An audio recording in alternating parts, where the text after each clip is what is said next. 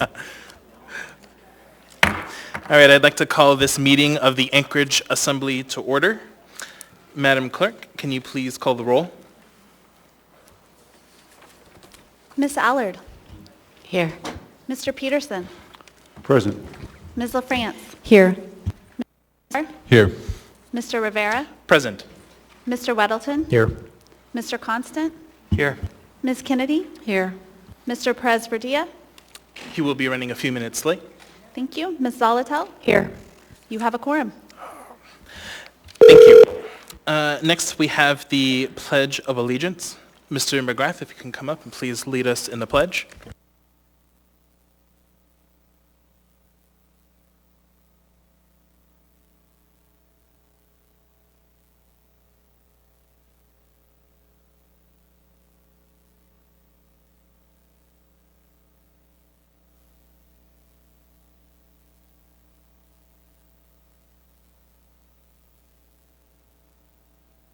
Thank you. Next, we have the land acknowledgement, which will be read by Ms. LaFrance. A land acknowledgement is a formal statement recognizing the indigenous people of a place.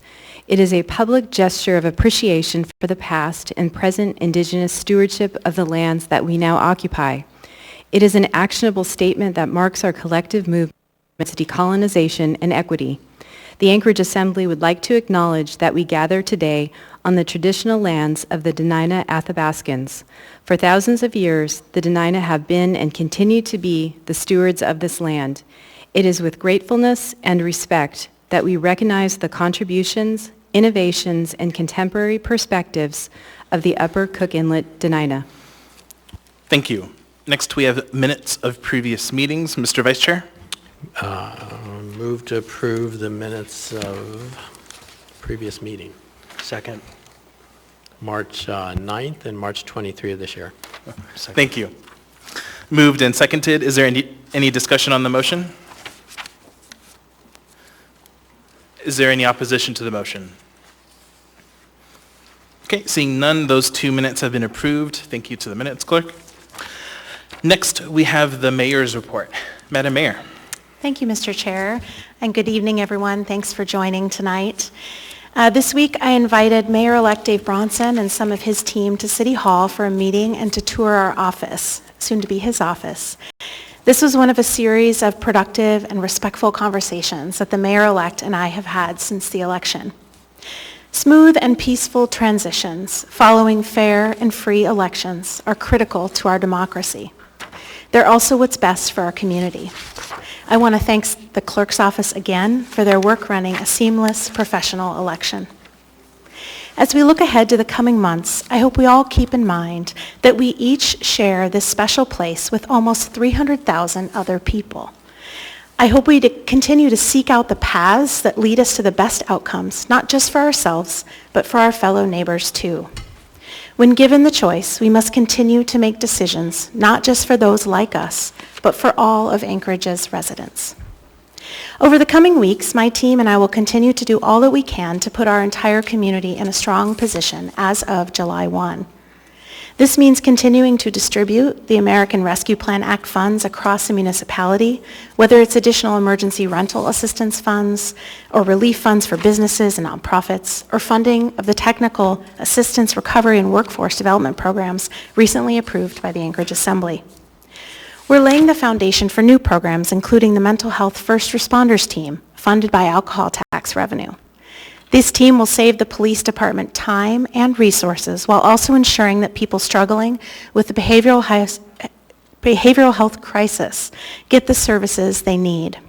The mental health first responders are just one example of how the alcohol tax is diversifying municipal revenue while advancing smart, cost-effective services in Anchorage. We'll also continue our critical work to shelter and house people experiencing homelessness in Anchorage. This includes our improved camp abatement system, Healthy Spaces, which is committed to protecting Anchorage's trails and greenbelts while also connecting people experiencing homelessness to shelter and other services. We're leaving Anchorage's fiscal house in order. We've put Anchorage in a strong financial situation through a balanced budget and a AAA bond rating, even during the challenges the pandemic threw at us over the past year. With the Assembly's partnership, we sold MLMP, which spins off an annual dividend that, combined with the alcohol tax, generates millions of dollars in revenue outside of property tax, easing the pressure on property taxes. We will leave the city on strong financial footing on July 1. We're advancing strong long-term investments in climate change solutions that reduce costs, including the installation of 140 solar panels at the landfill, which are expected to save the equivalent of 4,600 gallons of gasoline per year. And with the work we've advanced on the Port of Alaska, we're ensuring that our state's critical infrastructure is protected for decades to come. I highlight all of this to say that despite the tone in these chambers over the past year, local government is not inherently divisive. It is about addressing collective public problems with real solutions. The port, a balanced budget, seeing people experience homelessness, have a place to stay inside, getting federal funds to small businesses, these are not political actions. They're the everyday work of a local government committed to creating a safe and strong foundation for the entire community. Over the weeks and months ahead, let us continue to focus our attention on real solutions to the challenges we face. Let us turn down the noise and the temptation toward division. Let us continue to find the threads that connect us across Anchorage, and let us each commit to moving forward together. Thank you, Mr. Chair. Thank you, Madam Mayor. Next, we have the Assembly Chair's report. Welcome and thank you to everyone for joining us for tonight's Assembly meeting, whether you're watching us online on GCI Channel 9, on UAA Radio, or are in person. For those in person, thank you for following our rules of decorum for these chambers. Following these rules helps to create a welcoming atmosphere for all Anchorage residents to participate in their local government. For those new to our meetings, you can find these rules of decorum on signs at the back of the chambers. I want to thank members of the community who came out to the 2 town halls the Assembly hosted last week. These town halls are an integral part of our work to have real conversations with our neighbors before big items come to the floor of the Assembly for a formal, more rigid public hearing process. Last, I wanted to quickly go through the Assembly's updated COVID mitigation plan for the Assembly chambers. You can find copies of this plan in the front if you ask our clerks. I'm just going to go through one section, which is the mandatory safety measures. So I'm going to read the bullets under here. First, as informed by CDC guidance, masks or face coverings are strongly recommended for unvaccinated individuals. All unvaccinated persons must adhere to 6 feet physical distancing protocols while in chambers for Assembly activities to the greatest extent possible. Fully vaccinated persons are not required to wear a mask or social distance from others, but it is recommended they continue to stay to the greatest extent possible at least 6 feet from others who are not members of their household and whose vaccination status is unknown. Anyone with symptoms may not attend. Anyone who is not fully vaccinated and has had close contact with a person who tested positive for COVID-19 may not attend for 14 days following the last close contact. The quote-unquote honor system applies for mask wearing and non-attendance. Staff and security will not be asking persons their vaccination status. Personnel and attendees are expected to conduct themselves in compliance with this COVID-19 mitigation plan, CDC guidance, and presiding officers' rulings.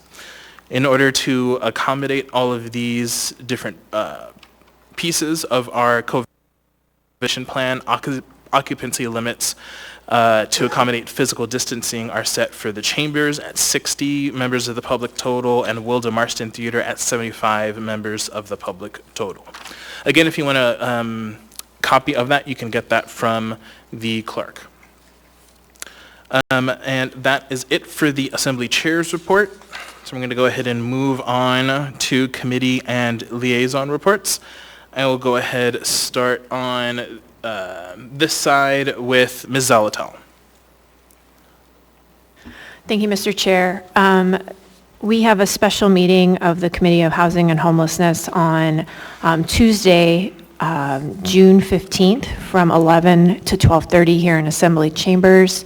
Mayor-elect Bronson's team will be coming to present its plan on homelessness. So I encourage everyone to attend. Thanks. Thank you. Mr. Perez-Verdilla. No update tonight. Thank you, Mr. Chair. Thank you. Ms. Kennedy. Thank you, Mr. Chair. I just wanted to mention that the Public Safety Committee did have a meeting last week, and we did discuss, we had Chief McCoy give us an update on the APD approach to both panhandling and to camp abatement and homeless shelters, so it was really good to get a refresher on that.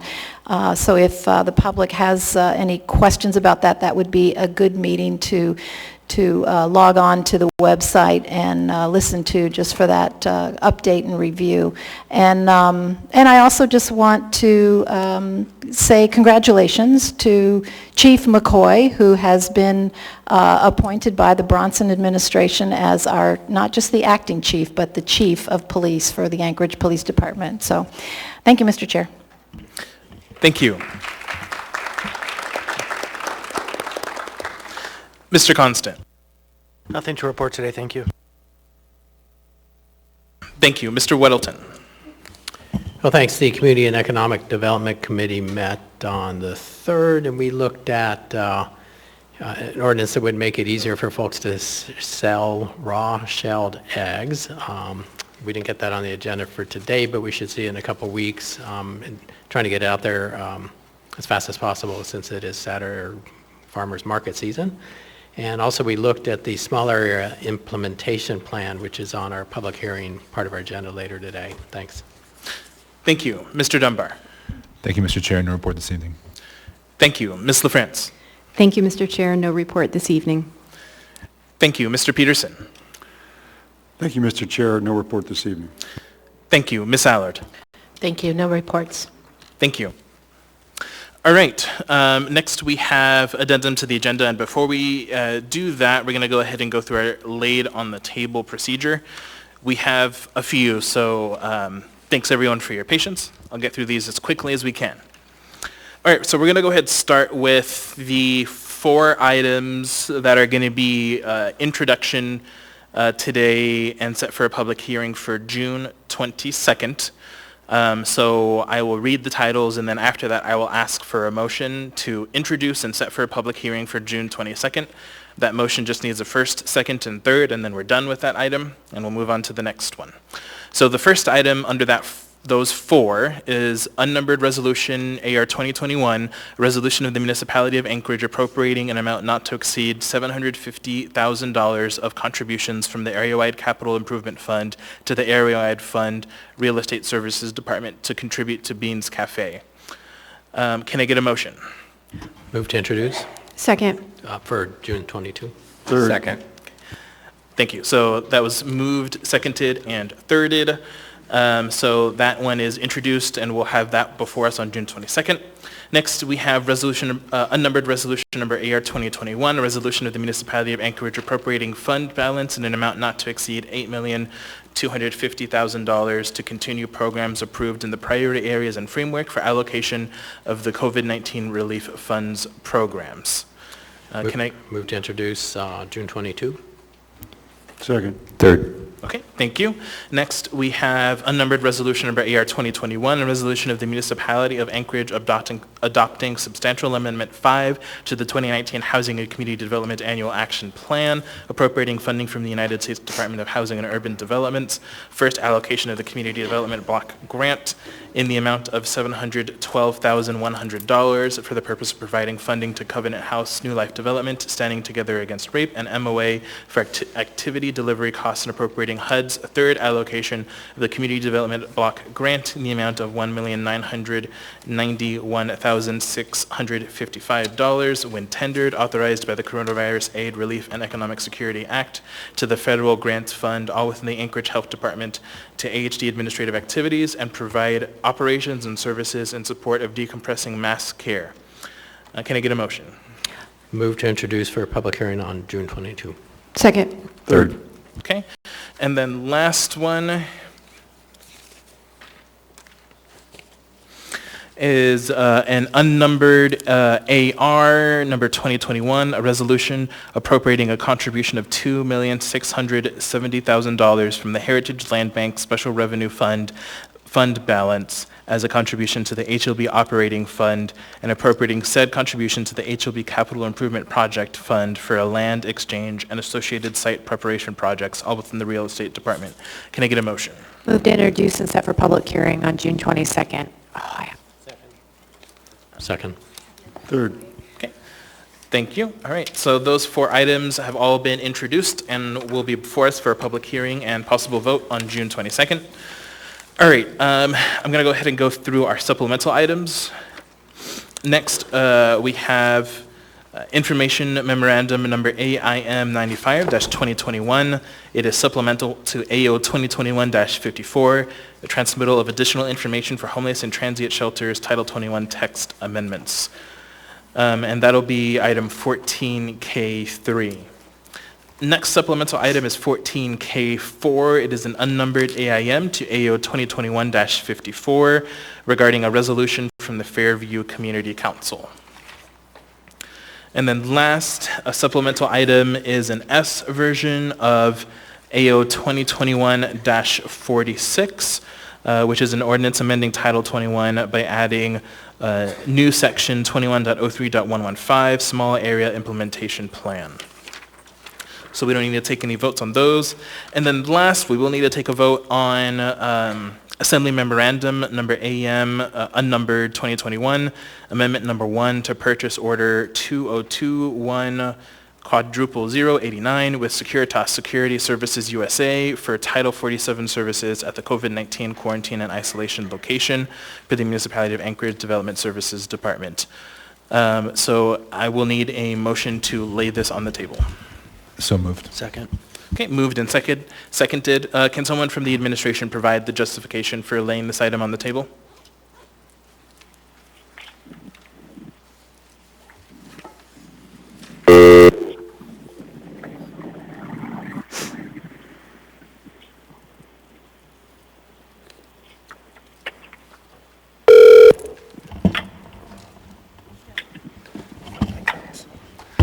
Through the chair, this is Lance Wilbur, the OMB director. One of the reasons for this one is we have a contract with this vendor, and we want to make sure that we have the resources available to keep the existing contract through September 30th. Okay, thank you. So then I assume that this falls under the provision of timeliness, that it must be acted upon tonight? Okay, so just for the record, that was a yes. Okay, thank you. Is there any further discussion on laying this item on the table? If we do approve this motion, this will be item 10D19. Okay, seeing none, members may proceed to vote on the motion to lay this item on the table.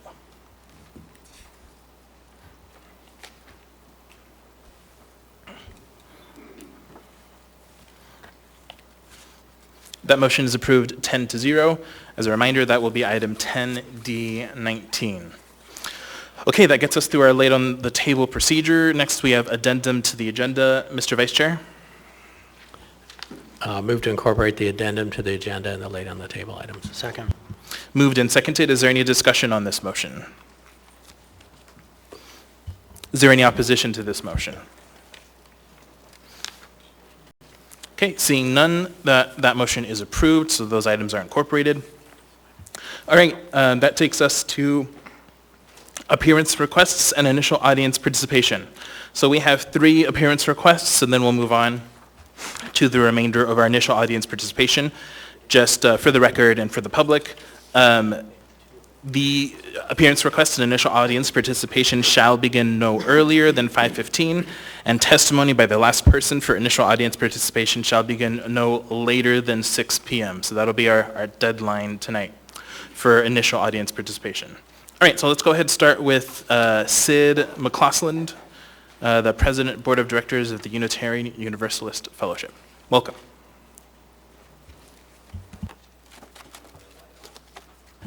Actually, it's not. If you could press the yellow button, please. Sorry, could you press the yellow button? It's not on, your mic. There we go. Now it's on. Honorable Mayor Quinn Davidson, Chairperson Rivera, and members of the Assembly. I am Sid McCausland, President of the Anchorage Unitarian Universalist Fellowship, and I'm really pleased that you have made this opportunity for us to present our annual payment in lieu of taxes. Today I'm presenting a payment that represents our belief that everyone should be supportive of their local governments, and as well as express our thanks to you for all of the services that you've provided.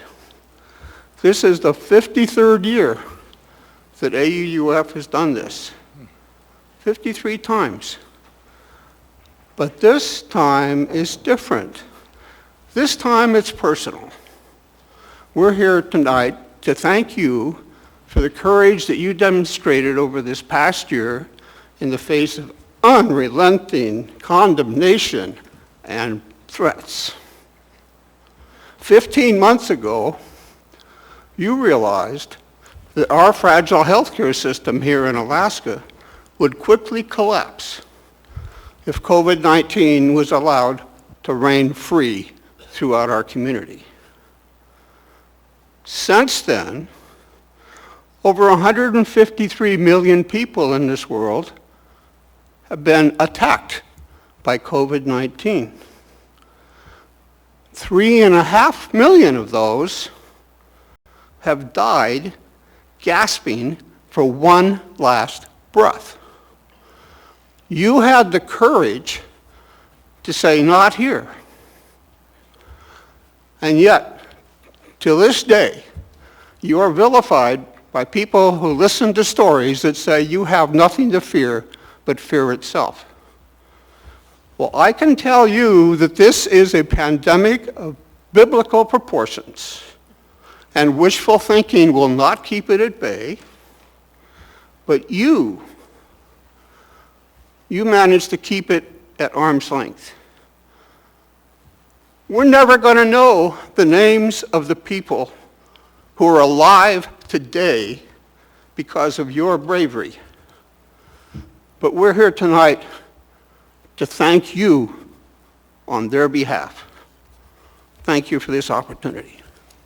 And I was told I couldn't give this to, oh, wonderful.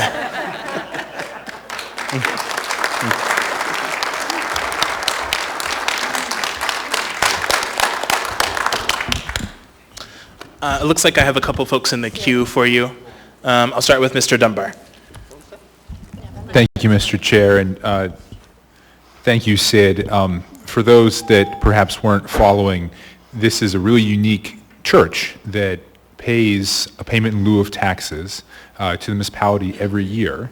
And you've been doing it the entire time that I've been on the Assembly. And again, I want to say thank you. I think Mr. Welton also makes a policy of always thanking anyone who voluntarily gives the municipality money. It's an unusual thing.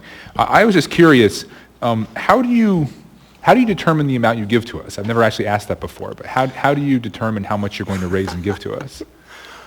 It's the generosity of the members.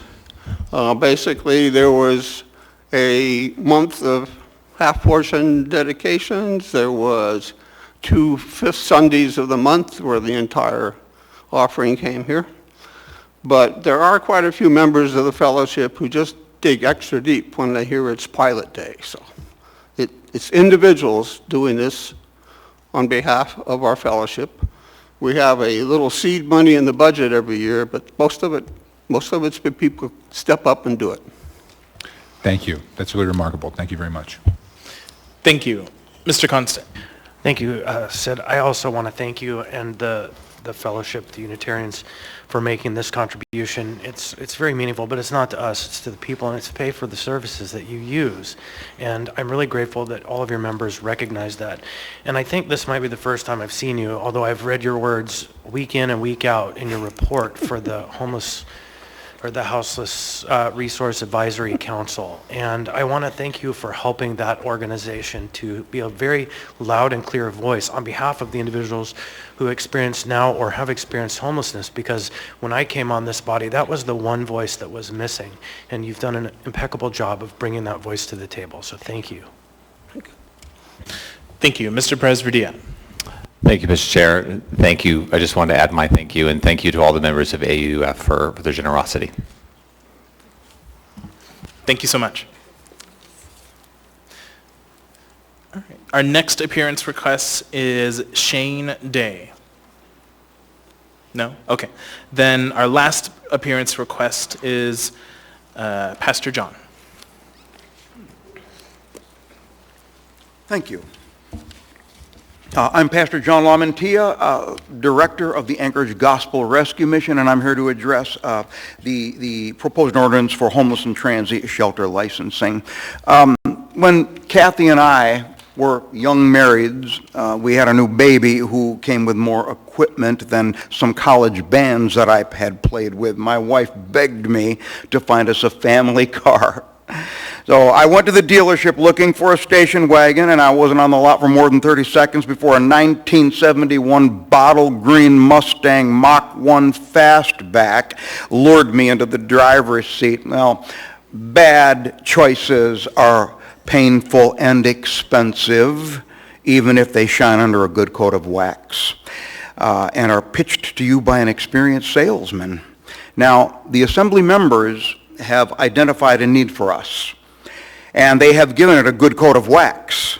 They say they need a tool to guarantee that the loitering, the litter, and property destruction around a downtown shelter is not duplicated. Well, the shelter ordinance has nothing to do with supplying that tool. This is about control. And they want to control our donations. They want to say what they will be spent for. Dollars that would go for soup and sheets would be hijacked to pay for background checks for volunteers and staff to deal with the extra administrative burdens, as well as replacing current staff whose second chances will be disqualified by the barrier crimes restrictions. Now, employment at the mission is a ladder out of substance abuse and poverty. They're going to kick that ladder out from under people whose progress should be rewarded, not canceled. This ordinance states that the city has an enforcement obligation to its citizens and property owners, except they say they will honor their obligation only as they have resources to do so. So shelter licensing will never fix problems caused by the city's inconsistent and selective enforcement of laws. This is not a political issue. Hunger isn't a box that we check at the ballot. I love that the people who give us their treasure are from every faith or no faith and from every demographic. The mission safety net is woven from strands that truly represent our community. I love what I do. I need the blessing of this assembly to let me keep doing just what I'm doing unobstructed. I fear if this ordinance becomes law, I fear also if you use the time after the vote to load all the shelter killing stipulations of earlier drafts back into the yet unseen final copy. No matter how much wax you put on this, it will still be the wrong choice. Thank you. Thank you. I do have a question for you, sir, from Mr. Dunbar. Thank you, Mr. Chair. And over here. Thank you, Yes, Pastor sir. John. And, Yes, sir. You know, I've visited the Gospel Rescue Mission before. I know, I remember. And I really want to thank you for the work you do there. You're welcome. I read the letter that you sent to the Assembly, and in the email, you said that you opposed both ordinances, and I believe, and forgive me if I'm misunderstanding, both the shelter licensing ordinance and the B3 zoning ordinance. So in the letter, you laid out why you opposed the shelter licensing ordinance, and it makes intuitive sense to me because of the perhaps administrative costs. But why would you also oppose the B3 zoning, given that I actually don't know what the zoning is at your shelter, but I assume it's not PLI because you're in a smaller location, but I don't know. We are B3, so I mean, it would not concern me directly, but I am concerned, Assemblyman Dunbar, about other business owners. If this thing gets passed and you go to the B3 zoning, it's going to be in business districts. Businessmen will be affected by this. This is not good. It's not fair to these people. These are people that have worked hard to build up their their jobs, their businesses, they employ people. It's not fair to them to have this concern about a portion of the population who really, I have to say it, they just don't really care a whole lot about decor and what is acceptable socially. It's not right that they should be only in B3 districts. Now, we have had to take great measures. We've gone to great lengths to ensure that our neighbors are not impacted negatively in any way by what we do.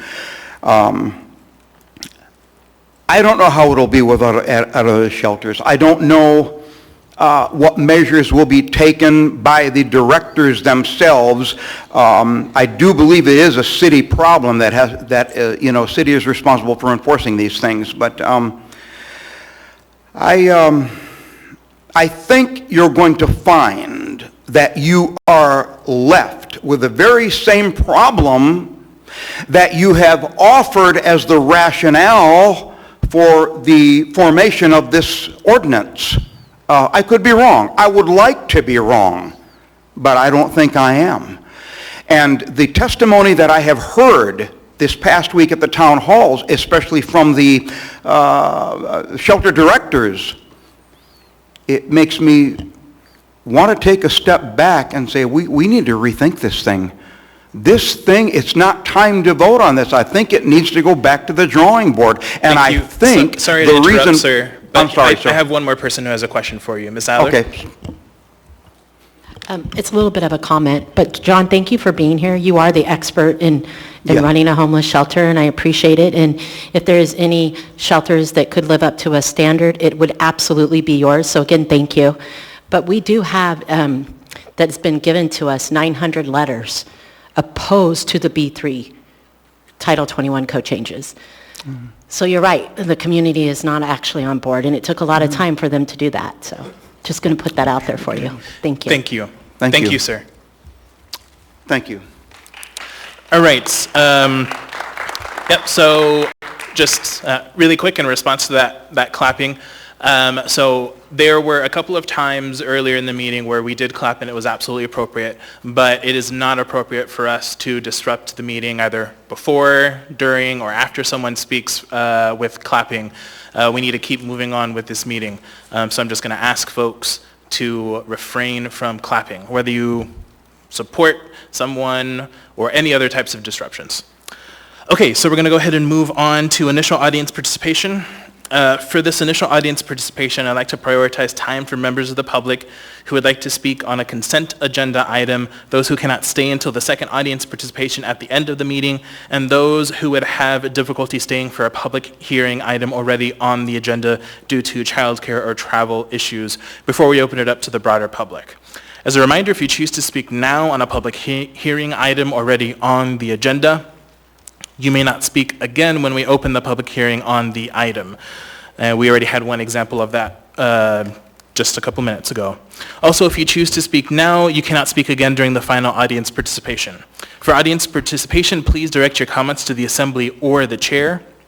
You'll have 3 minutes to speak, and personal attacks are not appropriate. In addition, audience members are asked to avoid clapping or other disruptions during audience participation. Last, during audience participation, assembly members generally do not answer questions or respond to comments. We may talk to you offline during a break or after the meeting to address any questions you have. I will, as chair, work to maintain decorum at the meeting and ask for your assistance. With that, welcome.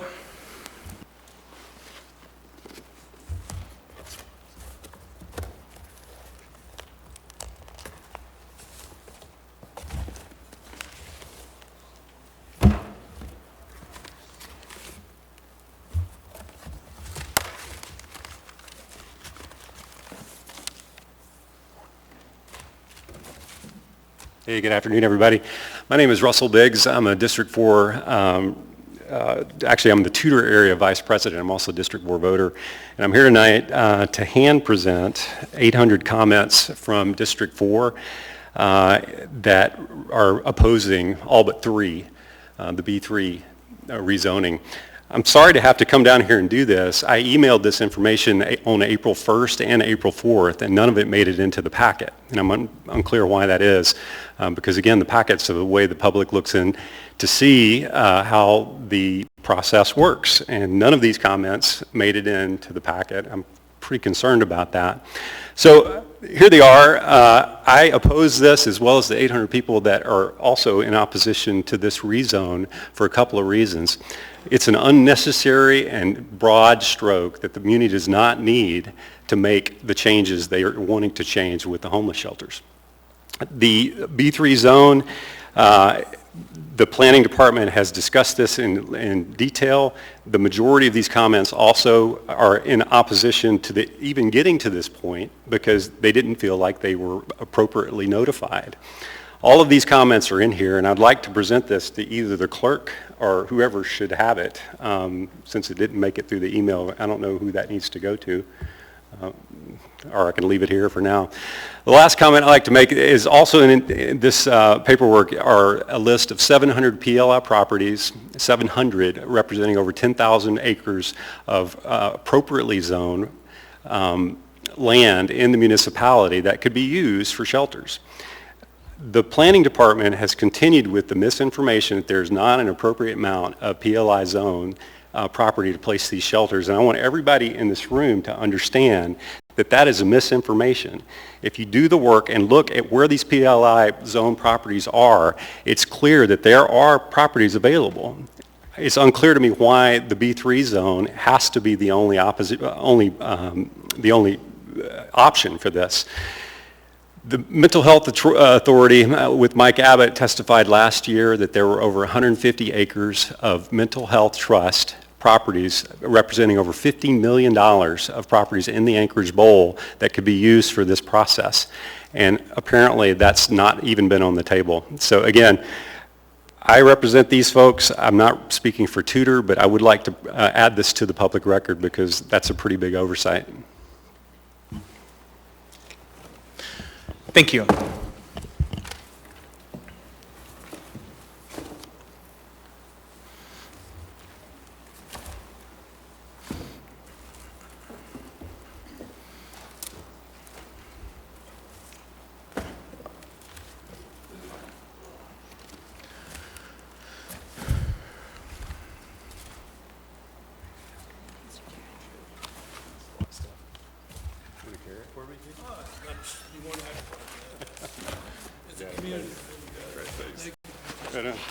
Can I give this to you?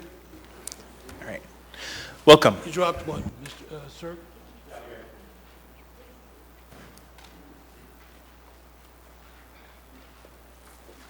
Ladies and gentlemen, my name is Paul D. Kendall. I have no conflicts of interest. I rise for a comment because I'm time constrained on some issues here about the homeless issue. The name that you see in front of me is because I yearn to see who we are as community citizens when you make a comment. Some of these comments are brilliant, they're concise, they're clear, yet there's no way to make contact.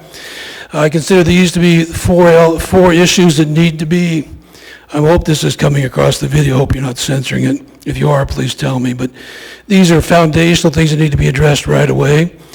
Setting that to the side, if I might,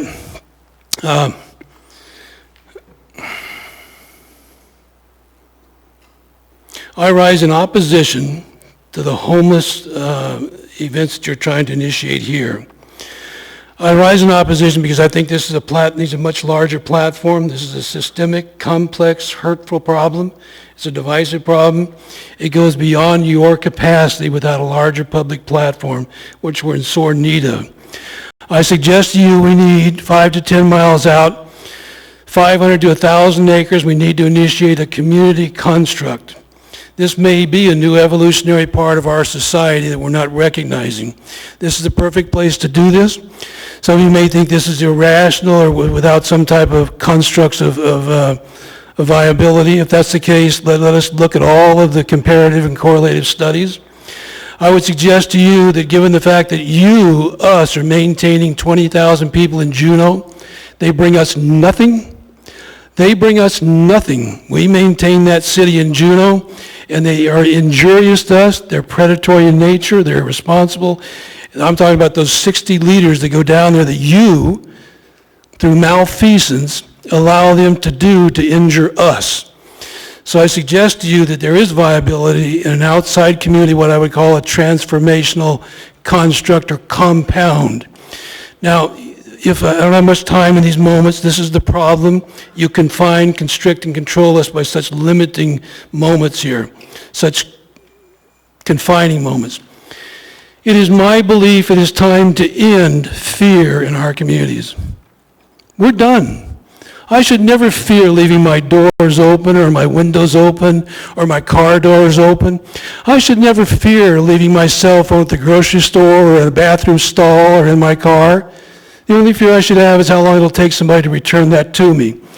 The home, the dwelling, the community, the neighbors, they take precedence, they take priorities.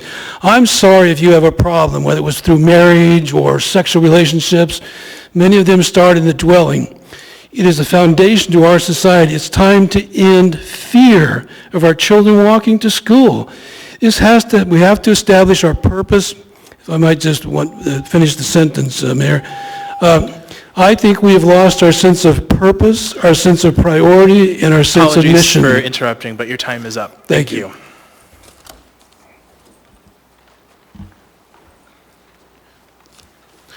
Welcome.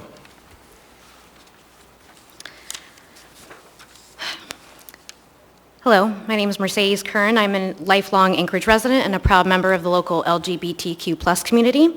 As many know, June is Pride Month, and I know that the Assembly has on their agenda to recognize it in our municipality, but we cannot ignore that at the last Assembly meeting, there were many examples of transphobic and queerphobic rhetoric demonstrated by residents and even an Assembly member. The doubling down on biological sex to determine gender is archaic, misinformed, and frankly erases the existence of those who are trans or outside the definitions of the binary. The repeated uses of the terms biological man or woman by the Assembly member and other comments made by residents was uncalled for and damaging. I was angry then, but now I just know that they don't know anything. So here's a moment of education. Determining gender purely by the basis of biological sex is not clear-cut as one could think. The chromosomes, testosterone levels, and anatomical features arguments don't hold weight, not with all the research that is out there that shows otherwise. So go get current, get educated, maybe actually talk to members of the trans and queer community and listen. Go to the Midtown Clinic for LGBT folks and speak with the medical professionals there. There is no excuse to continue to spread harmful information and hateful ideology. Second, the perpetuation of LGBTQ folks being labeled as deviants and predators is appalling. Most of the arguments I heard last meeting that were about protecting women were really just cloaks for prejudice. Women, all women, aren't coming to shelter to prey on other women. They're seeking refuge and assistance during a deeply challenging time in their lives, so turning away anyone based upon a personal prejudice over a protected class of people is actually un-American, un-Alaskan, and unconstitutional. Any rhetoric protecting real women is just bigoted dog whistling that intends to fearmonger and dehumanize one of the most vulnerable populations in our community and implies all trans people are sexual predators, which is absolutely not true. And the implication is rooted in hatred. Trans women are real women, whether you like it or not, no matter what you say in your echo chamber. They deserve freedom, like everybody else, to seek shelter, to not be discriminated against, and to access assistance from a supportive and understanding municipality.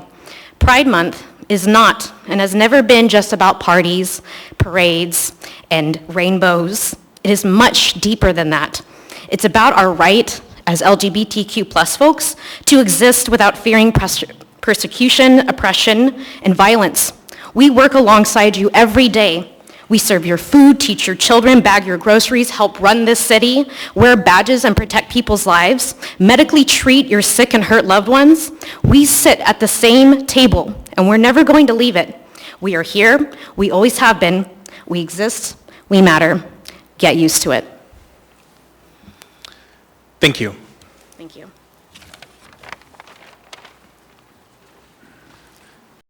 Welcome. Okay. Honorable Mayor, Mr. Chairman, and Assembly. My name is Kirk Haston. I'm here representing the Midtown Community Council. All the other officers were unavailable tonight. Okay. Midtown Community Council is here to state for the record that we have changed our position to oppose the use of the old Alaska Club gym for homeless services. This was all stated in our letter presented last week at the town hall meeting, and I believe you all have received a copy of that. Thank you very much. Thank you. Welcome.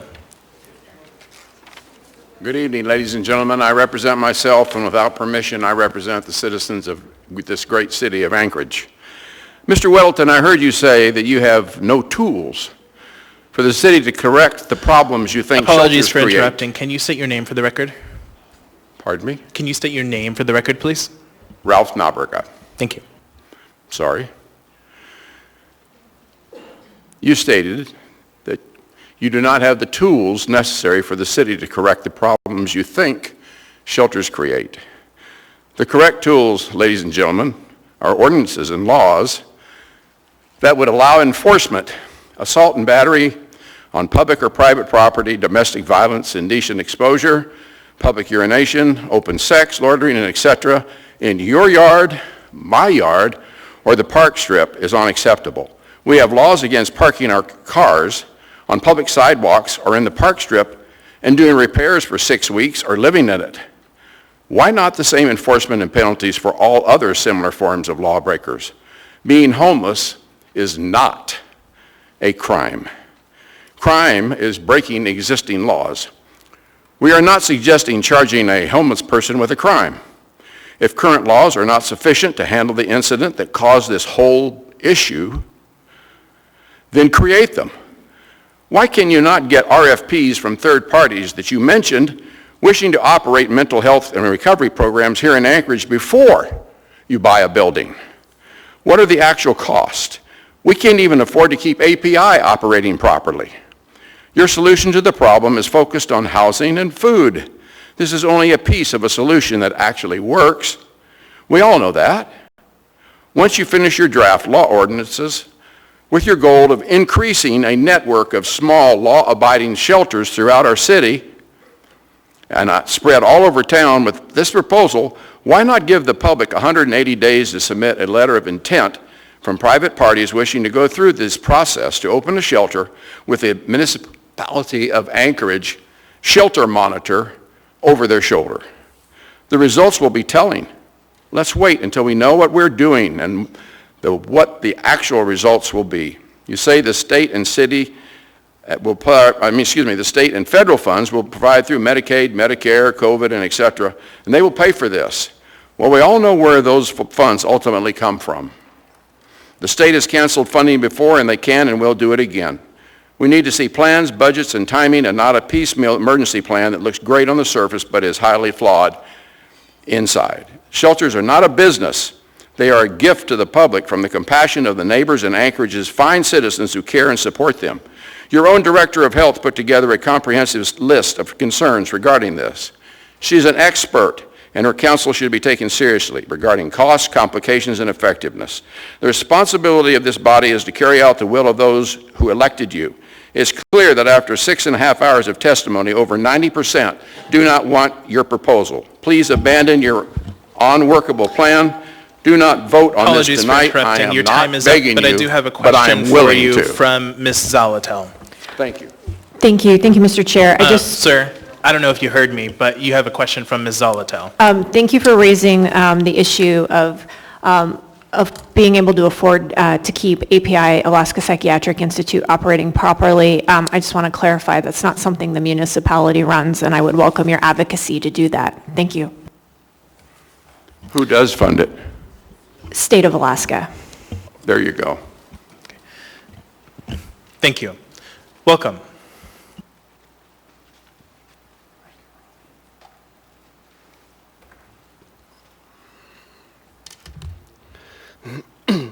Hello, my name is Gary Clark and I live in the Heather Meadows subdivision, which is right down here, a couple blocks, or just right there where the Alaska Club Midtown has proposed to be a new homeless shelter. Last week at the town hall, Miss or Mrs. Allard mentioned how these two ordinances, specifically number AO 2021-54 and 55 will be a fiscal nightmare. Why am I not surprised? There is zero money to be made in fighting the war on houselessness, especially, I'd argue, when there is zero imagination involved. If attitude is truly everything, I dare say some members of this body, and most certainly some citizens of Anchorage out there, and in this very room, regarding lending a helping hand to the downtrodden, or as others would refer to as the vagrants, or the degenerates, with a few exceptions and outliers, have had a seemingly overall depressingly dismal attitude, to put it mildly. Coupled with these ordinances being written by what would at first glance appear to be a team of prison guards and robotic lawyers, it doesn't take much effort to see exactly why some of my fellow citizens are so skeptical, even those who ultimately support these ordinances, myself included. I have zero experience in politics, and my public speaking appearances as of today add up to a whopping 3. So I won't even begin to pretend that I have even the slightest idea how to, shall I say, word things better within the mass of technical mumbo-jumbo that permeates these ordinances. I can only hope that if and when they are finalized, as an Assembly member pointed out, these are living, breathing documents subject to intense scrutiny, re-examination, and changes. The public could perhaps receive some sort of, I don't know, PSA. That way, even an undereducated, houseless person can easily understand exactly what it is the city is attempting to do here. I'd also like to take a quick moment to recapitulate and reassert my deep disappointment in some of my fellow citizens and neighbors who have made any and all attempts to halt these ordinances as soon as they become aware of them, or first heard the words "new homeless shelters." I say let's give the municipality of Anchorage a chance, the less fortunate a real chance, and continue to push every day for an overall more positive, progressive, altruistic, and humanistic approach, especially regarding these extremely delicate matters moving forward. And why not, when our fellow citizens' very lives are at stake? Thank you. Thank you.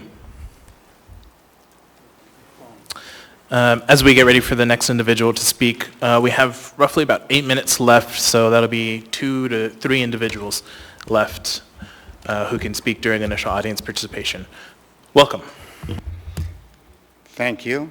Hi, my name is Nathan McKay. I noticed during Mercedes' discussion that all eyes, with the exception of one person, were on her. I just asked the same courtesy as I read through a statement. I'm a local business owner, and I sit on the board at the Anchorage Gospel Rescue Mission. This is a strictly private, donor-funded, faith-based homeless shelter on Tudor Road. We've not asked for, nor have we ever received any state or federal assistance of any kind. We serve more than 7,500 meals monthly and sleep over 100 people nightly. Our patrons must be sober to enter our facility. And yes, everyone's checked at the door with a breathalyzer. I'm telling you this because many of you don't even know about us, or prior to tonight, or maybe within the last week or so. That might be because we're doing it right. We've been doing it right now for decades. We have an 18-month recovery program for complete restoration of our participants. We offer low-income housing. Many of our employees are even past guests. Our community right now is frustrated at the homeless situation in Anchorage because of the overt disregard for social norms and local laws perpetrated by the homeless. There is sex in the streets, campsites on sidewalks, bike trails, basically anywhere they like, defecation, litter, theft, drugs, the list goes on. At face value, there's a theme amongst every item I just listed. Every one of these actions is in fact illegal. Whether it warrants a fine or jail time, there's already an abandoned process in place to effectively deal with this situation. If you'd like to have honest dialogue about effective solutions to this problem, I encourage you to reach out to our shelter's director, John, for a meeting. I'm sure he'd be happy to meet with all of you guys.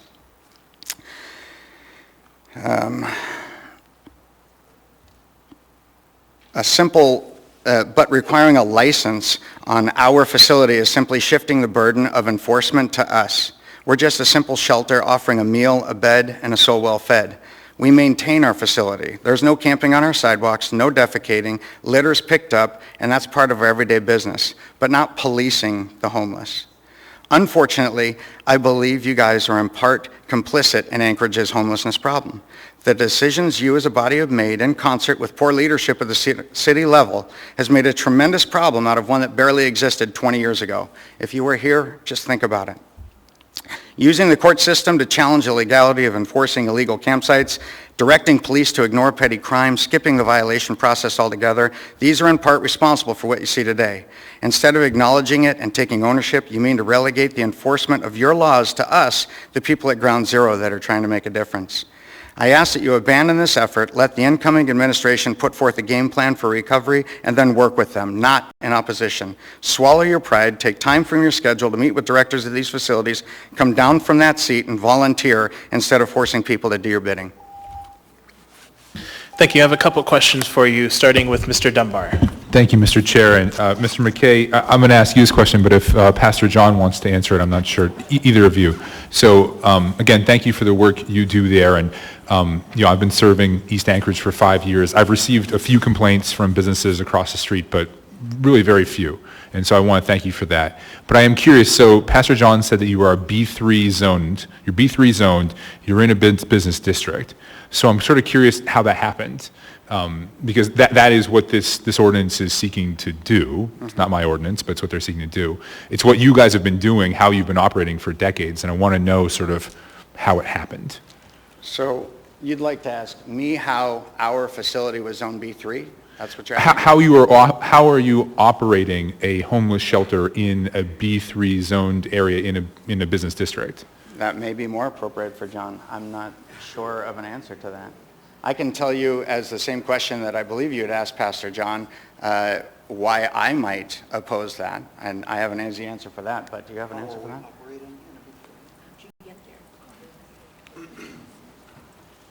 My understanding, Assemblyman, is that we got there because we had to be, I can tell you this, I think it was zoned as B3 before I got there. So, I'm not able to clearly answer your question. We just never had a problem with it. I assumed, perhaps wrongly, that we had always been zoned as B3. Perhaps not. I don't know. We came to this location, our present location on Tudor, in 1987. And I want to say that before that the shelter was actually able to open, they had to be zoned as B3 by the planning and zoning. But then again, don't quote me, sir, because as I said, I'm not certain on that one. They have to quote you, John. They have to.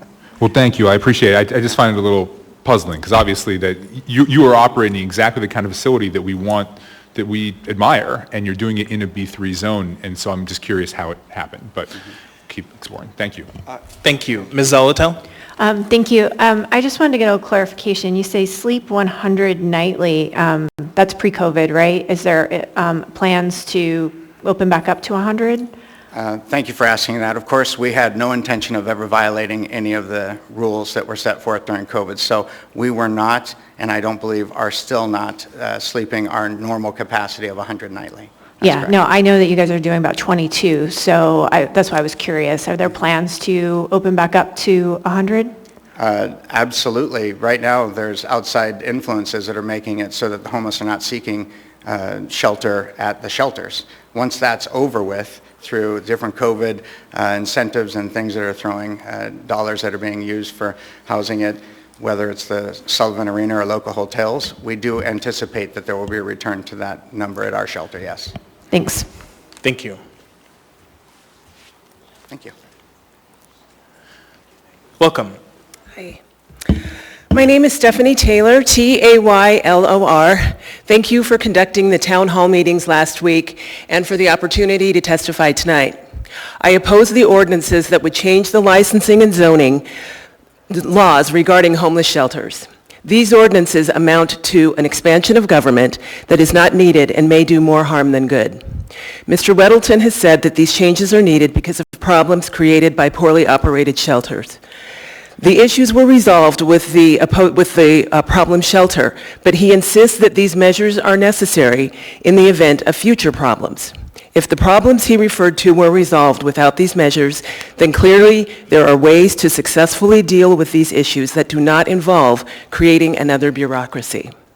The proposed licensing requirements would cripple one of the most successful and cost-effective programs in our city, thereby reducing the services and beds available to this vulnerable population and hampering the recovery of many of their former client volunteers. When SB 91 was making its way through the state legislature, there were those sounding the alarms about it, but they were ignored. The law was passed with devastating results for many Alaskans. Countless hours and dollars were spent repealing and replacing this flawed legislation. It was not properly vetted, and the ramifications were not thoroughly considered. The same is true in this case.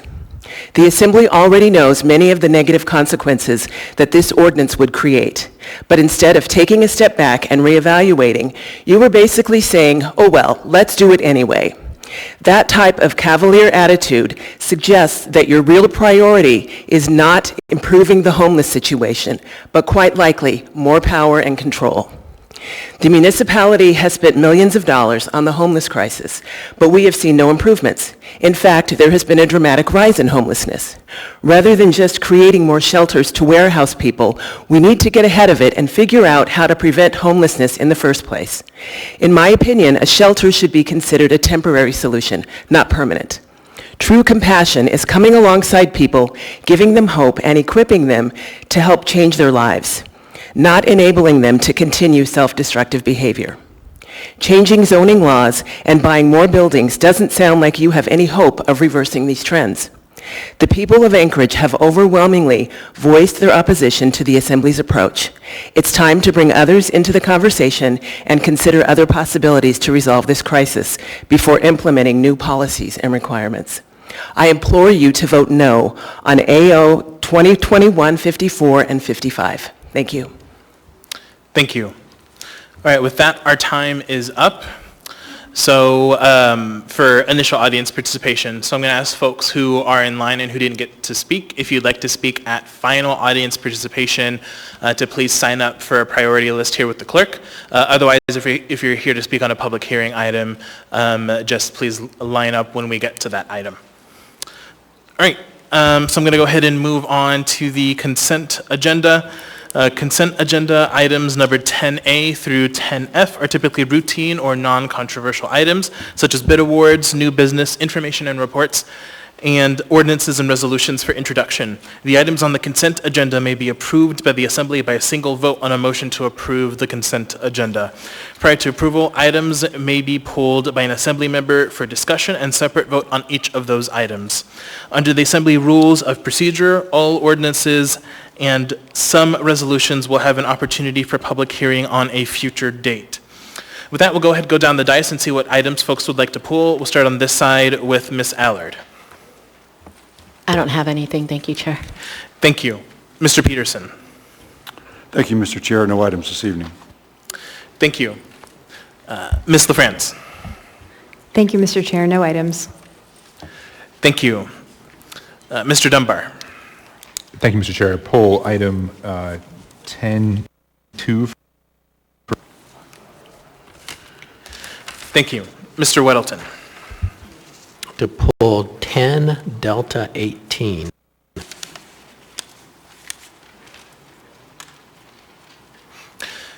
Thank you.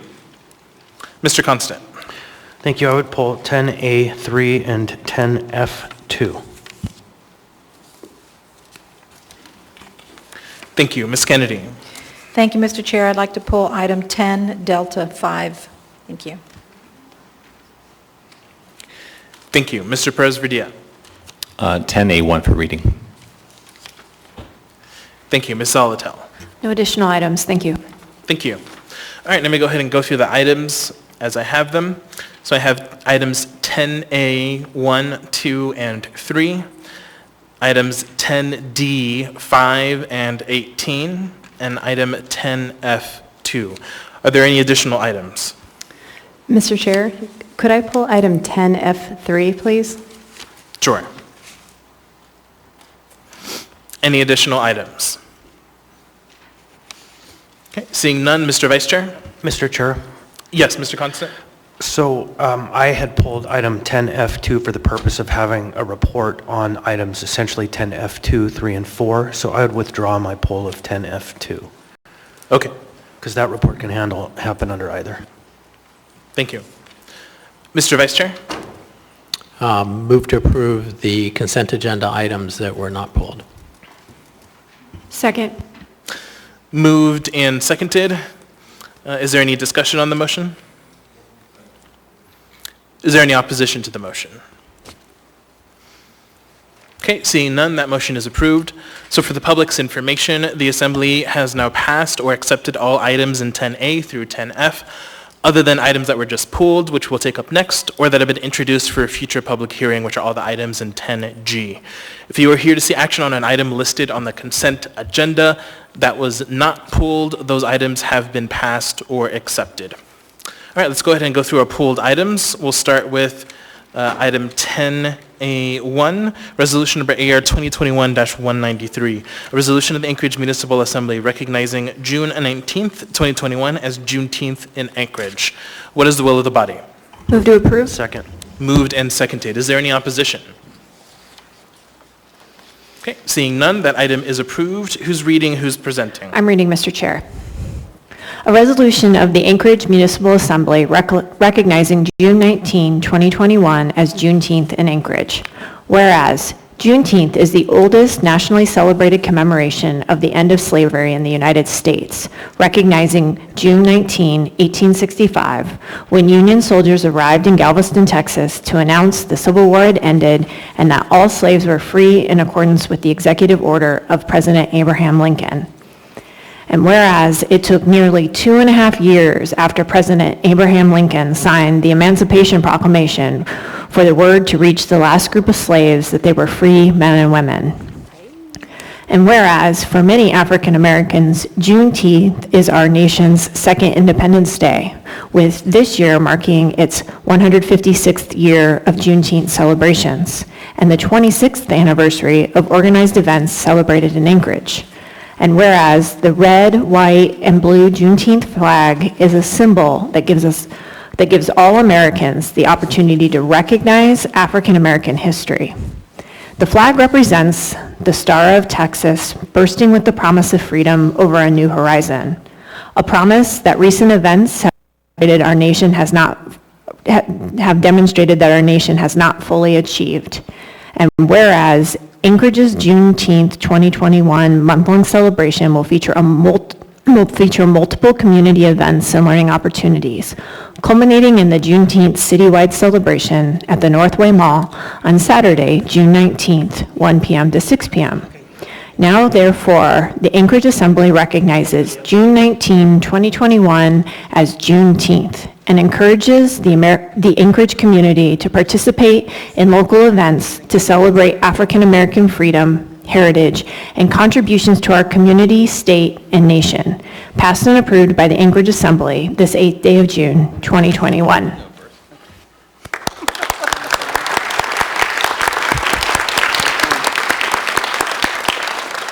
Welcome. Thank you. So I just wanted to say thank you for this and for the Assembly continuously acknowledging and celebrating Juneteenth. And I just want to drive home again the importance of Juneteenth to the African American community, but many other communities. At some point in history, all communities went through some sort of a celebration of freedom, and that's what it's all about. Me, myself, personally, I like to look up my family's genealogy quite a bit, and in recent years, it has allowed me to understand a little bit more the importance of Juneteenth.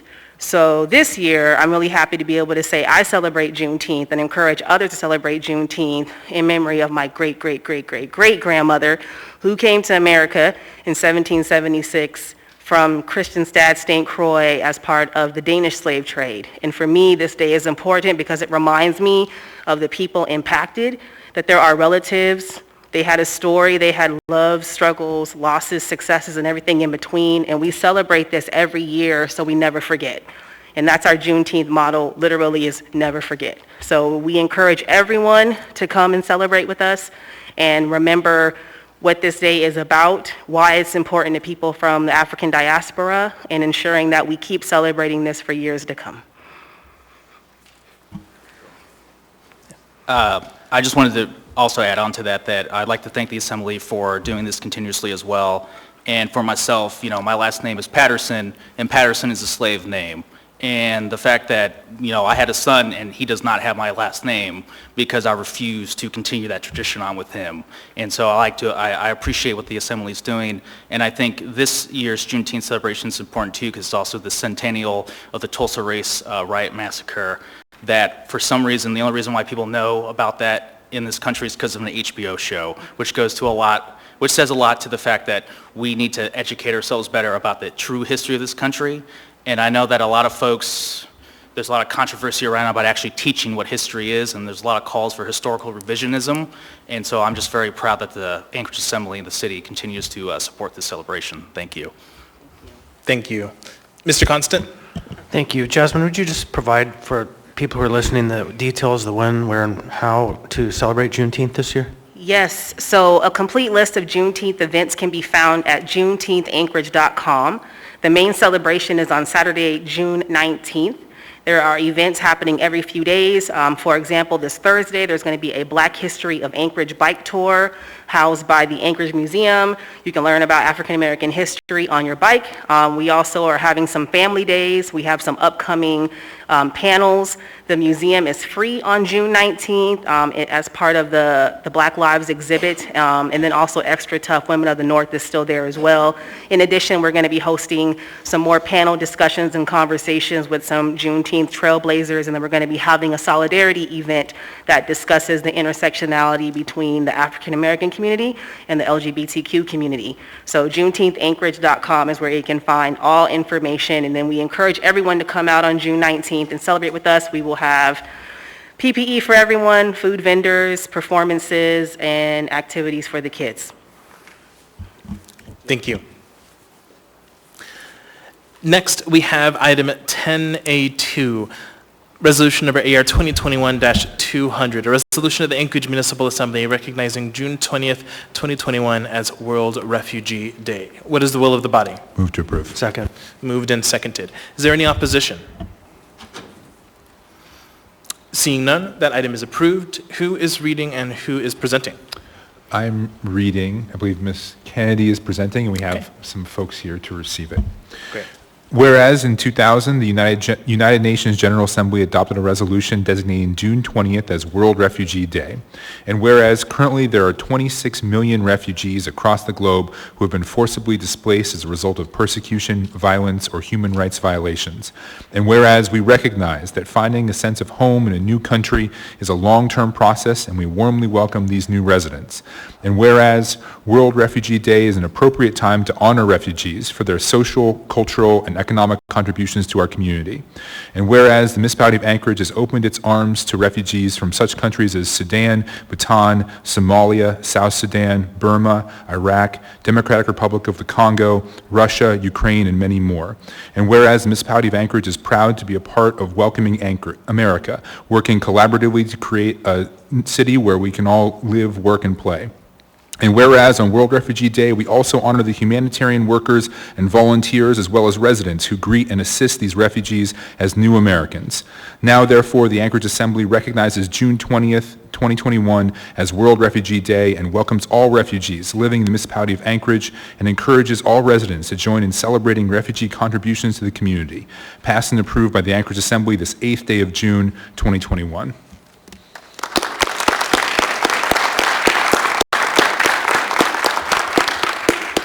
Welcome. Hi, I'm Mrs. Patrasano. I'm the Program Director, State Refugee Coordinator at Catholic Social Services Refugee Assistance and Immigration Services Program. We want to thank the Assembly for recognizing once again World Refugee Day, and we welcome all Anchorage residents to join us in a celebration. We'll be celebrating over the course of a week. We're still modified a little bit from our traditional party and dance and food, though I hope next year that will happen as COVID, as we all move on from COVID. And so we'll be celebrating in 3 different ways. I welcome you to join us from June 14th to June 17th. You can find the details on cssalaska.org. We'll be hosting 2 virtual conversations, one with Raise Partners, where they'll talk about how they welcome refugees, not what we do, but the work we do couldn't be done without them. And so that will feature Providence Family Medicine and some of our other partners.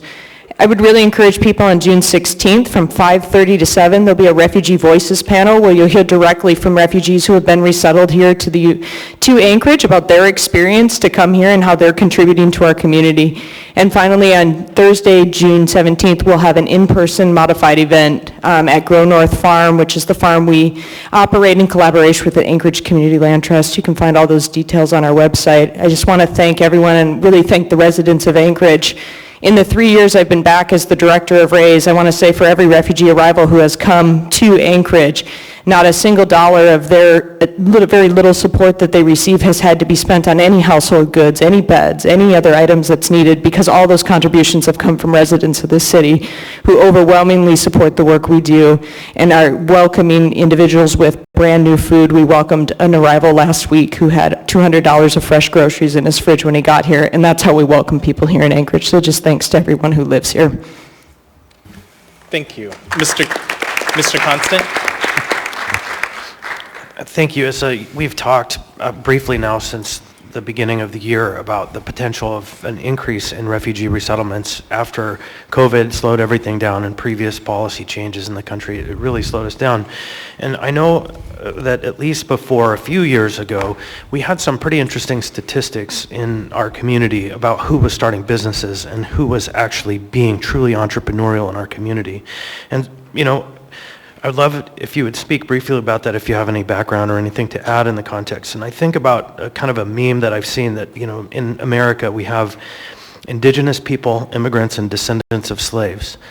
That's really the breadth of who we are in this country. We all fit into one of those categories, but from each of those categories we find refugees getting moved around this land. And so I'm really grateful for the work you do. Thank you. Yeah, thanks. And I'll just briefly say there have been some changes on the federal level that will impact Anchorage locally. Historically, Alaska has welcomed 130 to 150 refugee arrivals a year. In the last few years, that has not been the case. We've been really welcoming 50 or less, and that really had to do with some federal policy changes about the presidential determination. With the changes by the Biden administration, we are happy to say that it is anticipated that we'll return to 130 arrivals next year here in the municipality and in the state of Alaska. So we're pleased to see that. That's what we've done in the past for over 15 years, and so we are happy to say that we have the staffing and we're well prepared to do that. To your statement about entrepreneurship, I hope everyone's taken the time to go down to Grow North Farm and see really a changed neighborhood, really a changed city block as entrepreneurs have built businesses. And last year, refugee entrepreneurs earned over $80,000 over the course of the summer growing produce and selling. That's a significant increase from our first year of operation, which was about $19,000. So here we are in year 3. I hope you'll all come out and support them, and I'm interested to see where we'll go, but it's a great model for the city to look at to say, we don't have to have empty parking lots. We can put some soil down, get some entrepreneurs out there, and really build opportunities in the city for people. I would just add that that site was the old John's Motel site, and if you have any history in the community, you would know that that was a truly blighted and deteriorated property in which all manner of terrible things happened. When the Anchorage Community Land Trust managed to find a way to get title to the property, they bulldozed it, they cleaned it up, and have been slowly and steadily working to make it a place for growth, and now it is a promise to our community of a better future. Thank you. Okay. Thank you. Next, we have item 10A3, a resolution number AR 2021-202, a resolution of the Anchorage Municipal Assembly recognizing June 2021 as Pride Month and celebrating the contributions of our lesbian, gay, bisexual, and transgender communities and the rich diversity of Anchorage. What is the will of the body? Move to approve. Second. Moved and seconded. Is there any opposition? Seeing none, that item is approved. Who's reading and who's presenting? I'll be reading. I'm presenting. A resolution of the Anchorage Municipal Assembly recognizing June 2021 as Pride Month and celebrating the contributions of our lesbian, gay, bisexual, and transgender communities and the rich diversity of Anchorage. Whereas, in June 1969, patrons and supporters of the Stonewall Inn in New York City, fed up with police harassment of lesbian, gay, bisexual, and transgender persons, resisted police harassment, igniting what has become known as the Stonewall Riots. And whereas the first LGBTQ plus pride celebrations and parades took place nationally in 1970 to mark the one-year anniversary of the Stonewall riots. And Anchorage's first Pride Parade, with 11 participants, took place in 1977, and in 2019, more than 10,000 individuals participated in Anchorage's Pride events. And whereas the story of Anchorage's LGBT plus communities is America's story, it is part of our long struggle to realize the great American promise of equality under the law and equality of opportunity in our society that still eludes too many individuals in our city and nation.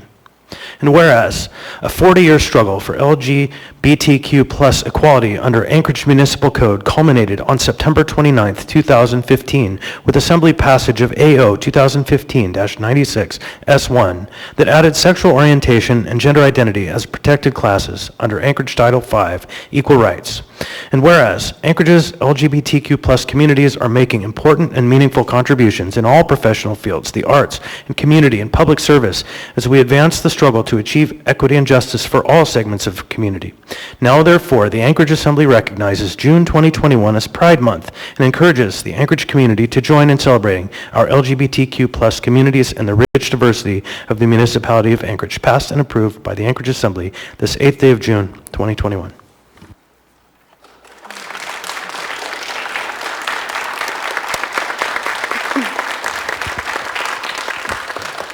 Welcome. Thank you so much. My name is Nithya Thiru, and I am here today to accept this resolution on behalf of the LGBTQ community here in Anchorage. All wonderful and standing right behind me, so thank you all for being here today. Today, as we declare this month Pride Month, I would like to honor those that came before us. Pride would not exist without our elders. Pride would not exist without Black and trans folks. Pride was a riot. Bearing witness to that history is essential if we are to heal as a community. So often the stories of queer and trans, Black, Indigenous, and people of color are erased. I accept this resolution today on the unceded and stolen land of the Dena'ina people with the knowledge that there is still so much work to do in decolonizing and healing together.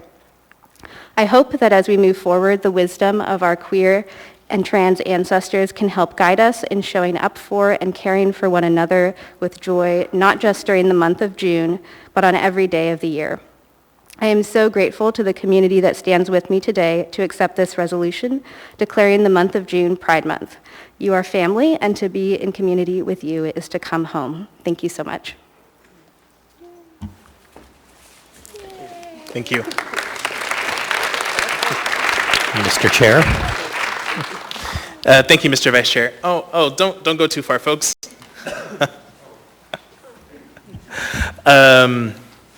So this year's resolution looks a little bit different than the normal resolution we have, but I actually really appreciate and commend this resolution for talking about the struggle that we have faced as a community and really commemorating and honoring this movement that has led to massive strides for equality for members of the LGBTQIA plus community. Some folks might not know it, but we are sitting in front of some legends in our community. Phyllis, Gail, and Julie, it warms my heart to see you three again. Phyllis, all of those balls are still in the air. They're still juggling, don't worry. As we look back, I think we should also recognize the massive gaps in equality for parts of our community and commit to working with Anchorage's LGBTQIA plus community, to which I am honored to be a part of, to live up to the idea of a more perfect and beloved community. Mr. Constant? Thank you, and I would be remiss if I did not mention the organization that I have participated in with that's not mentioned in this resolution, but I still honor deeply, and that's Identity, Inc., which has been a pillar in this community and continues to be a pillar in this community and will continue to be a pillar in this community as its mission grows and expands to not just take care of the community life of the youth and the elders in our community, but even the healthcare and ways that we have yet to even imagine that we can provide and support our community as a whole. So I would like to offer my thanks to Identity as well. Thank you. Thank you very much.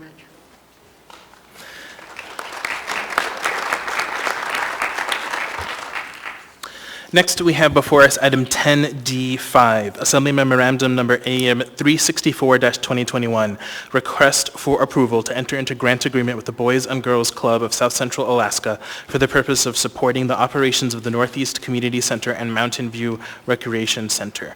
What is the will of the body? Move to approve. Second. Moved and seconded. Ms. Kennedy, you pulled this item? Thank you, Mr. Chair. I did.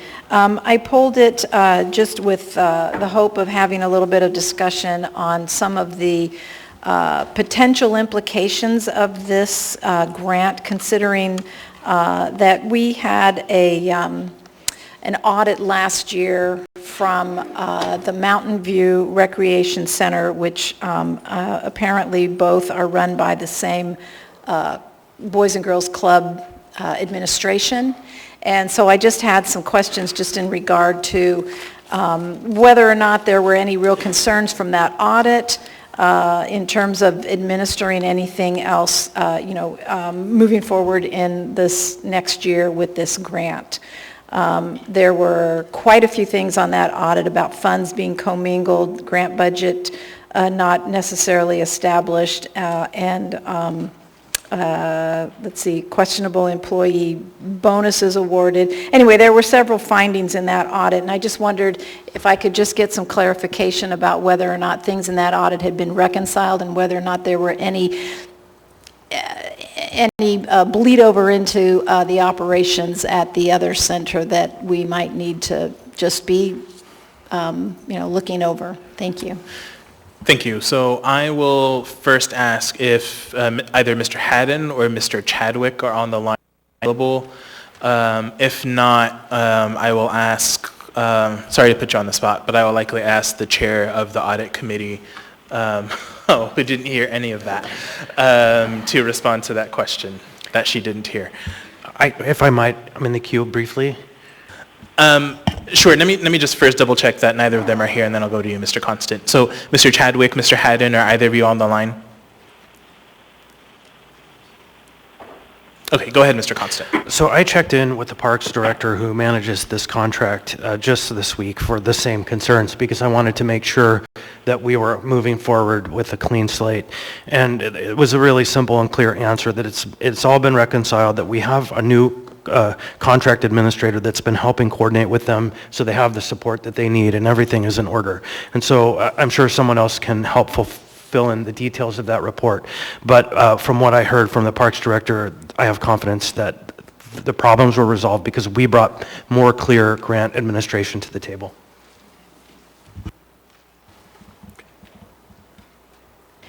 Thank you, Mr. Chair, and thank you, Mr. Constant. That helps. I did give Mr. Schutte and Mr. Durand kind of a heads up that I was going to pull this and ask some of these questions. So if they have anything to add, that'd be great. But I appreciate Mr. Constant thinking on the same lines. So thank you. Thank you. Is there any addition from Mr. Durand or Mr. Schutte on this item, this question?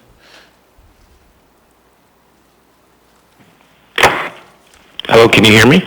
Yes, we can. Okay, thank you. I had to press a different button on my phone. This is Josh Duran, Director of Parks and Recreation, and through the chair to, I think, generically answer your question, Assemblyperson Kennedy. Some of the bigger findings that were questionable, and the main one, I think, was the employee bonuses and how the municipal grant funds were used for their employee incentive program, which they actually call a longevity bonus policy. While the contract agreement does allow that, and that was also through the findings by the audit committee, that we didn't have that policy in hand at the time, and so because of that, it did not appear ordinary or necessary, but we do have an established working relationship, as Mr. Constant mentioned, through our contract administrator, and we will not be permitting the use of the municipal grant funds for their employee incentive program, and they will use other revenue sources if they do elect to continue with their longevity bonus policy.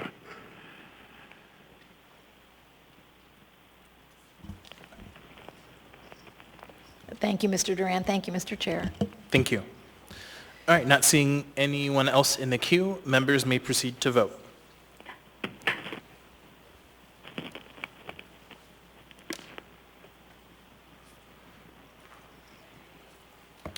That item is approved 10-0.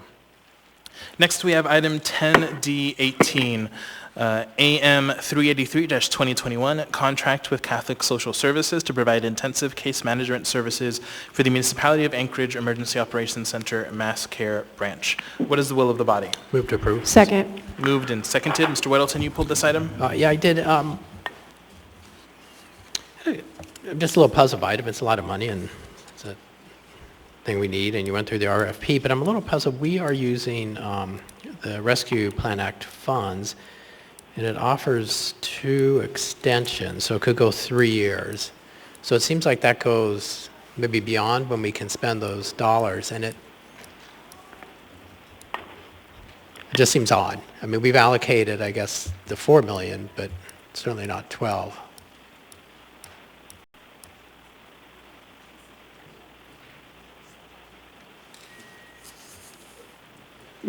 Mr. Chair. Go ahead, Mr. Bockenstead. Yeah, through the chair, Assemblymember Weddleton.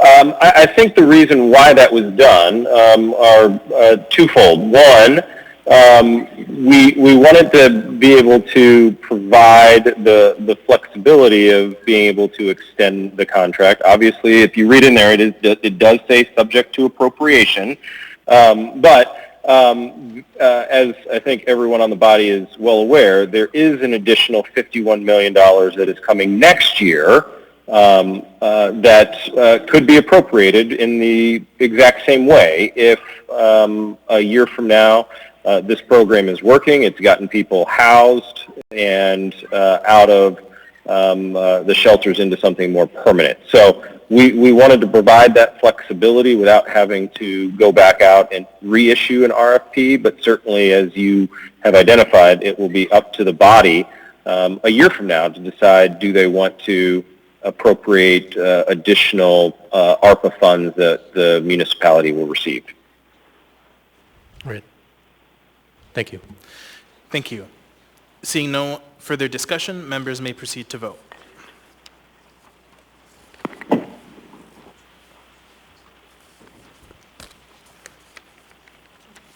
That item is approved 10-0. Next, we have item 10F3, Information Memorandum Number AEM 87-2021, MOA Trust Fund Status 2020 Year in Review. As a reminder, this is a motion to accept. Is there a motion? Move to accept. Second. Moved and seconded. Ms. LaFrance, you pulled this item? Thank you, Mr. Chair. Yes, I pulled this item, the MOA Trust Fund Status 2020 Year in Review Report, just to call attention to it and the fact that $229.6 million of newly deposited proceeds went into the account on October 30th, 2020, and it increased the market value of the trust by approximately 2.5 times its previous value. And this, of course, was one of the approved uses of the ML&P funds, and I just wanted to ask Mr. Slivka if he would speak to the benefit of the increase in this trust to the residents and the taxpayers. Thanks. Through the chair, Alex Slivka, Chief Fiscal Officer. Member LaFrance, thank you for the question.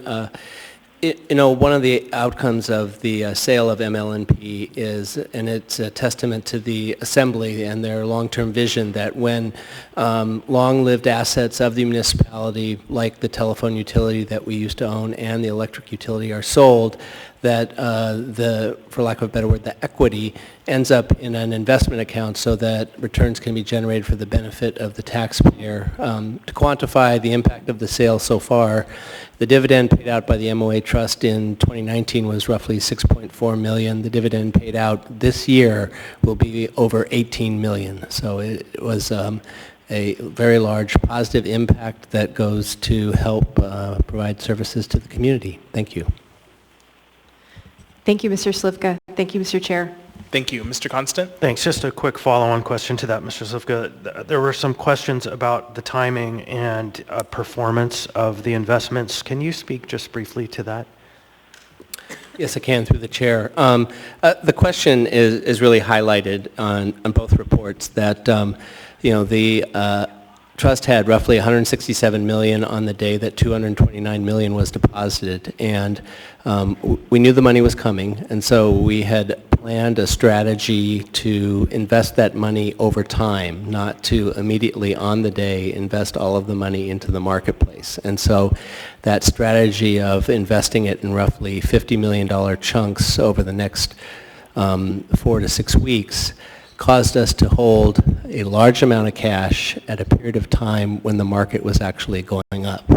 And so the information provided shows that the actual investments that were invested earned a return very close to the investments earned by the permanent fund and the state pension system. But the reality is that due to the very large amount of cash, which essentially was earning zero, the actual return lagged substantially. But that was just going to be the outcome. The reminder being that, we got the money on October 30th, which was a Friday, 2 days before the presidential election. There was an extraordinary amount of volatility in the marketplace, and so the idea of spreading the investments out over time made the most sense from a prudent standpoint.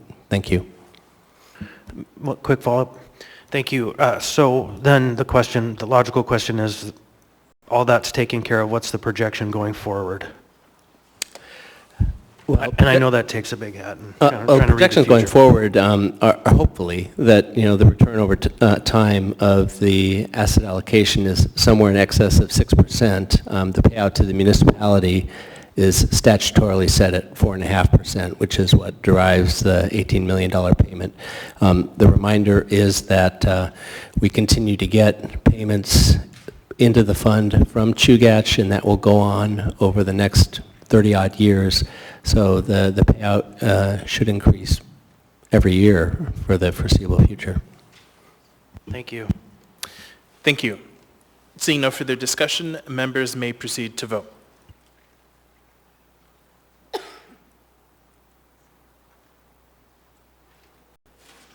That item is accepted 10-0. With that completes our consent agenda. We're going to go ahead and take a 20-minute break, and when we come back, we will be on item 11A.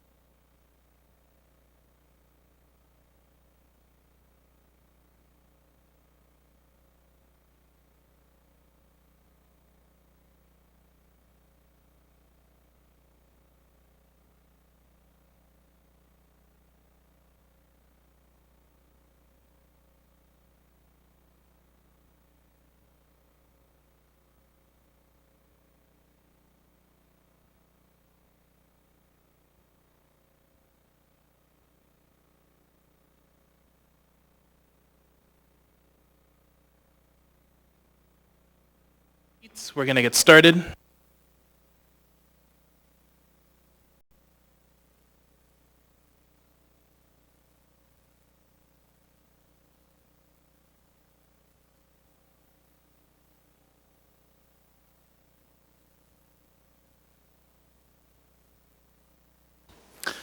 Okay. Next, we have before us item 11A, Assembly Memorandum Number AM 334-2021, Urban Design Commission Appointment. What is the will of the body? Move to approve. Second. Moved and seconded. Is there any discussion on this item? Seeing none, members may proceed to vote.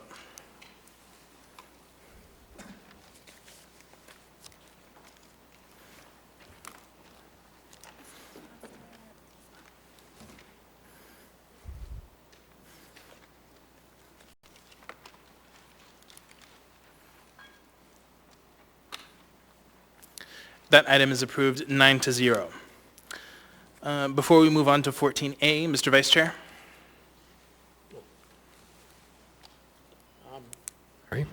Move to reorganize the agenda so that, change the order of the day, thank you, so that 14L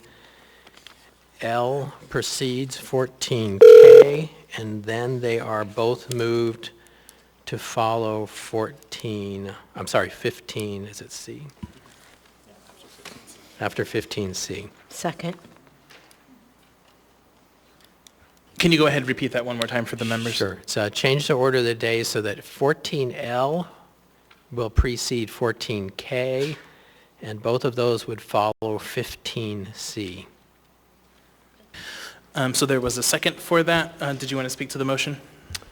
We have some items in the 15s that need to get taken care of, preferably this evening, and we expect 14K and 14L to take, have substantial public testimony, and 14 decisions on 14K may depend on what happens on 14L, so it makes sense to move 14L prior. Thank you. Mr. Dunbar? Yeah, thank you, Mr. Chair. I support moving them past 15C, but I don't support reordering K and L for the exact same reason, but in reverse. My thinking on L is dependent on the outcome of K, and so I will be opposing this motion to change the order of the day. Thank you. Ms. Zalatel? Thank you, Mr. Chair. I support changing to change the order of the day because I think each of the L and K items stand alone on their own. Thank you. Thank you. All right. Seeing no further discussion, the motion we have before us is to change the order of the day to move 14L, and then after 14L, 14K, to after 15C. All right, seeing no further discussion, members may proceed to vote.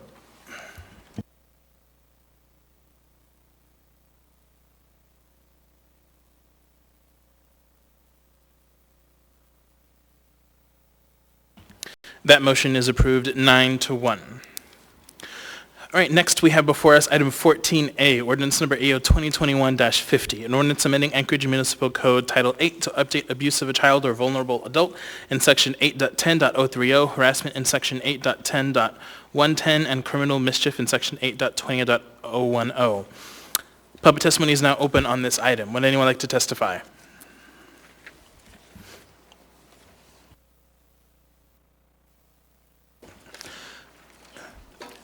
Welcome. For the record, my name is Louis Imbriani, and I oppose this ordinance because the justification for it states that it's to make it more clear, and I find that it makes it quite a bit more murky, especially in this justification here where it says, an example would be a parent failing to properly supervise a child playing on a playground who then falls and hurts themselves. This would be negligently permitting injury, yet it would not likely be charged by our office. So the change that is being made would not be charged, but it is negligent. And I just don't see how that actually helps clarify anything. Like, I understand that we want to make it easier for the prosecutor and not hinder investigators or prosecution from people who are doing substantial harm or substantially neglecting children, but for me, looking at this at face value, it is not very clear. And for somebody who might be a mandatory reporter, I feel that this could muddy the water and even prevent other people from reporting crimes in the future. I know that's not its intent, but for me, looking at this, I go, well, is it or isn't it? And for somebody like me, I'm going to kind of err on the side of caution, but I also don't want that parent to be falsely accused of something. So I find that this wording, the way that it's changed, actually is more difficult to understand. Thank you. Thank you. Before we, Ms. LaFrance? Thank you, Mr. Chair. Sorry, Mr. Imbriani, actually, I had a question for you. Sorry about that. It was a little bit late on the draw. So when you were talking about the language that's confusing, you are referring specifically to the new language of Section B under 8.10.030, abuse of a child or vulnerable adults. Or I know you gave the example that was given in the AM, but I just wanted to verify that it's also the language in B that is confusing?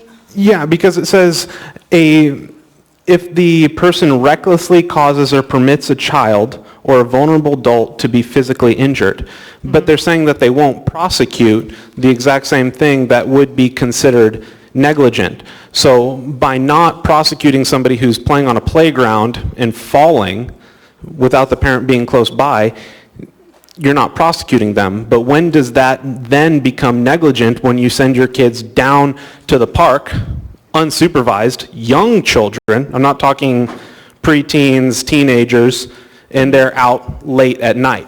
Where does that line get drawn? And this does not draw a line, and it's completely on the person observing and then completely on the person responding to make that determination. And for somebody like me, I want to have a little bit more clarity, and I'm sure somebody who's a mandatory reporter would want that as well. Okay, thank you very much. Thank you. Thank you. One more for you, sir. Mr. Dunbar? Thank you, Mr. Chair. So, Mr. Imbriani, the language currently has the word negligently in it.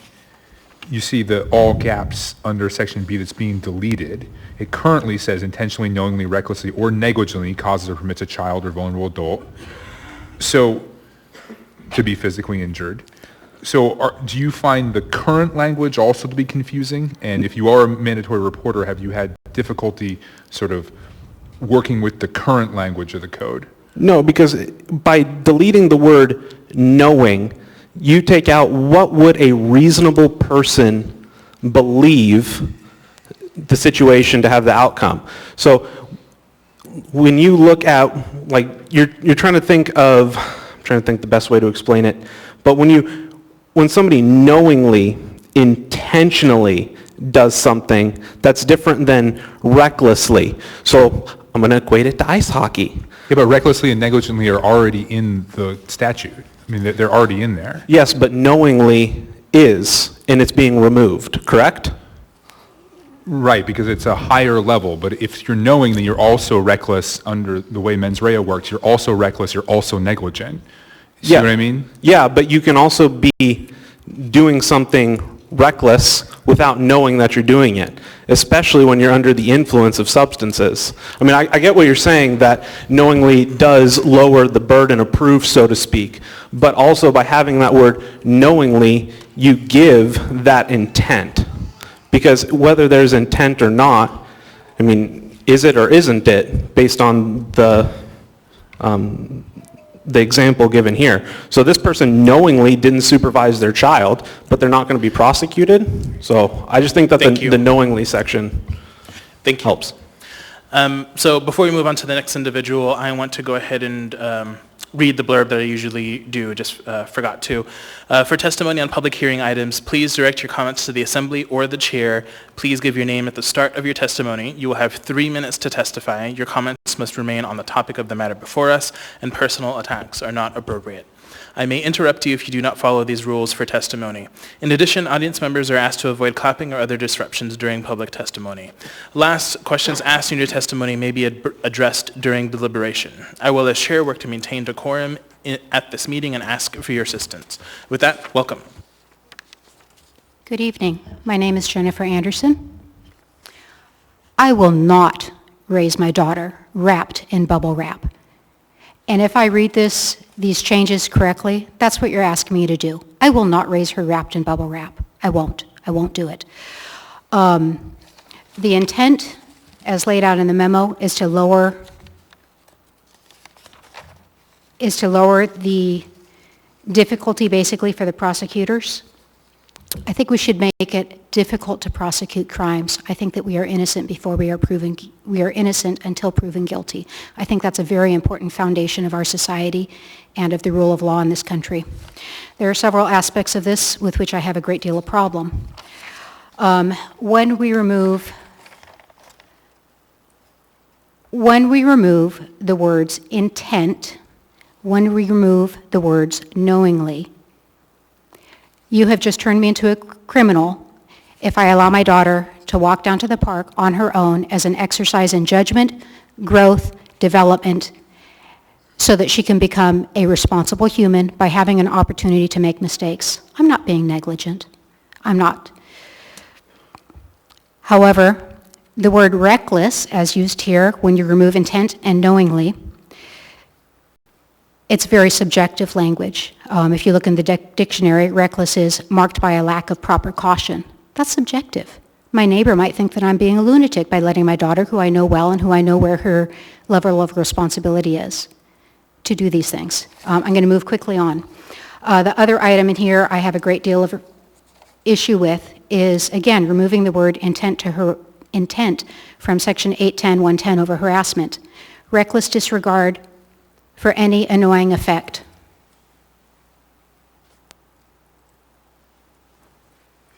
There are some people who would be annoyed by those.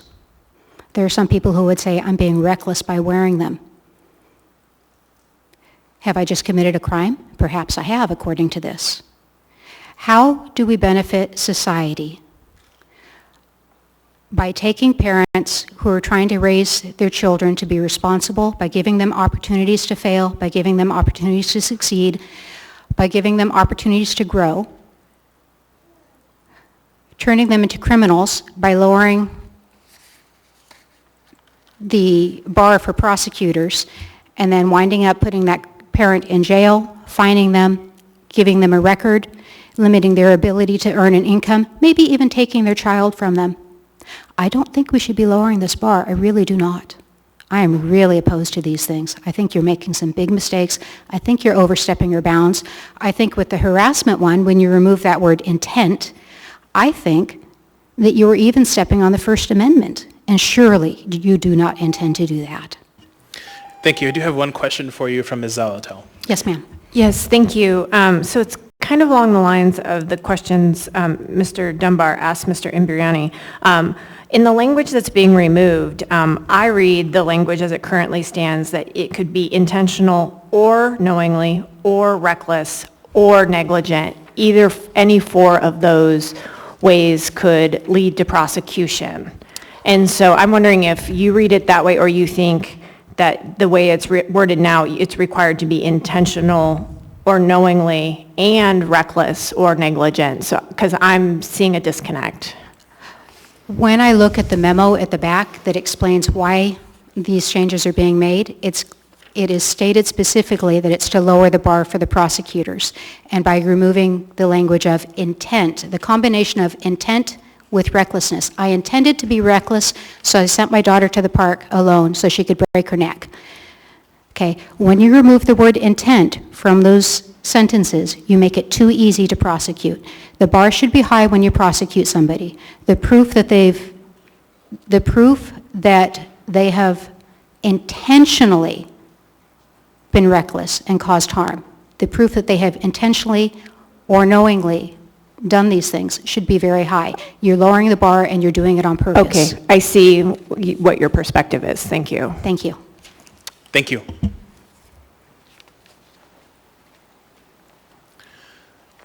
Welcome.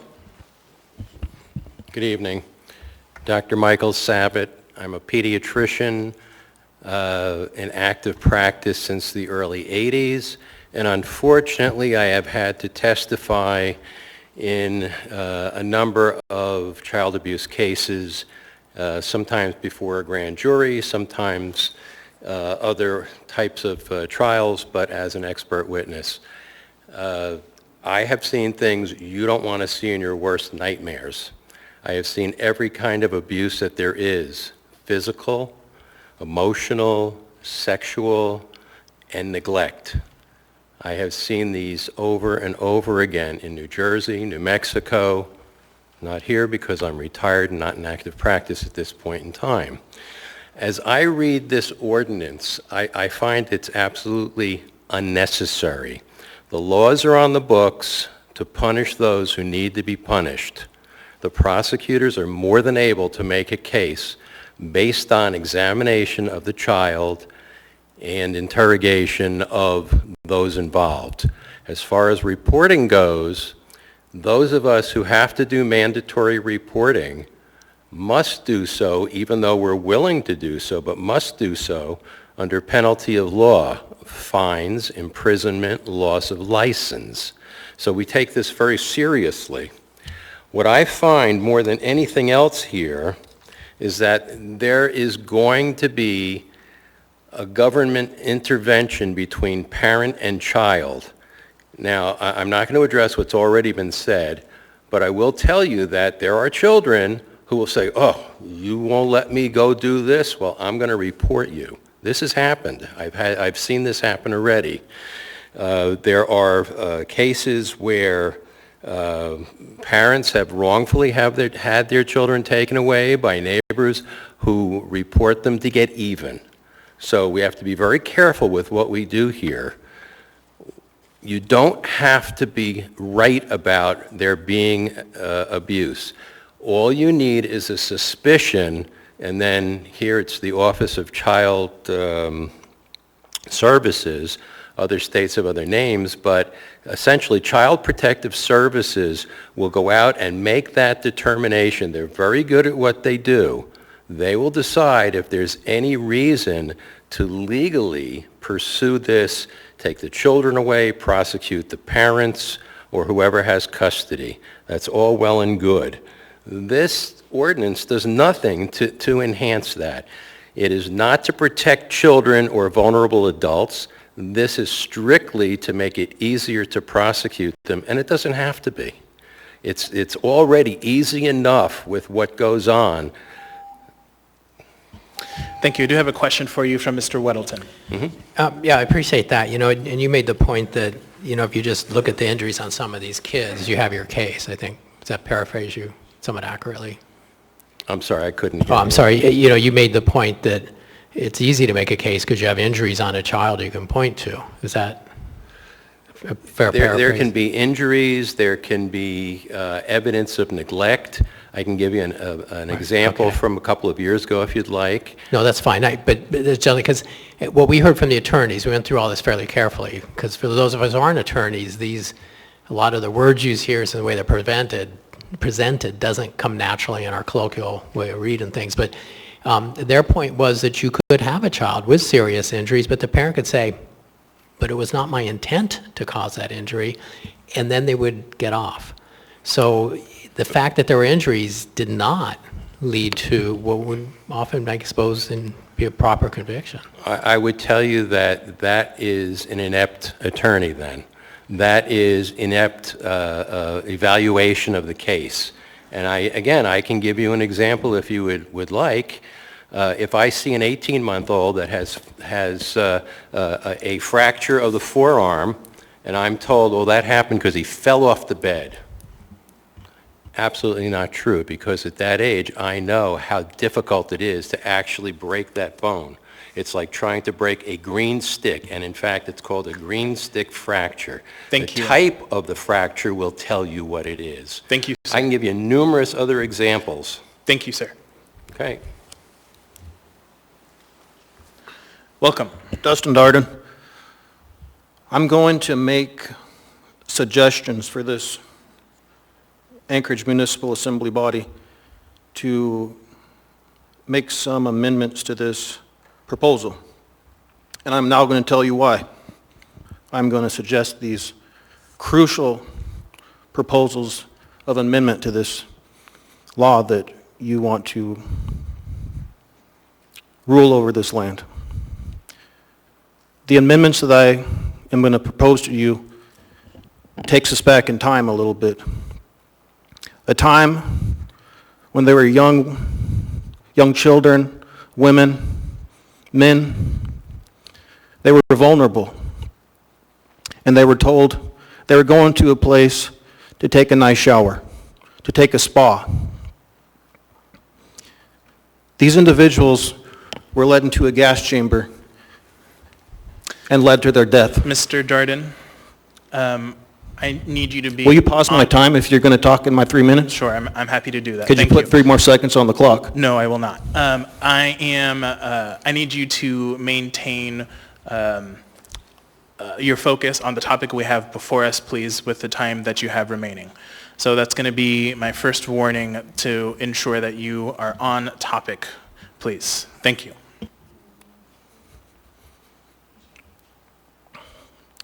The crucial, vulnerable children that are implicated in this law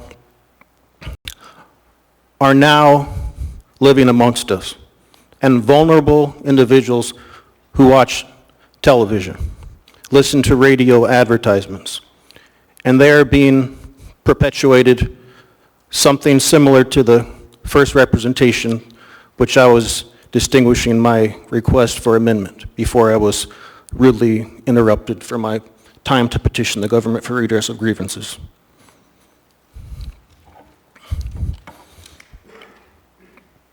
I propose that you clearly add an amendment to this law that would, out of redundancy, specify government officials, agencies that aid and abet to the harassment and coercion of individuals to be injected with a known bioweapon into their shot.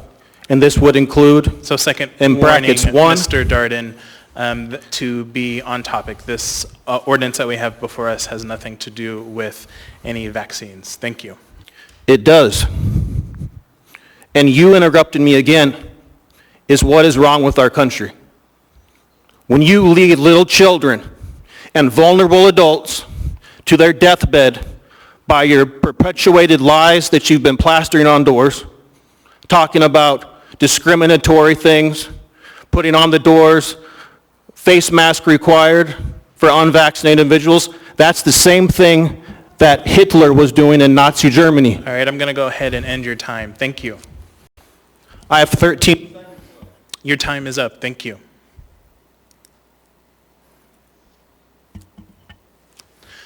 Welcome.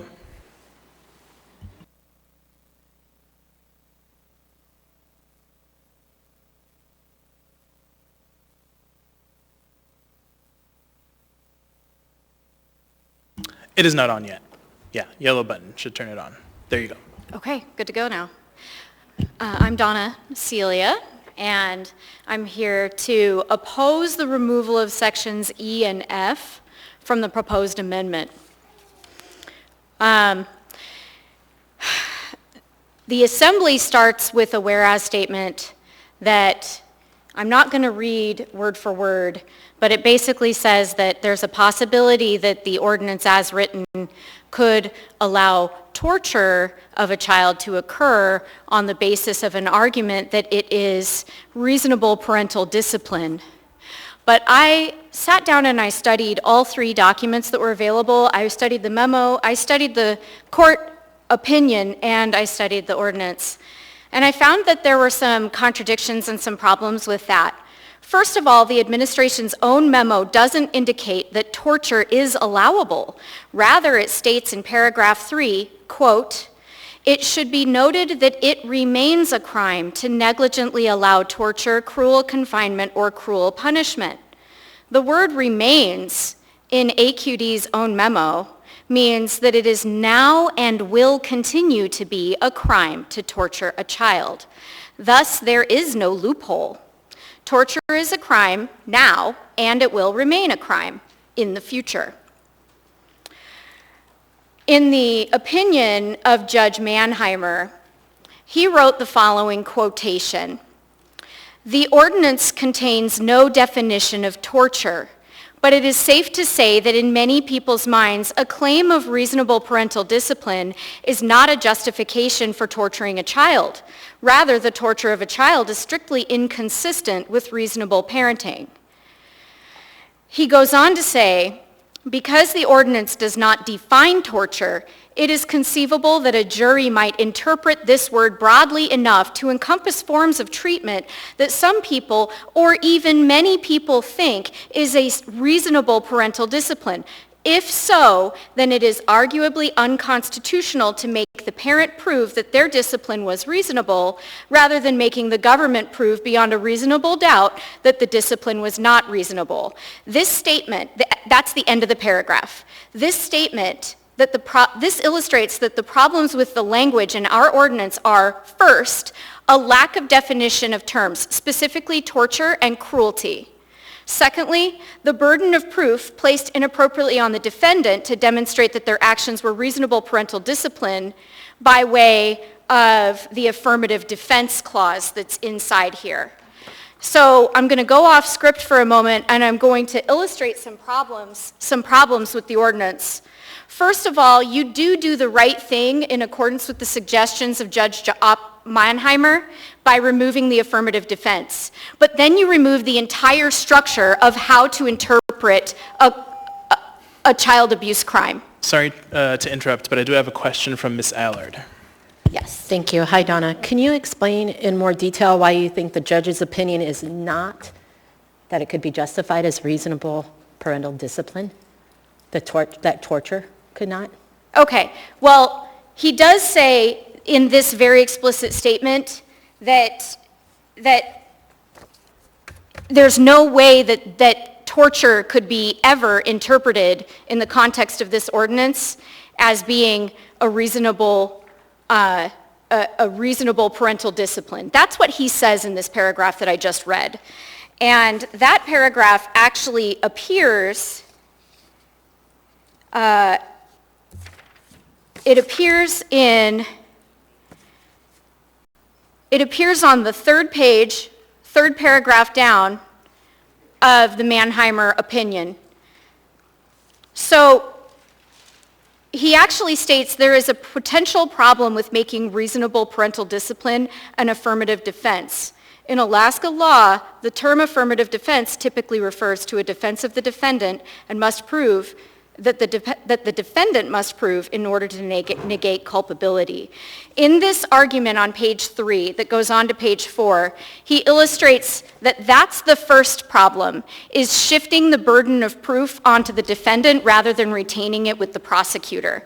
The second problem is the lack of definitions. And you have to read the entirety of this argument to be able to see that. I'm going to pause you right there. I just want to check in with Ms. Allard. I'm listening to her. I'm taking my notes and doing it, an amendment while we're speaking. Okay, so I need her wording. Excuse me, so your question hasn't been answered yet? No, I'm letting her finish, please, Okay, Chair. then Thank you. if you could finish up briefly, and then I have another question for you. Yeah. So he makes it very clear what the issues actually are. And this action that's being proposed here actually only addresses one part of it, consistent with what Mannheimer's conclusions were. So removing the entire framework for child abuse actually does what he calls out in this statement that I read. He calls out that there's a potential, with the absence of any definition of the term torture, there's a potential that a jury could interpret that so broadly that it would then encompass things that are completely reasonable forms of discipline. There's a potential for that, and he states that. What you guys have done is you've removed the entire framework for how to interpret child abuse and left it entirely subjective for the prosecutor to determine as broadly as they want what the scope and definition, with no framework and no limitations at all. Thank you. And that actually goes the opposite direction of the way Mannheimer criticized our ordinance. Thank you. Mr. Constant? Ms. Celia, it seemed like you might have had a bulleted list of items that you didn't get to because of time. Is that true? No, sir. I have a complete argument written here about sections E and F. And I also, because I wasn't able to finish in my time, have some suggestions for how to revise this to be consistent with Mannheimer. So can you kind of bullet out your recommendations for me so I can understand what you're proposing? Yes, sir.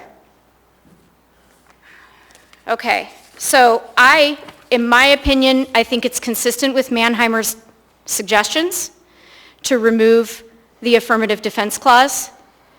And that's what he says. But I also want to point out that you guys correctly identified that there is an Alaska state statute that remains, that's available for a defendant to exercise in the court of law, right? So you correctly identified that that still exists, Donna, and it's okay to take that out. I'm going to run out of time here, but if you could just bullet them like point. Okay, sorry. Then the next thing would be to retain the entirety. Did I say remove paragraph D? D is the affirmative defense. Paragraph E is the reasonable parental discipline. That really should stay. Paragraph F is, again, another source of specific criticism that came from Mannheimer, where he specifies that terms like torture and cruelty are not defined. But in this decision, he actually specifies what those definitions were that they incorporated in the court. So there are definitions you could add. For paragraph F, you would propose? I would propose adding definitions to terms that need to be defined. And there are available definitions in this decision that you could start from. The third thing that I would suggest in paragraph F, actually I did write down specific language, but I don't have it here at the table, would be to add a statement in the head language of paragraph F that says something like, so bear with me, I'm going off of my head right now, okay? That would say something like... Do you want me to read it for you? I have it. Yeah, that's fine. Yeah, read it. Chris, do you mind? Yeah, if you have it in writing. I do. I sent it to Dean to do an amendment. So then I think, Ms. Celia, she's got your back. I just wanted to make sure we got it on the record, but I don't think in the public hearing we probably need to go through it. We can go through it, if you don't mind. In like a 5-second, Okay. a 5-second thing on the record. For the record, the statement would be something like, reasonable parental discipline can not justify prima facie actions described in this paragraph. If you added that statement specifically to the head language of paragraph F, you would actually close the loophole that Mannheimer does identify in here. Thank you. And so now that we know Ms. Allard has the language, we'll at least be able to see it. Thanks. Yes, sir. Thank you. Mr. Dunbar?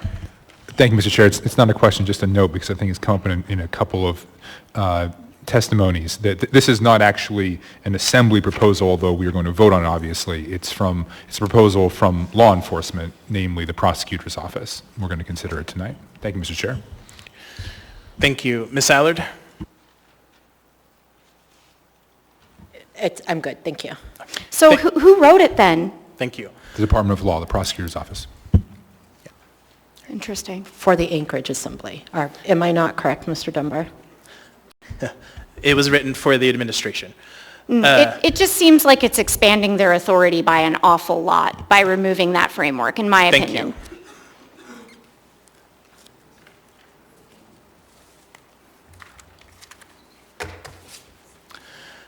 Welcome.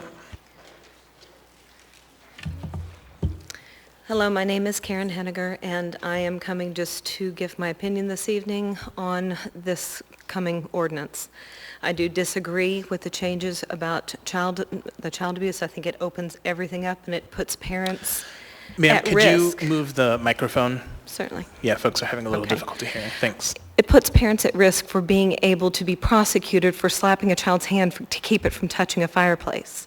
It opens up things. It removes actually all of the boundaries where parents could be accused of torturing their child by doing simple discipline like I was raised, like I raised my 5 children with. And I have 5 children who are adults right now, and I wouldn't change that.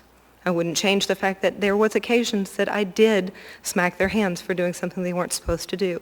There were times that I did use punishment, but it was directly given to them with definite guidelines. I had specific reasons and specific things that I spoke to them about when I gave them physical discipline. But I will tell you right now, if you reach into the home and you try to take that away, you are taking away a lot of the training that parents can do to raise these children. I've worked with little ones for 30 years now. And if you take that away, parents don't have a way of training their children the way that they should be. And in the retrospect, it seems like a double negative because later on, you're talking about criminal mischief and saying, well, if they didn't really intend to break that property, then they can't be held responsible for it. How do you expect people to be trained not to do things like that out of rage if they're not trained when they're small? You train up a child the way they need to go, and that's the way they're going to go. But if you don't train them, they don't have any self-discipline. They don't have any self-control. They have to be taught that in gentle, loving ways, but they have to be taught that. And you have no business reaching into the home that way. Thank you. I do have a question for you, ma'am, from Mr. Weddleton. So, I'm puzzled because we got, I don't know, maybe you emailed, but a couple others that said you couldn't discipline your child under this. And I went, what? Pardon? Your sentiment has been expressed by others. What in here shows you can't slap your child's wrist? What I'm saying is when you take out some of that wording and it says with intent or with parents, it opens it up to a broad spectrum to anybody's discretion. So over here, someone might say, well, no, if you spank your child or if you pop them on the hand for trying to touch a fireplace, that's not child abuse. But over here, they might. And it would just depend on who's deciding for you that day, instead of giving a definite statute, and it should be left as is in that way. Thank you. Thank you. Welcome. Ahoy. My name is Joe Varga. So concerning the ordinance, I'm for the removal of knowingly and sticking with recklessly, whether knowingly or not. Reckless behavior that results in the serious injury or death of a child is still reckless regardless of if it's based on intent or not. I don't think this is about our kid falling and hurting themselves at the park or spanking them. It's about the fact that people get wasted and harmed or neglect their kids, knowingly or not, because blacking out isn't an excuse. When I was a kid, I was put in foster care in Fairbanks, and it was because I had bruises on my arm. The school wanted to investigate that. That resulted in me being put in a foster home for 3 months. Whether or not that was good or bad, because my dad and I roughhoused, my dad still beat the crap out of my mom for 6 years of their marriage. He also, it's really helped actually shed light on issues regardless. So knowingly or not, reckless behavior is reckless. And I think people of the court should know, or not court, whatever, think a little bit higher than that, please. It's not just about invading your home, because it's not that. It's about protecting children that need protection, because this state has hundreds of vulnerable children now, myself included as one, as a kid. I'm going to cede my time. Thank you. Thank you. Questions? I don't see any. Thank you. Welcome. Good evening. My name's Joe Brooks. No contest. During continual oppression on a repetitive factor of dilemmas instigated, it's hard to judge the truths of departments of law when chaos is lingering on every corner and doorstep repetitively. Thanks. Thank you. Welcome. Hello, my name is Irene Quidnow, and I want to say, pretty similar to what people have said, it's not our job to make the prosecutor's job easier. That's his job to prove the case. And the second thing I want to say, in the memo it said that the jurors were confused with the language. Jurors are not, I've been called to jury duty, and jurors are not legal people. And the more definition you take away, the more confusing it gets.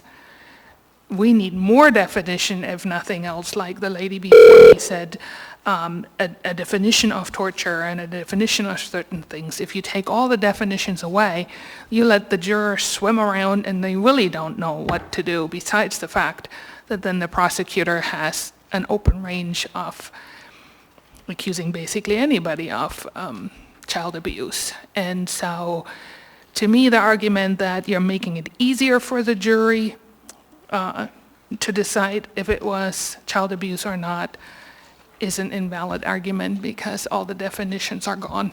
And that's what I would be looking for. You know, what's the definition of torture? What's the definition of reasonable parental rights? And you can't define every single thing, but to remove all the definitions is not helpful for a juror that is not a legal person, in my opinion. Thank you. Thank you. I do have a question, ma'am, from Ms. Zolotel. Hi, thank you for testifying. In your experience as a juror, did you go all the way to the deliberative stage where you received jury instructions? And the reason I asked is when we had our work session with Ms. Stanley, the municipal prosecutor, she says what's told to the jury is a set of litigated instructions that actually are agreed upon between the parties, or those agreements are agreed upon or litigated in front of a judge, approved, and that's what goes to the jury. So I'm curious if you, as a juror, when you served, looked at statutes or got jury instructions, what your experience was.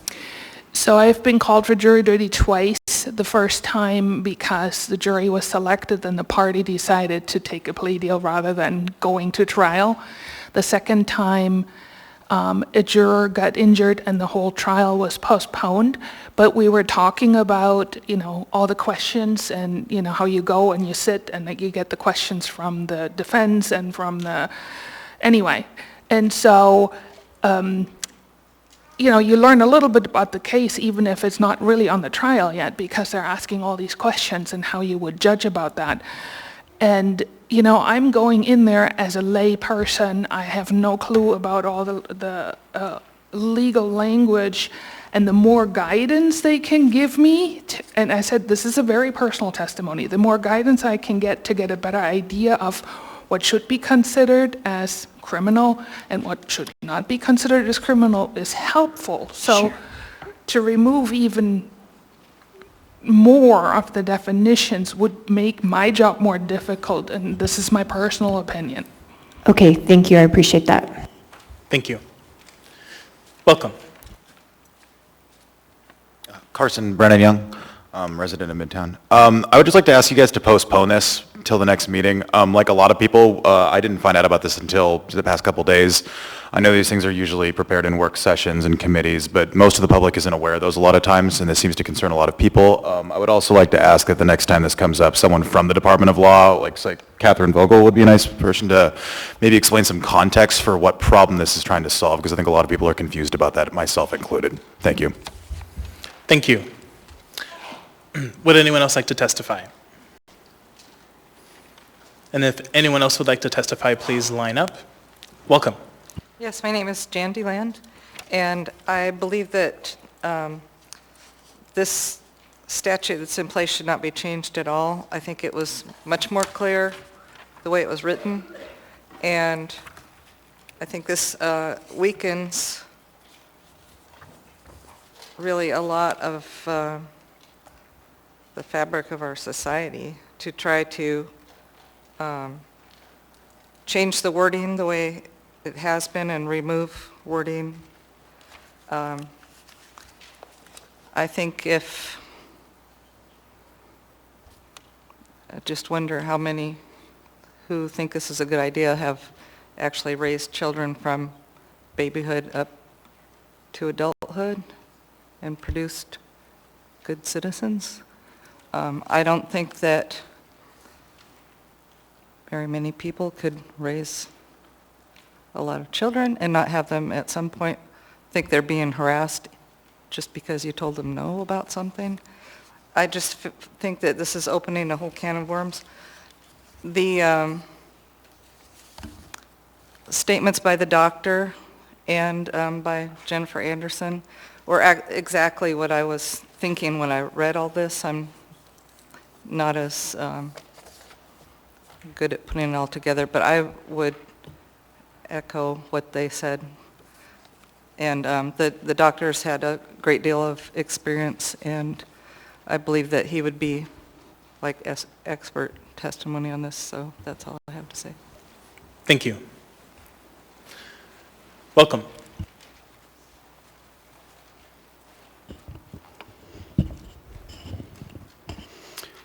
Mr. Chairman, my name is Scott Anderson. First of all, I'd like to comment on something that has bothered me for months and months. This idiotic screen that is now no longer used or needed was evidently made by somebody who doesn't want the public to see us as we testify if we're over a certain height. If you're going to leave it there, fix it. It's idiotic. Secondly, I have problems with both, the first two of these, specifically as other people have, with the intent and the definitions. If the judge in the case cited has definitions in the case, why don't you just add them to the code? That would seem to fix the problem in the first part. If the entire thing is based off a municipal or a memo by the mayor with 0 votes about a case that has definitions in the decision, why not just add those definitions to say, hey, this is what you can't do. This is what constitutes torture. That fixes the entire point of her memo. Secondly, in the harassment section, you seem to be expanding the definition of harassment by saying any harassing or annoying effect. Without intent, what does that mean? I'm sure you've all had a lot of abuse from the public over the past year regarding different issues. Quite a bit in the last year, whether it was COVID, homelessness plans, spending plans, taxes. Is any of that harassing? Was that legal harassment? If there was no intent to cause legal harassment to you, it seems like this effect, if you just claim the effect is legal harassment, you're making anybody liable for nothing. They don't have to do anything with intent or with effect except to somebody's feelings. I understand the second part of that code change, actually two of the other effects, the pictures and images and the touching, and I think I know which cases those are from, and those seem absolutely reasonable. But why are you making somebody a criminal because somebody else felt harassed or annoyed? Felt harassed or annoyed. That's a pretty broad, non-defined result to turn someone into a criminal. Just like in the first case, you could define what torture is, and if, as the previous testimony was correct, that the judge gave you those definitions, why not just add them to the existing ordinance? Thank you. Your time is up. Thank you. Would anyone else like to testify? Anyone at all? Seeing and hearing no one, public testimony is closed. What is the will of the body? Move to approve. So I'm going to move to postpone to the 22nd for an opportunity for a little more thoughtful inquiry. Second. Second. Moved and seconded. Go ahead, Mr. Constant. You can Thank speak to you. that. I think there were some concerns that were raised and some lack of clarity on some issues that we could spend a little bit of time over the next 2 weeks sorting through. It may be that the version we have on the table is the ideal version, but it may be it could be better. Thank you. Ms. Eiler, did you want to speak to the motion? I do. I agree with Mr. Constant and with the public that we probably need to go through this a little bit more. Mrs. Vogel, I believe, is out of town, and I'd like to have more legal opinion with some of the terminology, especially some of the things and emails I've received, and it's concerning, and I think that once we nail that down, we can come to a better compromise. Thank you. Ms. Zolotel on the motion to postpone. I won't oppose the motion to postpone, but I will say that the municipal prosecutor's office has done a really thorough job and has engaged with us quite a bit. So some of the concerns I'm hearing are more related to how you read ordinances and how ordinances are actually effectuated versus the perception of how they may be applied, which I don't necessarily, so I'm hoping that we can get more clarity specifically on that as we move forward. Thank you. Mr. Perez-Verdia? Thank you. I would agree that I felt like the Department of Law did a really good job with this and spent a fair amount of time walking through with us. And but I would not oppose this as I think a couple of weeks would help. There are a number of questions that I have that I'd like to get answered, and we could certainly do that tonight, or I can have that done over the next couple of weeks. So I'll support the motion to postpone. Thank you. Ms. Vogel? You, Mr. Chair. I just wanted to clarify that both myself as well as Municipal Prosecutor Sarah Stanley are available tonight. We're on the phone and able to answer any questions. We also have been over this both in a work session on Friday after presenting it to the Public Safety Committee on May 13th. So I just wanted to clarify the record that we are here to answer questions. I think there's a lot of misinformation that was communicated during public testimony, and we would be happy to clarify tonight if that was of interest. And obviously, if the Assembly does choose to postpone it, we'll be happy to talk about it in the interim as well as at the next Assembly meeting. Thank you. Mr. Constant? Yeah, just the last note. I have friends in legal practice who are strongly supportive of implementing this, who also asked for a little bit more time. So I apologize for all the work that's gone in from the department to get this here. I just do ask for just a little more time. Thank you. All right. Seeing no further discussion, members may proceed to vote on the motion to postpone this item to June 22nd.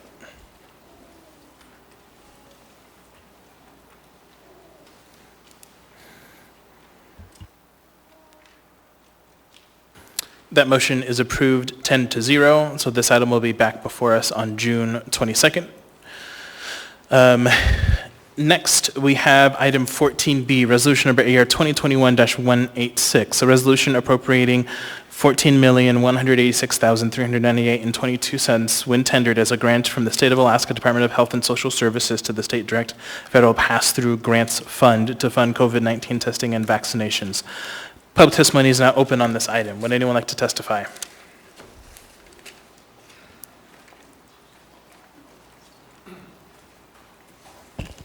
Welcome. Dustin Darden. So, we should not do this. Nothing in regards to the shot that is being falsely portrayed as a vaccination should we have anything to do with.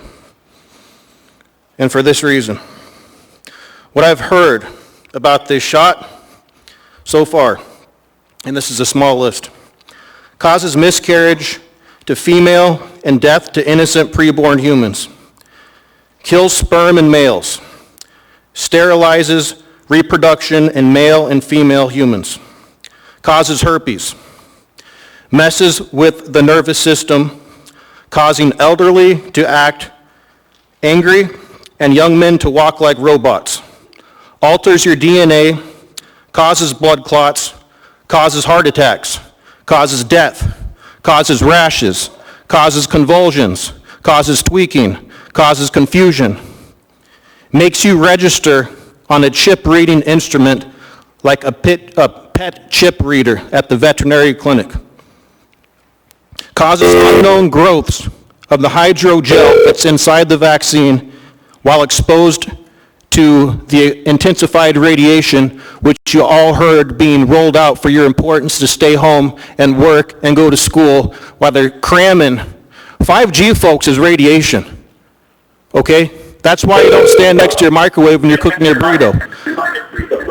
That hydrogel expands like a bush when you expose it to 5G. When it gets into the brain, you can now manipulate the thought patterns of individuals. Mr. Chair. Makes your thoughts hackable, magnetizes inside your body. You've seen the magnets. And pause your time. I've got a minute and 6 seconds according to the clock. Yes, Makes your location excuse me, traceable. sir. Contains I'm pausing. jellyfish. Mr. Darden, I am pausing your time because there is, I believe, a point of order that Mr. Constant is going to raise. Mr. Constant? Thank you. Nowhere in this document is there any element relating to 5G technologies. This isn't a telecom bill. This is an ordinance relating to COVID funding. Thank you. Yes, I agree, and I'm going to continue your time and ask you to remain focused on the ordinance we have before us.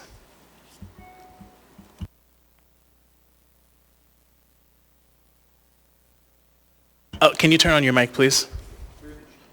Yellow button. There we go. Thanks. Through the chair, just as I've heard Assemblywoman Jamie Allard speak to you, I will take you to court for discriminating against my constitutional right to petition the government for redress of grievances if you continue to do this. And I'm going to ask you to stay focused on the item we have before us. Thank you. If you can't see, Constant, how 5G was rolled out, was 5G rolled out Since you're during not the staying vaccine? on topic and I've given you multiple warnings, I'm going to end your time. And I'm going to take you to court. So any citizen has the opportunity to do so. So I'm also going to warn you, Mr. Darden, that that is going to be your last warning. So if you come up again and aren't able to follow the rules in this chamber, that I will cease your testimony for the rest of the evening. Would anyone else like to testify on this item? Welcome. Hi, Marcy Tompkins. I'm just reading this for the first time, but to me this is a huge misappropriation of funds. Testing and vaccinations to continue. I would say the majority of those that want vaccinations have gotten them. Testing. Viruses have cycles. We're a year and a half out now. If you don't know that you're sick and you need a test to tell you you're sick, then you probably don't have COVID anymore, is a huge part of it because of the cycle of viruses. It's going away. $14 million is a horrendous amount. I don't see a justification for that at all. So I think that's just my 2 cents. $14 million for testing and for more vaccinations. I would say we're at the end of this situation, and that's just horrendous. Thank you. Welcome. Good evening. William Topol. I echo the sentiments of that last lady that just spoke. You can do private testing besides public testing out here in the parking lot. How many millions more do you need for testing? Okay. Vaccinations. We may achieve 70% like our acting mayor wanted to do, and we may not. Whatever percentage we're short of 70% means you have that many people that don't want to be vaccinated. So spending millions of dollars to get them indoctrinated to want them to be vaccinated, that's not going to happen. I mean, you know, you're not going to get them to be vaccinated, okay? I mean, come on now. You just want to have some extra money here to spend? That's what it looks like to me, honestly, okay? Honestly. So, I don't think this is really necessary. Thank you. Thank you. Welcome. Hi, I'm Joe again. So it seems like, everybody's complaining about the cost, and I get that, right? But, there's the cost of transporting, cooling, and research, and obtaining, and traveling. So I could see why we would need to attain this. And also, this probably wouldn't necessarily have to be an issue if everybody actually got vaccinated. I'm thankful I don't have polio because I got a polio vaccine. I'm thankful I don't have to risk smallpox because my mom got a smallpox vaccine, and she's got the scar to prove it. So we can sit here and argue about this day in and day out about whether or not we want to spend these funds on this, but it's because of our inaction is why we have to come forth and make this acquisition. So that's about it. Thank you much. Thank you. Welcome. For the record, Mercedes Curran, kind of going off of what he was just talking about. I love how everyone likes to come up here and somehow realizes they're an expert in terms of how these funds are going to be, allocated or how they're actually used, when that's literally what the job is of the assembly, is to figure out how to be utilizing this. None of these people are in the rooms that y'all are in that are actually going through these details and are making some, I think, really grand assumptions. I don't think we would be using these kinds of funds at this point if we had maybe taken measures a little earlier and that were a little safer. I think also it's important to base all of this information and how we utilize things on facts and not conspiracy theories or unstable information or just complete false information. So I think this is an appropriate use of funds. I'd rather that we do use this now instead of coming down the pipeline, and we haven't taken the measures when we could have, when it was easy, and then we have to go uphill and have to deal with the repercussions of that. So I think this is a great idea. Thank you for bringing this up, and personally I support it. Thank you. Thank you. Welcome.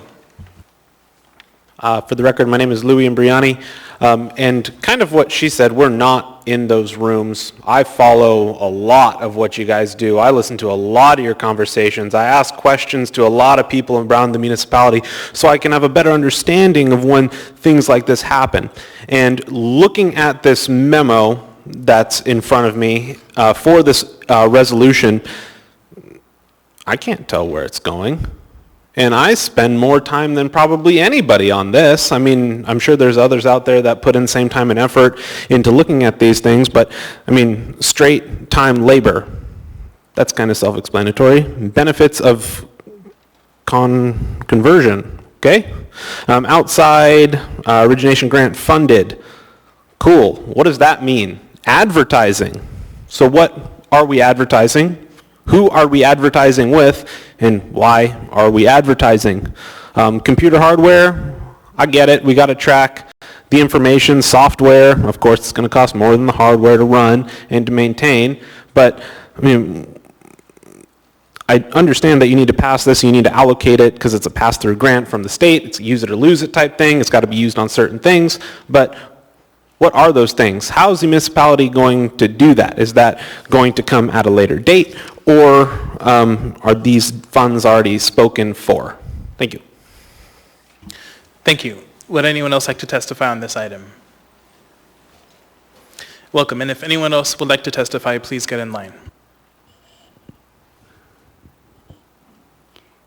Jennifer Anderson.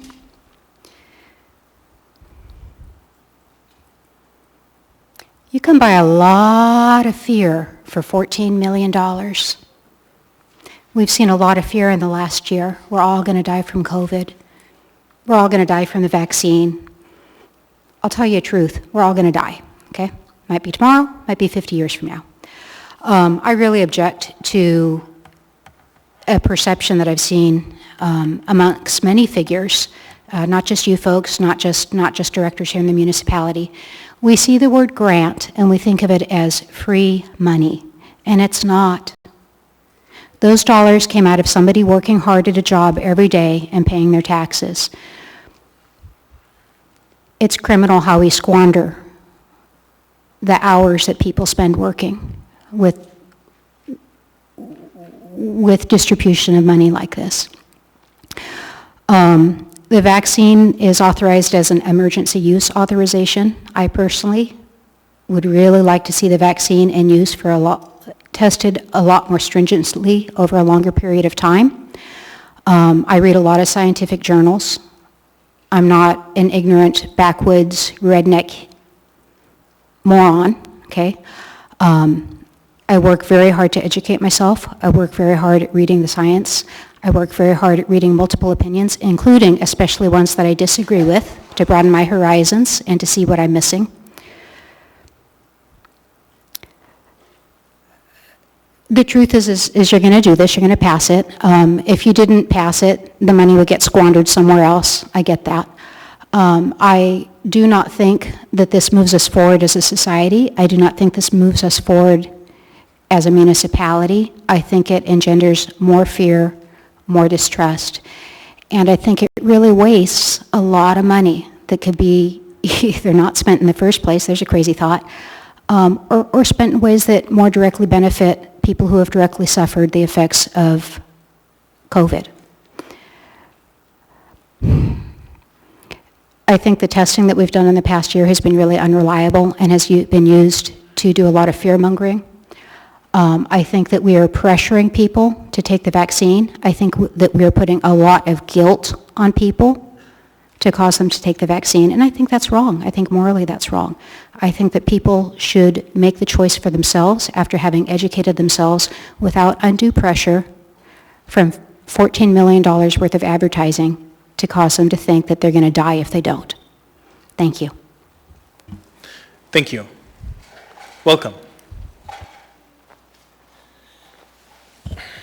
Hello.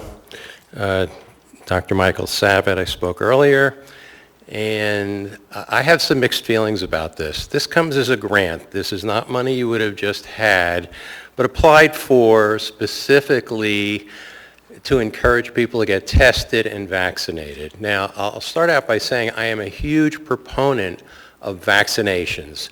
As a pediatrician, that's what we do. We vaccinate against everything you can think of that we have a shot for. I will tell you that any of you who have had your children vaccinated know you must sign a release to get the vaccination, which basically tells you that, gosh, we didn't do anything wrong. Here's all the things that can go wrong. Now, you need to sign this and get the shot, because if you don't, your child can't go to school and you will be ostracized in a few other ways. Now, having said that, if you don't want to get the shot, you sign a release as a parent, and your kid doesn't get the shot, doesn't go to school, and so on. Now, I will tell you, I got vaccinated. I believe the vaccine is safe. Everything I read, everyone I spoke to, I hope they're all right, because I have seen vaccines that weren't safe, that got pulled off the market and got re-released later when they became safe. So anyone who doesn't want the vaccination after doing their own due diligence, I think is perfectly justified in holding $1 million lottery like they're doing in California and other places. That's kind of crazy. If you want the public to be vaccinated, educate them properly. We don't need all of these testing sites anymore. That suggests that there's still a pandemic, that there's still a problem. The Department of Health can set up several sites, and if a person has been told, yeah, it sounds like you could have it, go get tested, that's fine. Okay? But just somebody off the street who wants to get it done because they woke up during the allergy season with a runny nose, that's kind of crazy. And there's a lot of false positives out there. We've seen that over and over again. We know a lot of what we've done wasn't necessary, but we didn't know better. But I would say that $14 million and change is a lot of money to try to convince somebody to do something they don't want to do or don't need to do necessarily. And again, I'm a proponent of vaccinations, but I would never think of forcing anyone. And as far as testing goes, you get tested if you're sick, not if you're healthy. You quarantine if you're sick, not if you're healthy. A lot of what we've done is pure nonsense. Thank you.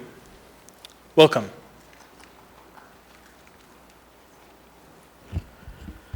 Jim Wojciechowski. Heard a lot of people talk about the vaccine, and you know that you've gotten lots of emails from me, so you know, yeah, I'm vaccinated. My wife is vaccinated. I'm a fan of the vaccine. I also have a sister-in-law that's 72 years old, laying in a bed in New Jersey with no use of her legs, thanks to the Pfizer vaccine. Extremely rare transverse myelitis. There is now 117 cases of that in the U.S. linked to the vaccine. I just wanted to point that out because a couple other folks have been testifying about disinformation on the internet and conspiracy theories. But there's a risk. There's a risk versus benefit to every choice we make in life, including medical interventions. My concern about grants and money at this point with our case count, where it's at, the fact that the vast majority of those in the highest risk group, 65 and older, are vaccinated here now. I'll use, I believe it was Janet Johnston that used the term background noise. You know, we want this to get to a point where it's background noise. We're at background noise. And this money, even if it's a grant, somebody's paying for it somewhere along the line. And we're just perpetuating, for lack of a better term, an industry now wrapped around a dangerous pandemic that we've all come out the backside of. Ooh, bad choice of words. That we've all gotten over. Sorry about that. I'm off script here. Anyway, I wouldn't support this. I really wouldn't, for those reasons. I just wanted to say, though, I'm still a fan of the vaccine, even with a relative laying in the bed without the use of her legs, likely for the rest of her life. Thanks. Thank you. I have a question for you, sir, from Ms. Allard. Hi, Jim. Just for the record, can you please tell somebody on the record what your expertise is and why we should maybe listen to your thoughts as well as anybody else, but just your expertise?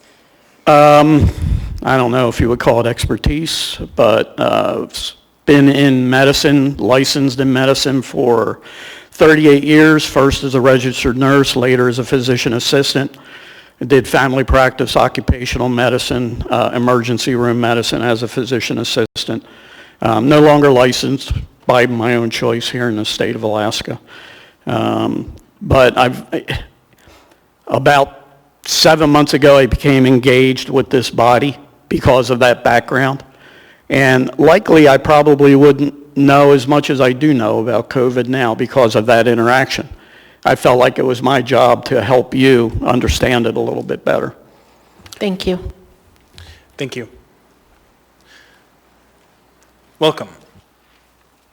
Hi, my name is Beth Abisroar, and I'm not going to, or I'm going to try not to repeat what's already been said.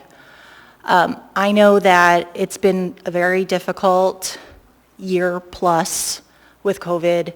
I know that there has been a lot of fear-mongering through mandatory testing and vaccinations with different businesses, childcare facilities, which has made the situation all the more difficult, especially when the testing was not as reliable as it needed to be. What I'm wondering is, has anyone thought to use the grant money, a portion of the grant money, for paying for doctor visits so that people can have information from experts about the pros and cons of the vaccination, what the risks are, so that they can make good decisions and have informed consent that they're comfortable with, instead of feeling like they're being bribed with plane tickets, gift cards, and other rewards that seem superficial. The reward should be that if I get vaccinated, I'm safe from this illness, and I can go back to my regular life. That's why we get vaccinated. I mean, you heard my father speak, Dr. Savitt. I come from a family that believes in vaccinating and that it's important to be healthy, but also informed consent. I have 3 children. Even for vaccinations I've received, I read through all the paperwork and make sure that I know what the risks are before I sign it and vaccinate my children. And so maybe the money could be better spent with actual, real education that's valuable to people and makes them feel like they are making an informed decision and not just receiving superficial rewards. Thank you. Thank you. Would anyone else like to testify on this item? Anyone at all? Seeing and hearing no one, public testimony is closed. What is the will of the body? Move to approve. Second. Moved and seconded. Ms. Zolotel? Yes, thank you, Mr. Chair. I'd like to ask if Mr. Bockenstead from the administration could explain where these funds are coming from and for what purpose. Thank you. Mr. Chair, you can hear me.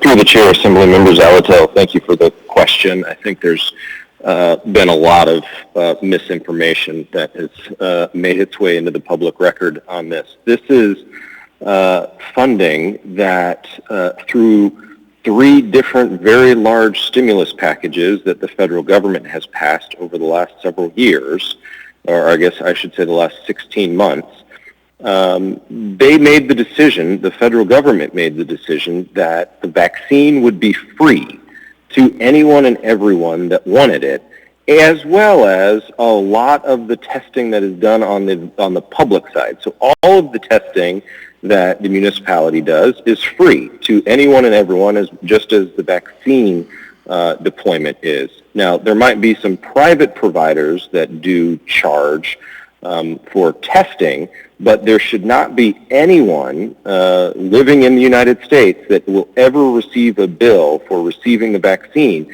because that was a policy decision that the federal government made, and they have invested billions of dollars into that. So that is what this is. This is money passing through the state that came from the federal government to reimburse us to provide the vaccine for free. Thank you. Mr. Weddleton? Oh, thanks. You actually had a lot of the questions that we heard in testimony here. It seems like a lot of money kind of relate in the game here for doing all this testing. And I'll just read, I'm not sure who answered this, Mr. Bockenstein might know, but just a few of the lists of things that they say. It's, activities include supporting vaccination and testing sites provided by the school district and other partners, funding outreach to non-English speaking communities, providing transportation to vaccination sites for individuals recently released from prisons. So it's just kind of a long list of things. I think if people are talking about a doctor going to see you, it's like they will do anything to get information and a vaccine to you. And, but it still seems like a lot of money, but it's also for helping healthcare entities to upgrade equipment and technology to prevent infectious disease outbreaks, which to me is kind of interesting. I mean, this one, you know, COVID-19 caught us by surprise. I mean, a year ago, we did not know what we were up against, and we weren't prepared for it, and we scrambled, and I think a lot of amazing work was done to change things, to get ready for it, from the city, the hospitals, all over, individuals, businesses. And if we can prepare for the next one, because there will be more, and I sure hope the next one is not as traumatic as this one was. So for this $14 million, if we are allowed to prepare ourselves for the next one, I hope that there's a real emphasis on spending it on that. I think with Mr. Biani, I think it's true, we don't have the great details on what every dollar will be spent on, because we don't have the grant yet, and it doesn't make quite sense to go into the details without knowing you have the money to spend. But so anyway, so I do support this, but appreciate the comments people made. Thank you. Ms. Kennedy? Thank you, Mr. Chair. You know, to a certain extent, this actually answers one of our concerns in terms of the Alaska Health Department, the state of Alaska Health Department taking over the role and responsibility of doing some of this testing and paying for, or even getting people vaccinated. And so obviously this will pay for that. They'll use our own people here locally to do that. So I don't really have a concern about that, but it is an awful lot of money to go toward something that we think we're on the downhill slide on. And so I have 2 questions in that, and one is in regard to what happens, there is a deadline. I'm assuming it seemed like there was a deadline of June 2020 maybe to use these funds Is that true? Is there an actual deadline? And if we have funding left over, and my mic Sorry, is being weird again. Yeah, so the clerk is going to have someone switch the mic, but for now, could you use someone else's mic? Sure. Thanks. You know what? It's when mine's on. When I turn mine off, yours doesn't work. Talk. Is it working now? No? Okay. Mine's Thanks, broken now, Karen. too. So the other question would be, what do we do with any additional funds that we actually have a hard time spending? I mean, as we start to shut down some of the testing sites and we don't have people that want a vaccine anymore, what happens to that additional funding? Do we give it back? Can it go towards something else? Anyway, that's the question. What do we do with any funding that we really can't use? Thanks.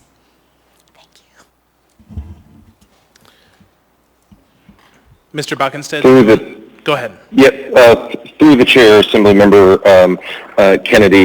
Essentially, you had it exactly right, that the way that this grant agreement works is it reimburses all of the costs for distributing the vaccine to those that want it through June 30th of 2022.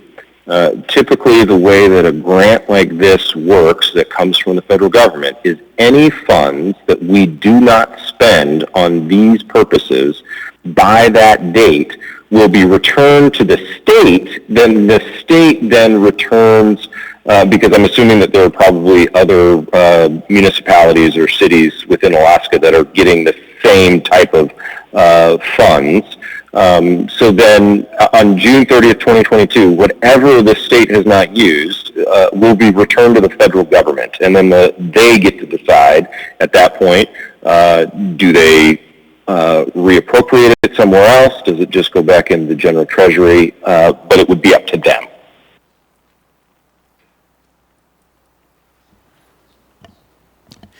Thank you. Mr. Constant? Thank you. For my part, I think, somebody mentioned in their testimony 117 cases of cardiomyelitis or more. This week, we hit the 300 million dose level in the United States, and we've had remarkable results across the country and finally breaking this virus's stranglehold on our economy, on our communities, on the livelihoods of our residents. But we haven't met everybody where they are. As Mr. Weddleton mentioned, communities that are not English speaking, communities of color where we still have lower than average participation, not because they don't want it, but because they don't understand that the opportunity is there. And I look at Australia and what happened there just this month. At the beginning of the month, they had a major shutdown again in Melbourne, even now at the end of the curve for us. And it's just opening up again in a few days after they had people restricted to their homes because of a spike in cases that came. And the difference between the United States and Australia is that we're nearing 50% or post 50%, nearing that kind of community immunity level. And Australia has 2% vaccination. And so there's strong evidence around the world that the vaccines are working and they are doing the job, but the job is not done. And the federal government, through the state of Alaska, is willing to support us to continue doing that work. Mostly it'll be going to third-party contractors with some improvements that Mr. Weddleton had mentioned about capacity for future potential scenarios. And so I think, for my part, that this is strongly supported. And if we don't use it, new administration, new processes coming forward, then it will be returned. But in all likelihood, the need is there. We just haven't met them, those who are in need, where they are. So I support this. Thank you.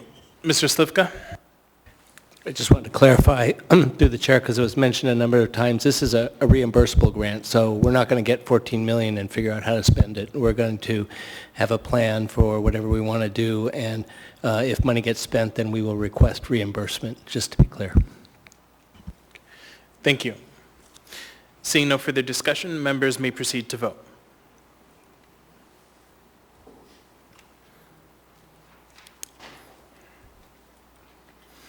That item is approved 10-0. Next, we have item 14C, resolution number AR 2021-187, resolution of the Municipality of Anchorage, Alaska, reappropriating certain sections of AR 2020-360 as amended to 1, reappropriate funds from the MLNP sale proceeds proceeds fund to MLNP operating fund for audit compliance. 2, appropriate MLNP's unrestricted cash and net proceeds in fiscal years 2020 and 2021. And 3, to update appropriated amounts retroactive to December 13th, 2020, all for the purpose of MLNP sale transactions. Public testimony is now open on this item. Welcome. Dustin Darden. I recommend that we add a amendment to this resolution number AR 2021. That puts safeguards over the MLMP's utilization of funds.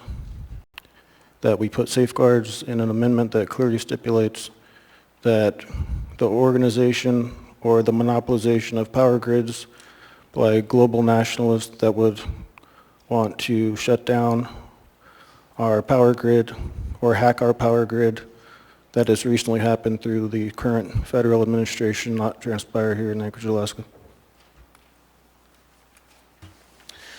Thank you. Would anyone else like to testify on this item? Anyone at all? Seeing and hearing no one, public testimony is closed. What is the will of the body? Move to approve. Yes. The S version? S version. S. Second. Okay, thank you. Did you have that amendment? Yeah. Okay, Mr. Whittleton? I'd like to offer an amendment to the S version on the AM, page 2, line 11.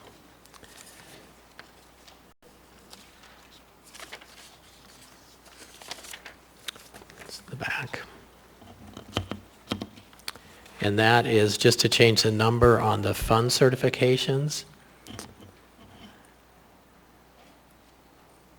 It's on the AM, correct, page 2, okay. And it is to change the 101.000.460055 for $4,058,953 to 53000-460055-FY 2020, and then in brackets, $4,058,953. That may seem esoteric to many of us, but it means all the world to SAP. Second. Moved and seconded. Okay, thank you. Is there any discussion on the amendment? Seeing no discussion, members may proceed to vote on the amendment.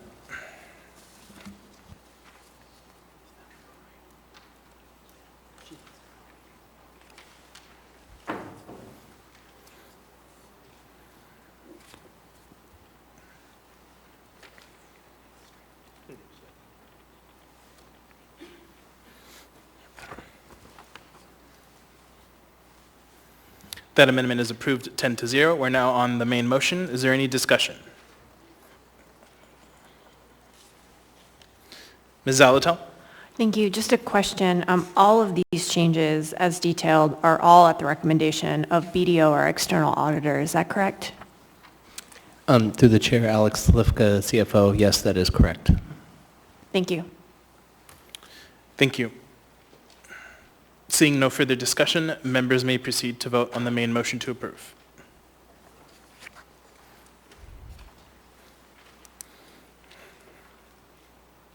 That item is approved 10-0.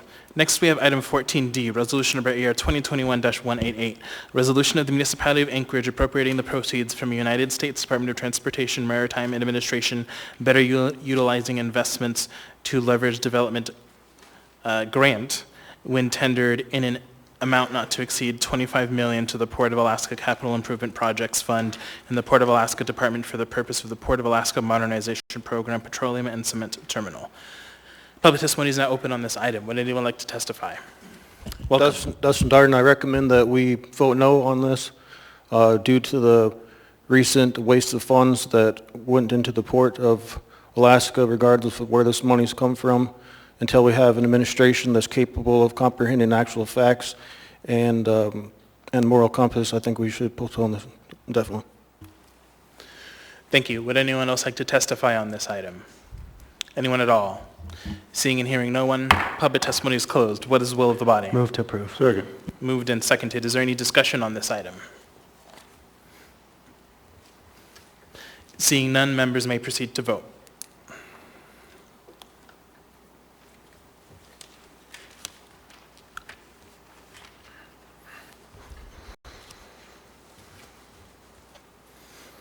That item is approved 10-0. Next, we have item 14E, resolution number AR 2021-189, resolution of the Municipality of Anchorage appropriating the proceeds from a United States Department of Transportation Maritime Administration Port Infrastructure Development Program grant when tendered in an amount not to exceed $20 million to the Port of Alaska Capital Improvement Projects Fund in the Port of Alaska Department for the purpose of the Port of Alaska Modernization Program Petroleum and Cement Terminal. Public testimony is now open on this item. Welcome. Dustin Darden. This is getting into the maritime and transportation. The 46-page document, which the COVID release plan, the COVID-19 vaccination plan that was released by the state of Alaska, incorporates the road systems and highways and the distribution of this deadly neurotoxic poison, which is a bioweapon, so we should vote no on this because it has to do with giving deadly shots to the state of Alaska. So I am going to count that as a warning. Thank you.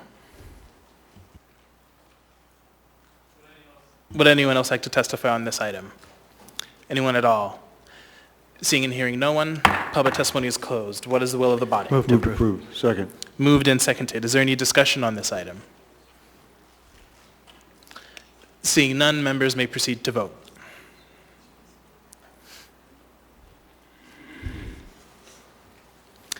And just for folks on the phone, if you could please make sure that you are muted. Thank you. That item is approved 10-0. Mr. Chair? Yes, Mr. Constant? The port team has asked that I make a motion for immediate reconsideration and urge a no vote on both items 14D and 14E. So for the purposes of their needs for this grant, I am making that motion for item 14D right now. Second. Moved and seconded. Is there any discussion on the motion? I would just close by saying, please vote no. Chair, Yes, Ms. Allard? Mr. Constant, could you please extend your reasoning? Yeah, sure. The purpose of making the motion is because tonight, as soon as this item is taken care of, the clerk will print the item, get it signed, it will become immediately effective, and they will secure the final terms of the agreement that they've been working on. They said it's time sensitive because of the construction season that they're in now. And so the motion to reconsider with a no immediately forecloses the reconsideration of the item, and it just moves the ball along.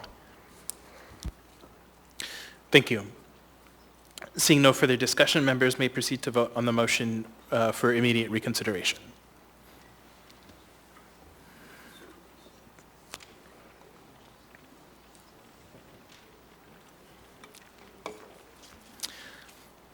That motion fails 9-1. Mr. Constant? For item 14E, I would move for immediate reconsideration and urge a no vote. Second. Moved and seconded. Is there any discussion? Mr. Chair, it's the same terms. Chair, I apologize. I meant to hit no for the vote to reconsideration, so I'd like to know if I can get my vote to So reconsider the clerk vote. tells me, thanks. So the clerk tells me that she can change your vote. All right, seeing no further discussion, members may proceed to vote on the motion for immediate reconsideration.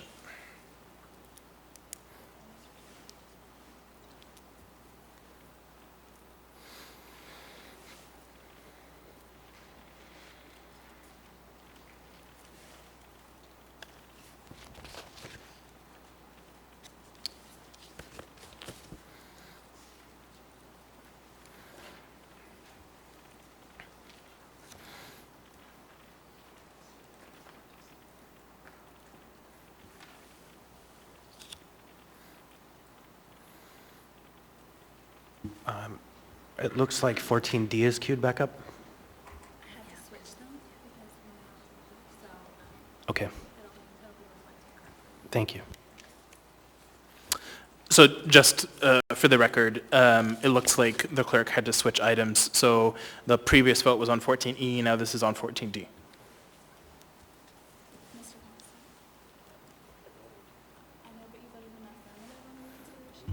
Thank you. Ms. Allard, I just did the same thing.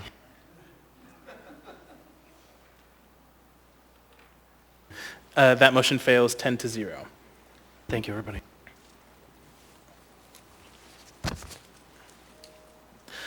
Next, we have item 14F, ordinance number AO 2021-44, an ordinance authorizing the municipality of Anchorage to extinguish foreclosed reserved development rights and property taxes, interest, penalties, and administrative fees on property legally described as any remainder in interest to tract B1 Hillbrook subdivision not included in phases 1 through 7 Hillbrook condominiums at less than fair market value.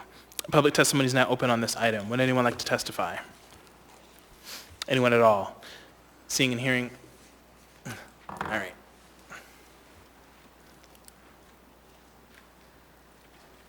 Welcome.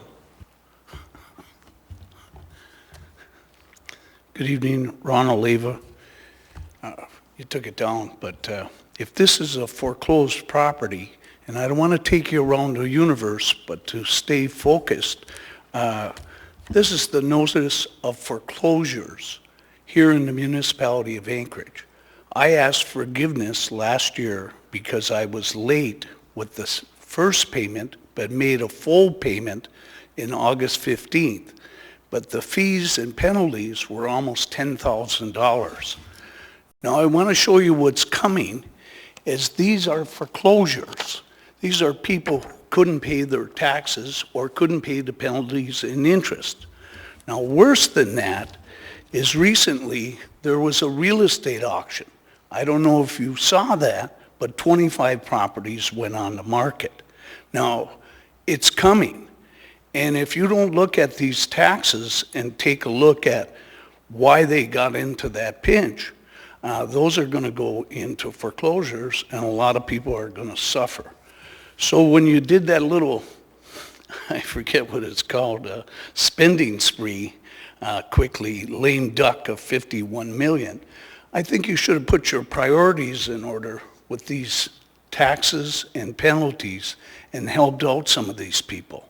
I think it was shameful what you did, and not even economical to rebuilding the economy.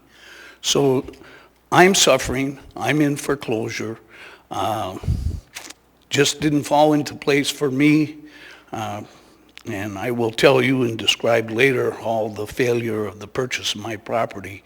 The earnest money was recommended returned today because we're out of money. And you surely weren't listening to businessmen. So when you go into these foreclosures, I would have some leniency as far as what you're going to do with any CARES money to maybe cushion or at least forgive the penalties and interest for a late payment that you got your taxes in full. You just got it a little late. Does anyone have any questions? Thank you. I don't see any. Thank you. Did I use my full 3 minutes, Felix? No, you had a little bit of time left. Okay, I'd like to roll that into the next appearance.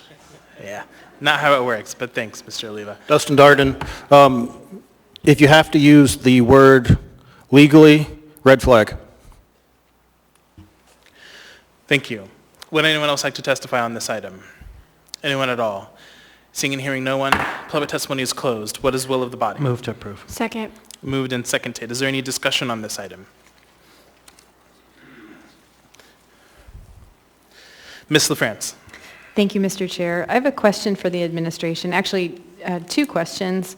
One, I know that foreclosed is in the subject title there, but my understanding is that this isn't a foreclosure, that this is, as it says, extinguishing foreclosed reserved development rights and property taxes and so on. So I just wanted to confirm that.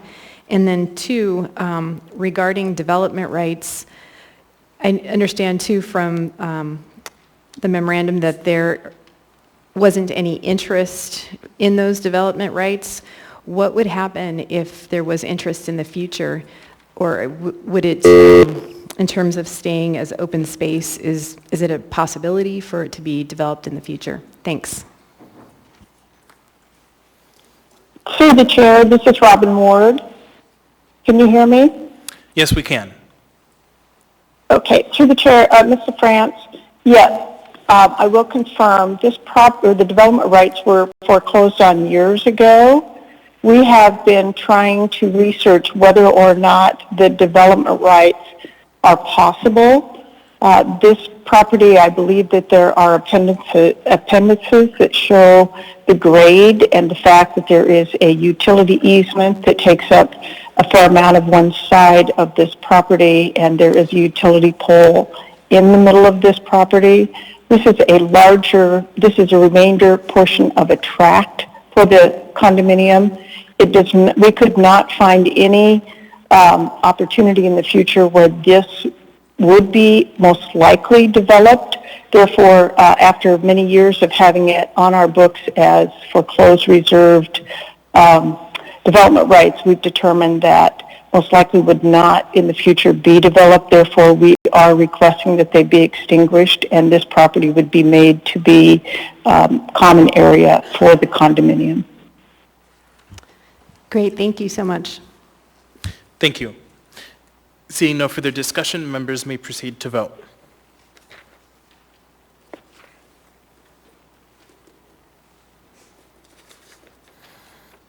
That item is approved 10-0. Next, we have item 14G, ordinance number AO 2021-49, an ordinance waiving zoning map amendment application fees for real property legally described as Tract A1 Adamsville subdivision. Waive reading. Thank you. Public testimony is now open on this item. Would anyone like to testify? Anyone at all?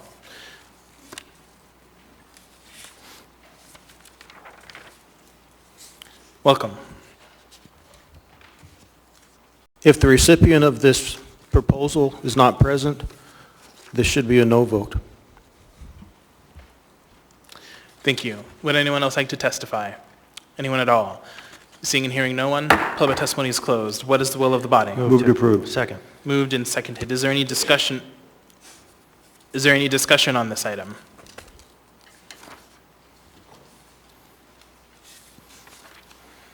Seeing none, members may proceed to vote.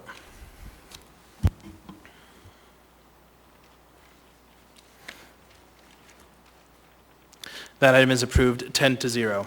Next, we have item 14H, ordinance number AO 2021-52, an ordinance waiving zoning map amendment application fees for real property legally described as Lot 2M Spenard Acres Subdivision, Lot 1 Block C Spenard Acres Subdivision, Lots 2, 3 Block C and Lot 1 Block E Spenard Acres Subdivision, Lots 4, 5, 6 Robert Subdivision number 2, and East 50-foot X 122 feet southwest corner, Block E, Spenard Acres Subdivision. Wait. Thank you. Public testimony is now open on this item. Would anyone like to testify? Anyone at all? Seeing and hearing no one, public testimony is closed. What is the will of the body? Move to approve. Second. Moved and seconded. Is there any discussion on this item? Seeing none, members may proceed to vote.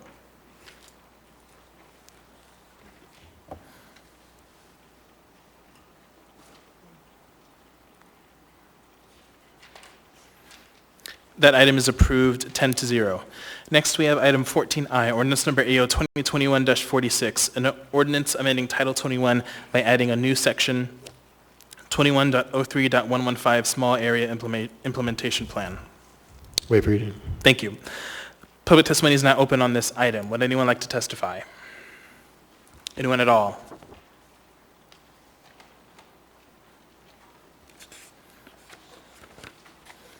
Dustin Darden for the record. This is very arbitrary, and it's very, as Haber would say, this is lacking public process. You put a very broad descriptor for a pager amendment to, and speaking of 21, all the implications to have before you have a thorough discussion with the public. Thank you. Public testimony, Would anyone else like to testify on this item? Anyone at all? Seeing and hearing no one, public testimony is closed. What is the will of the body? I'll move to approve the S. Second. There is, yeah. All right, moved and seconded. I understand that we have an amendment on this item from Mr. Weddleton and Ms. LaFrance. Is there a motion? I don't think this one, no. Oh, yeah, my apologies. I got ahead of myself.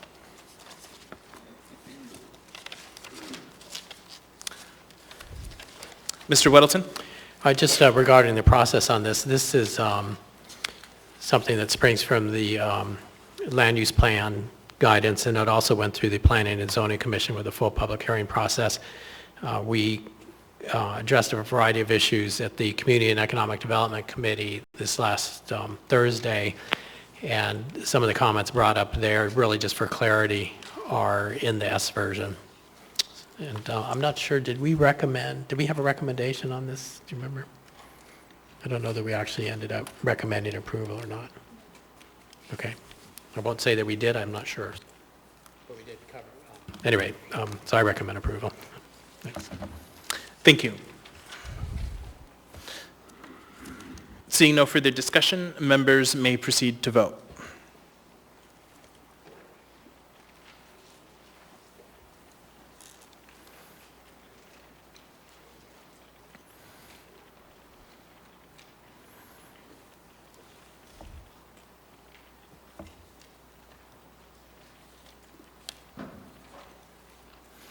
That item is approved 10-0.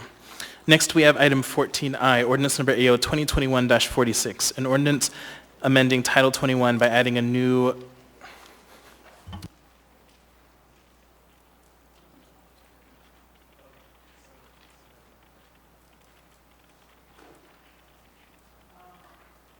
Yep, thank you. I figured out my confusion. It's all me. Okay. We are now on item 14J, ordinance number AO 2021-53, an ordinance authorizing acquisition of real property legally described as Lot 5, Block 3, Stoll subdivision. Waive read. Thank you. Public testimony is now open on this item. Would anyone like to testify? Welcome. Jennifer Anderson. I'm going to look a little foolish here, but I'm human, and looking a little foolish is a pretty standard part of being human, so I hope you'll forgive me. I've been thinking a lot, as many of us here have been thinking a lot, about how do we make housing affordable, how do we improve people's lot. And whenever I see things like this come up for the Heritage Land Bank and the word subdivision, it makes me think back to Anchorage used to have a lot of mobile home parks, and it made housing very affordable. Back in 1994, I had an opportunity. I could have bought a mobile home for $5,000 and had a place to live for the cost of the monthly rent. And I apologize, I'm sure I'm off topic. Please forgive me. I'd like to encourage you to investigate using some of this Heritage Land Bank land to reinvigorate the idea of mobile home parks. A mobile home doesn't have to be an ugly, decrepit aluminum fire hazard.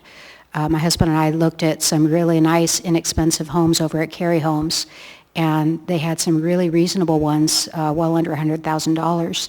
And that's a place where I would really love, if we're going to be in the business of owning land in the Heritage Land Bank, and if we're going to be in the business of trying to lift people up out of poverty and give them a place to live, I'd really like to see us look into things like that. And I apologize for my foolishness, but it was an opportunity. Thank you. Welcome. Sean Holland, representing Stoley Subdivision Homeowners Association. As I testified a couple weeks ago, this ordinance is opposed by the Stoley Homeowners Association. You should have received a letter to that effect. Further, the Bear Valley Community Council has issued a resolution in opposition to the HLB purchase of this lot. The objections of both of those are based on the perceived lack of adequate public process and inordinate negative impact to a 40-year-old established neighborhood. And this second ordinance is kind of viewed as a further workaround with the public process.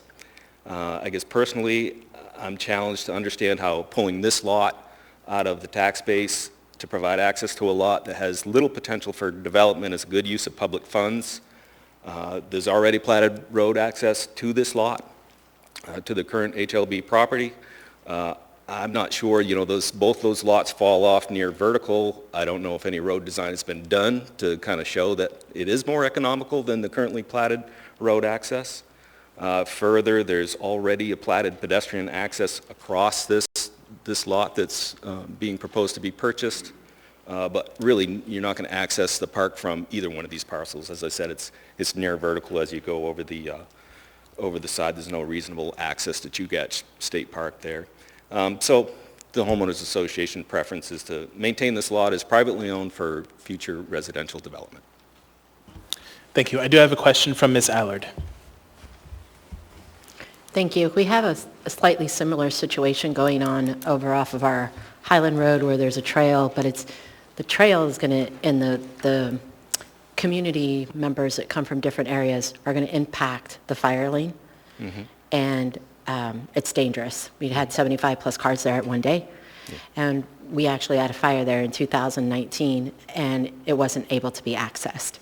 So have you checked with the fire chief to get a supporting letter that that in order to have the trail, that it could impact the fire lane, and get a letter from APD perhaps of the parking or the safety issues? Well, I didn't know that we were talking about park access, because our neighborhood, when we moved there in 2005, there was no park access. Mm-hmm. And around 2005, 2006, there was I think they call it a neighborhood access point that was established, and my wife and I supported that. We live in a beautiful spot, and we're willing to share it. So that's what we contributed to that access. Further, as I mentioned, there's 30 car parking Right. that was established down below as part of this other plat that established road access to this HLB lot. So I think if that lot is going to be rezoned and there's going to be a parking lot there, then that's a different conversation.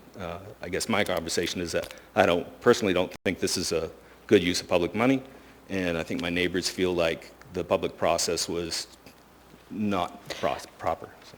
Chairman, I would be concerned if I was you that there might be a trail that might become, and then it would increase major access in your area. Mm-hmm. So again, I would recommend that you might want to look into that. Mm-hmm. Okay, All right. Thank you. Thanks.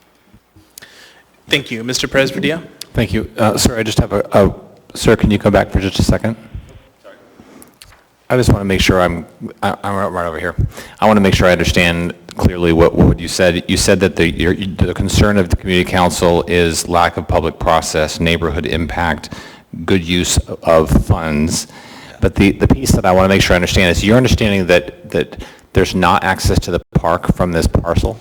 The parcel that's being proposed for purchase, it does abut the park, but it's pie-shaped. So there's an infinitesimal small point where it does.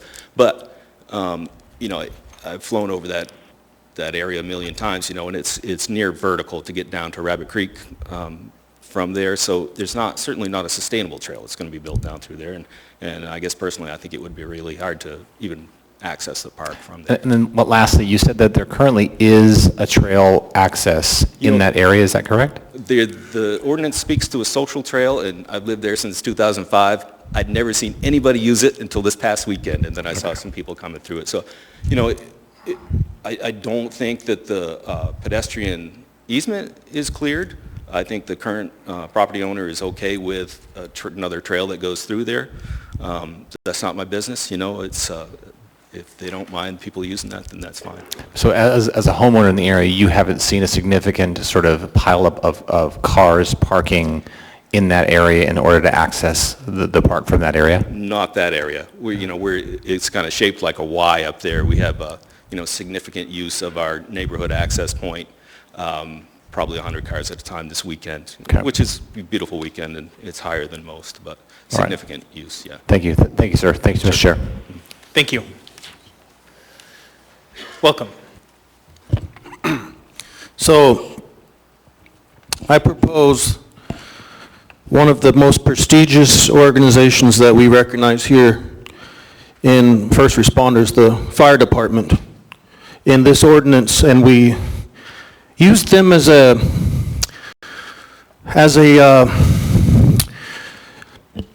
guide on pursuing the authorizing of this.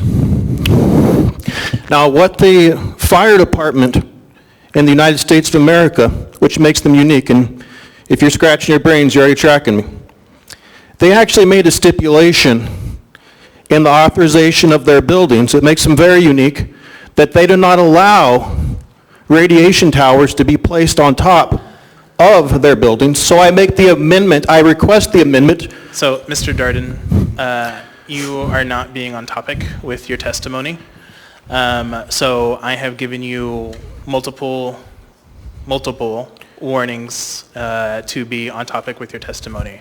So asking So, for an amendment to a resolution is not on topic. This is going to go in the court of law. The state of Alaska court of law right now is going to... Sir, so I am going to go ahead and end your testimony both for this and for the remainder of the evening.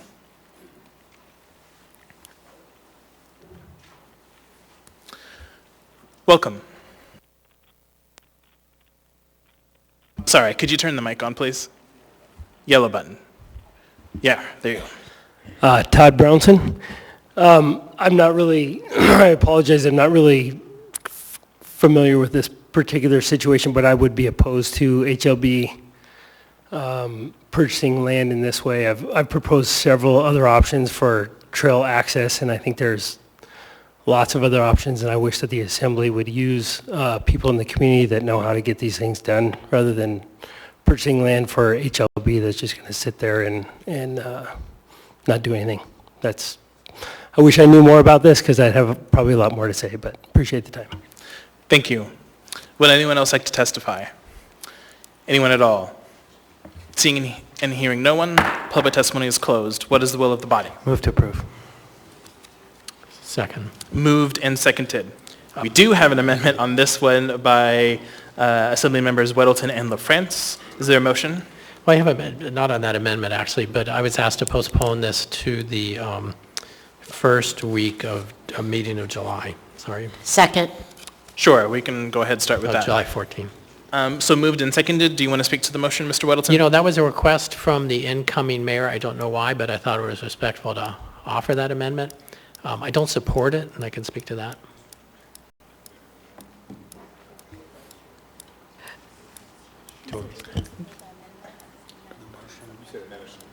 Oh, the motion. I'm sorry. Thank you. Thank you. Next, Mr. Presvidia, did you want to speak on the motion to postpone?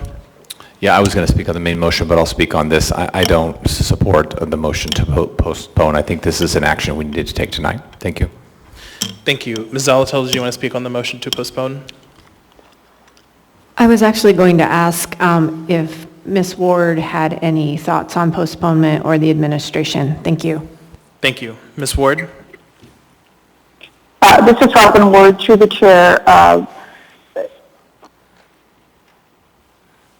I'm concerned about postponing again. I believe that this property owner has been delayed for weeks and weeks. I'm concerned that we may lose this opportunity. I would prefer to take action tonight. That would be my recommendation. Thank you. Ms. Allard? Thank you. The reason I would move to postpone is because I've actually spoken to people in that area, and originally I agreed to have this go and support it.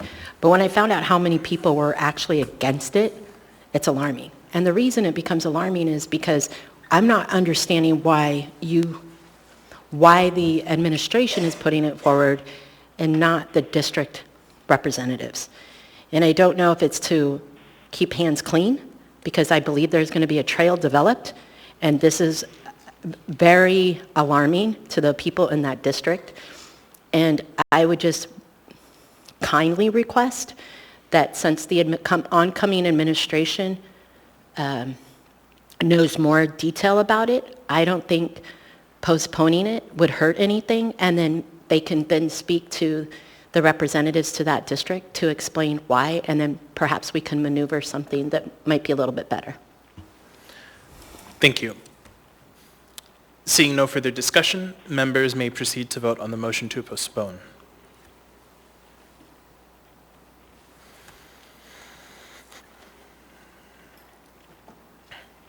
That motion fails 7-3.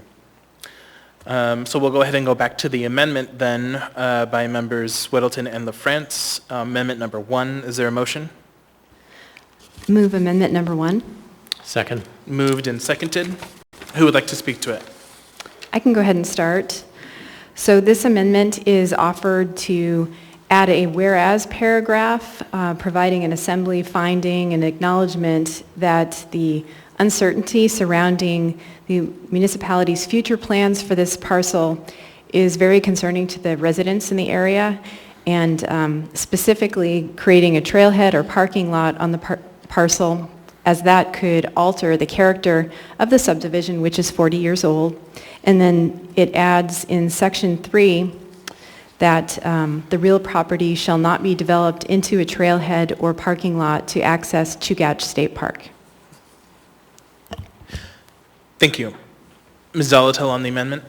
Yes, thank you, Mr. Chair. I was wondering if Mr. Holland, who was representing the Homeowners Association, had any thoughts about the amendment and would like to share them. I think the amendment to say that we wouldn't have another parking lot there would be better, yes. But, you know, still, we're kind of opposed to having a, you know, we're talking about a 60-foot road that's put through a residential lot to access a lot that, you know, it's R10. Sorry, can you pull the microphone closer? Yeah, Thank you. I'm not tall enough, but, yeah, so, you know, this helps, but still, I mean, we're talking about, you know, a subdivision standard road's going to be, with ditches, is going to be 60 foot wide going through this, what's currently now a residential lot. It may go over the edge of this vertical slope, so it may or may not be economical than the currently platted road, and you're accessing a lot that's zoned R10, and where you could fit, you know, between 1 and 4 house lots there. So I guess that's my rub. This helps for sure, but it doesn't solve it in my mind. Can I do a really quick follow-up? I just want to make sure I understand. So this is helpful, but it doesn't address the concern about the potential for a road and future development of the other HLB parcel? Yeah. Mm-hmm. Okay, thank you. Yeah. Thank you. Mr. Dunbar on the amendment. Thank you, Mr. Chair. I wanted to hear Ms. Ward or anyone from the administration address the amendment. Thoughts on the amendment? This is Robin Ward, through the chair. Mr. Dunbar, we have no objection to this amendment. Would never be our plan, even in future developments, to develop this actual lot, either for parking or a trailhead. Thank you. Ms. LaFrance on the amendment. Thank you, Mr. Chair. I support the amendment and urge support of it. And I did want to just acknowledge that I recognize that this does not address all the concerns of the neighborhood and the residents. And I also just wanted to disclose to the members of the body that because we have a practice of not amending things that we vote against, I likely will not be supporting the AO, and I just wanted to let folks know that, though I do urge support of this amendment because I think it's a good thing to do. Thanks. Thank you. Mr. Presvedia on the amendment. Thank you, Mr. Chair. I have another question for Ms. Ward. She indicated that they're in favor of this amendment because that's not the intent of the purchase. Sorry, my microphone's strange. So I guess the question is,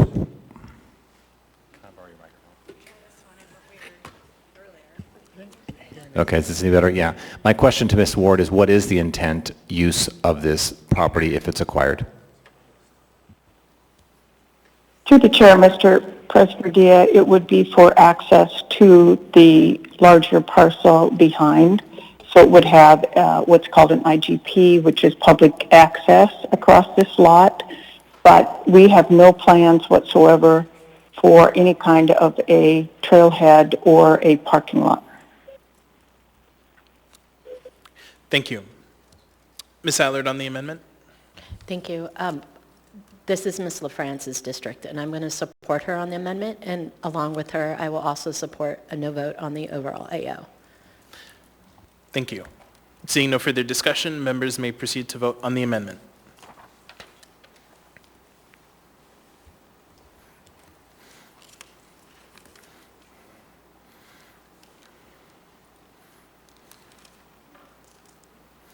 That amendment is approved 10-0. We're now on the main motion. Is there any further discussion? Mr. Weddleton? Well, thanks. You know, I will support this. You know, it's been the neighborhood is very frustrated. I understand their frustration because we have so few trailheads accessing Chugach State Park that they get too busy. And this neighborhood had it very hard. Certainly when I got on the assembly 5 and 6 years ago, it was fairly new, and they were getting overrun. There has been improvement, and I think partly the neighborhood has been better about signing things, but there's really only like 5 spots in the existing parking area. And then I think, now further down the road, there's some spots, and someone there is putting signs up saying park here, and the city has put up signs on the side of the road saying no parking because it makes the road too narrow. So I think the key issues were improved, but it still gets very busy, and people park where they shouldn't. I understand where their frustration goes, but a lot of that is there are just not enough trailheads. And the Hillside District Plan over a decade ago recognized this and said we need a lot more trailheads to spread the use. And between where we are now and there is going to be a challenge for neighborhoods. So it's something we need to aggressively work on. Mr. Bronson, we of course look forward to working with you and the Hillside Community Council on these things. It's got to be fixed.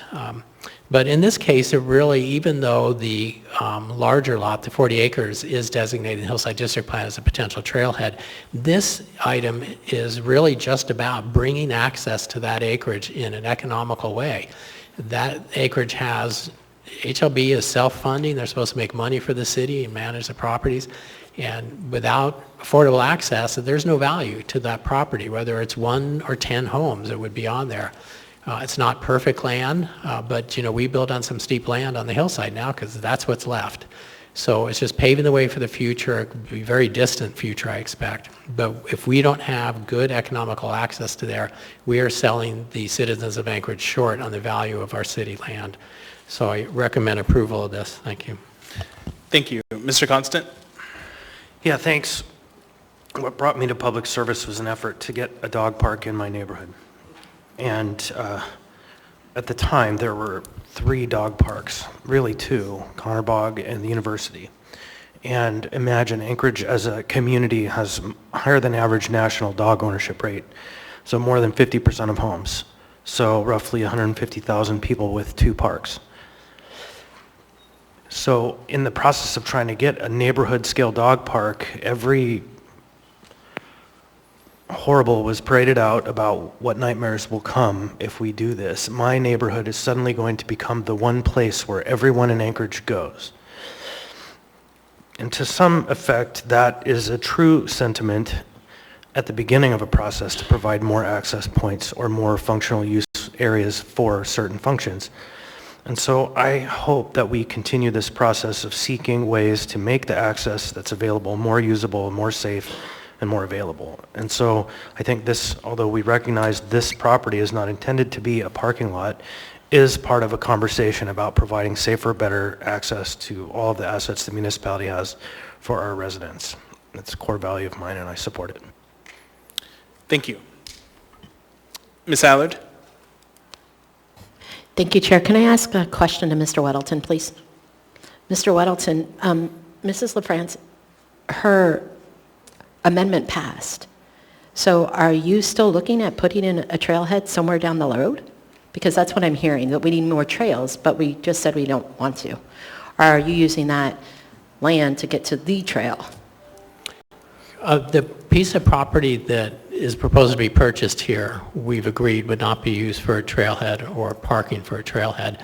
And my expectation is that they would plat a road through it to get to the larger. We have 40 acres there we need access to, and this is simply to provide access to those 40 acres. Once that road is platted through, we could sell the rest of it. City doesn't need it, let's sell it. So there's nothing here that makes that property unmarketable once we put access through it so that we create value for the 40 acres the city already owns. That 40 acres, the expectation would be Heritage Land Bank is in operation and that they would sell it eventually, could be decades down the road, but for homes. It's a beautiful hillside area. It is also designated on the Hillside District Plan to have a small neighborhood trailhead there. But that's on the 40 acres, not on this property that we're discussing here. Thank you. Did that work? Seeing no further discussion, members may proceed to vote.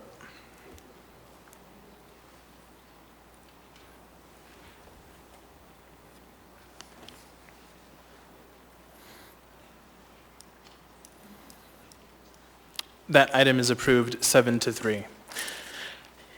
The next items on the agenda involve applications for a liquor or marijuana license and/or a special land use permit for alcohol or marijuana. The process to review these items is different than the Assembly's legislative role because these are administrative or quasi-judicial hearings and require the Assembly to be impartial, refrain from ex parte communications, accept and liquor license applications, and make a decision based only on the record before us and testimony today. Our next item is 15A, Resolution Number AR 2021-194, a resolution of the Anchorage Municipal Assembly stating its conditional protest regarding the renewal of beverage dispensary liquor license number 1090 for Black Angus Steakhouses, LLC, DBA Cattle Company Steakhouse. Waive reading. Thank you. Public testimony is now open on this item. Mr. Darden, as I've already stated, you cannot testify for the remainder of the evening. Would anyone else like to testify? Anyone at all? Seeing and hearing no one, public testimony is closed. What is the will of the body? Move to approve. Second. Moved and seconded. Is there any discussion on this item? Mr. Constant? Yeah, I just think it's probably important to state clearly that this holding company, the Black Angus LLC, is not in any way associated with the hotel that operates at the corner of 15th and Gamble with the same name. Thank you. Seeing no further discussion, members may proceed to vote.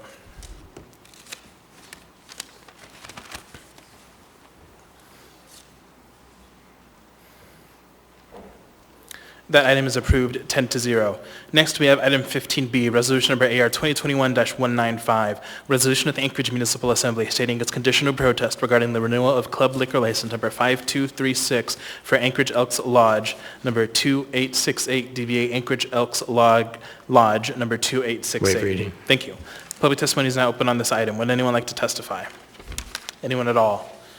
Seeing and hearing no one, public testimony is closed. What is the will of the body? Move to approve. Second. Moved and seconded. Is there any discussion on this item? Seeing none, members may proceed to vote.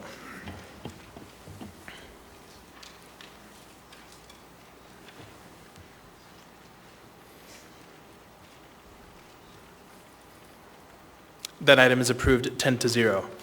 Next, we have item 15C, resolution number AR 2021-198. A resolution of the Anchorage Municipal Assembly stating its conditional protest regarding the renewal of beverage dispensary liquor license number 1140 for IC Ivan Inc., DBA Timeout Lounge. Waive reading. Thank you. Public testimony is now open on this item. Would anyone like to testify? Anyone at all? Welcome. Jennifer Anderson.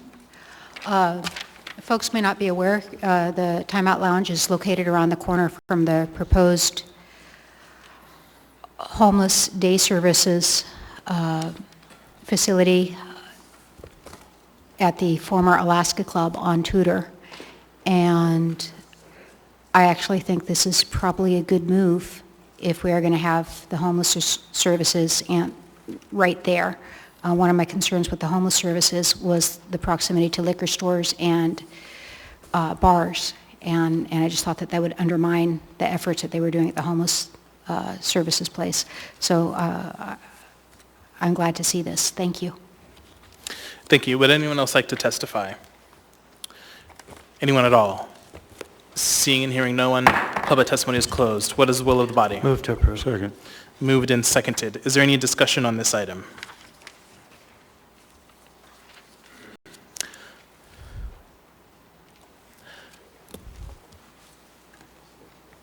Mr. Chair?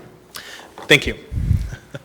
Thank you, Mr. Vice Chair. So I just wanted to clarify something regarding the action that we're taking before us regarding protests. So this protest of Timeout Lounge is due to the lack of certification from the building safety official. So once that has been received, then the clerk will automatically lift the protest. So this is in no way shutting down Timeout Lounge. Thank you.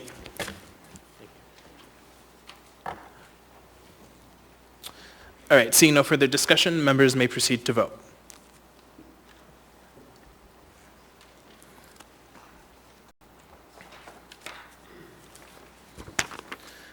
That item is approved 10-0. For that, we're going to go ahead and take a 10-minute break, and when we come back, we will be on item 14L, I believe.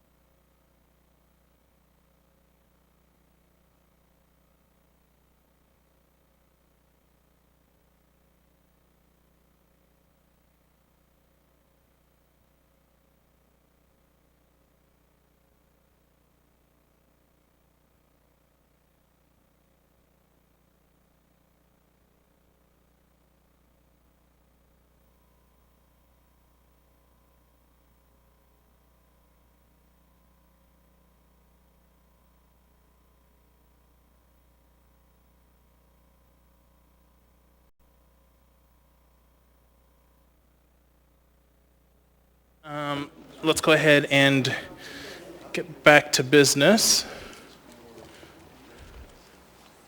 Thank you.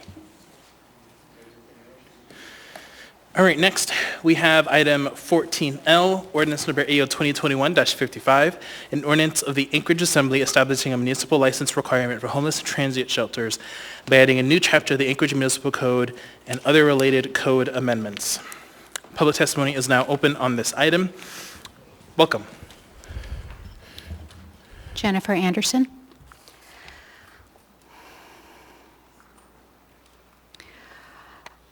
There are a lot of challenges in this ordinance. Other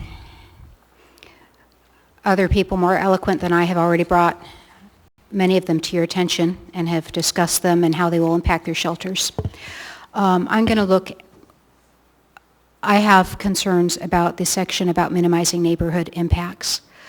It was not quite a year ago that many of us were here talking to you about how having homeless services next to our residential neighborhoods would impact us, how having other facilities like that next to our houses would impact us, would impact our property, would impact the quality of life of our children and ourselves. At the time, we tried really hard to get reassurances from you that our quality of life wouldn't be degraded. And it was crickets. I attended some of the work sessions, and it was really discouraging because it was clear that there was no will to enforce existing laws and that we were, racists, bigots, NIMBYs, selfish, so many things, when all we really wanted to do was make sure that our children were safe and not exposed to a lot of crime. I live in Heather Meadows. We're in the process of leaving Heather Meadows because of how we believe the homeless services will impact our neighborhood, and we're not willing to risk, we're not willing to trust that it will be okay. When I read this document, this 17-page document with hundreds and hundreds and hundreds of words, I'm so discouraged because the section on minimizing neighborhood impacts is 3 sentences long of some really wishy-washy language and a quarter-mile restriction on unauthorized camping. That protects the tire shop immediately next to it, but it leaves available the 8 acres owned by Widener Apartments, where we already have a population camping and doing bad things in our neighborhood. It leaves available Cuddy Family Park, where we already have people camping. You're letting us down. You're shoving the stuff down our throats, and you're not protecting us. It's not right. I know you're smart people. If you're going to have a section on minimizing neighborhood impacts, you need to do better because this is lip service, and I can't take you seriously when you spend 3 sentences on minimizing impact and you spend 17 pages on rules and bureaucracy and red tape. It's not right. Do better, please. Thank you.